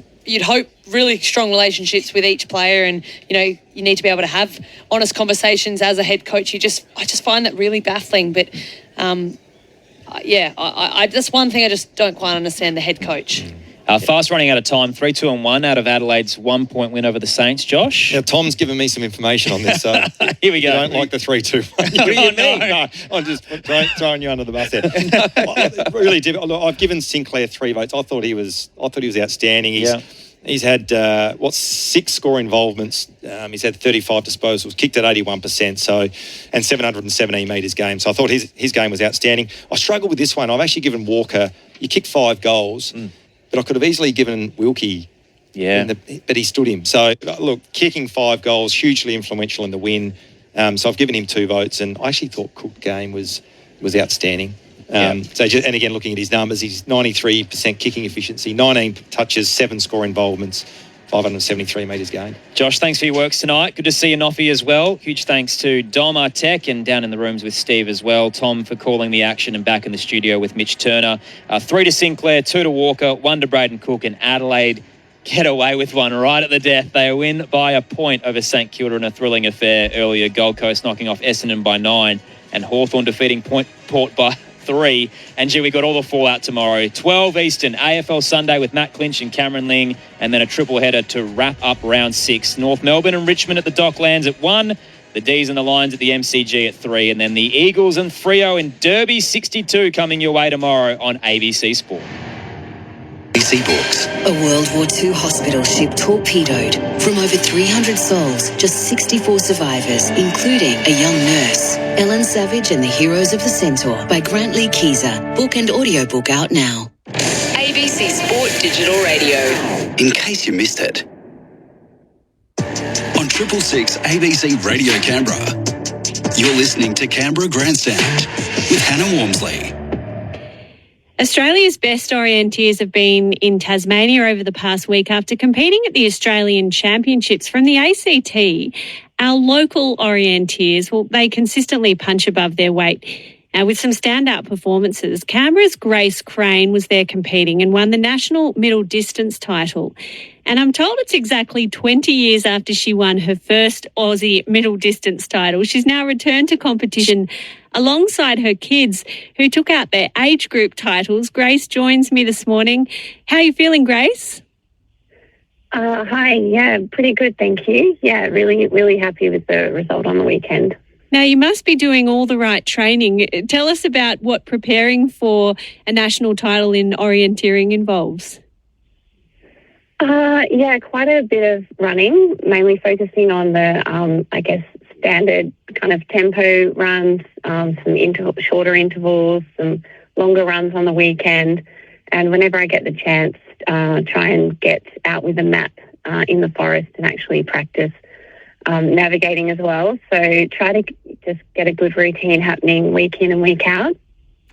And I had some good training for a few months in the lead up. That consistency matters so much, doesn't it? Tell us a little bit about the competition there in Tassie. What was the terrain like and what distance did you cover for the title? Yeah, it was a real mix. There were 4 titles up for grabs altogether. There was the Australian Sprint Distance Championships, and that is quite short really, with a winning time of around 12 to 15 minutes. So it's fast and furious. And that's generally around built-up areas like school campuses or buildings. So in this case, it was around a farm school near Hagley. The following day was the Australian Middle Distance Championships. So that was in some really interesting hilly granite terrain in the Fingal Valley. And that was around 35 minutes, so still quite short. So really got to keep the pace up. And the following day was the Australian Long Distance Championships. And that was more hilly, spur, gully terrain, actually with some really steep hills. So it definitely was to the advantage of anyone who's trained over those longer distances, and that was around 100 minutes. So yeah, a really good mix of terrain and also, distance of the races. So there was the relay, was the fourth one the next day. And you're required to compete in all of them to take out the title? No, on this occasion, it's just you can pick and choose your events, although generally everyone who comes to the carnival competes in all of them, but there were standalone titles up for grabs this weekend. Grace, it sounds like a lot of fun. How did you get into orienteering? Because if you have won a title 20 years ago, you've been doing this for a little while. Yeah, I sure have, actually. I first got into it, my parents took me and my siblings along. They saw an ad in the paper for a local event in Hobart, and so we kind of went along to a couple of come and try it events, kind of more like a family bushwalk, really. And then a bit later I got into it during primary school. Yeah, so around 14, the age of 14, I kind of started doing it on a weekly basis and really got hooked. And then, my teenage years is where I really developed my navigation skills. I went to training camps. There's some really interesting terrain around St Helens in Tasmania, where I grew up. So, I refined the navigation there, and then, in my 20s, just lifted the level a little bit with where I was competing, and got my first title when I was about 23. And that is Canberra orienteer Grace Crane, as she competed at the Australian Orienteering Championships this week in Tassie. Two of her young daughters won their age group competitions as well. And it was 20 years since she won her first Aussie middle distance title, now returned to competition alongside her kids. And I spoke to her just before we went to air this morning. And she's on her way back to Canberra after that national championships. But as I mentioned, the orienteers from Canberra, they really do punch above their weight consistently, winning national titles. Wow.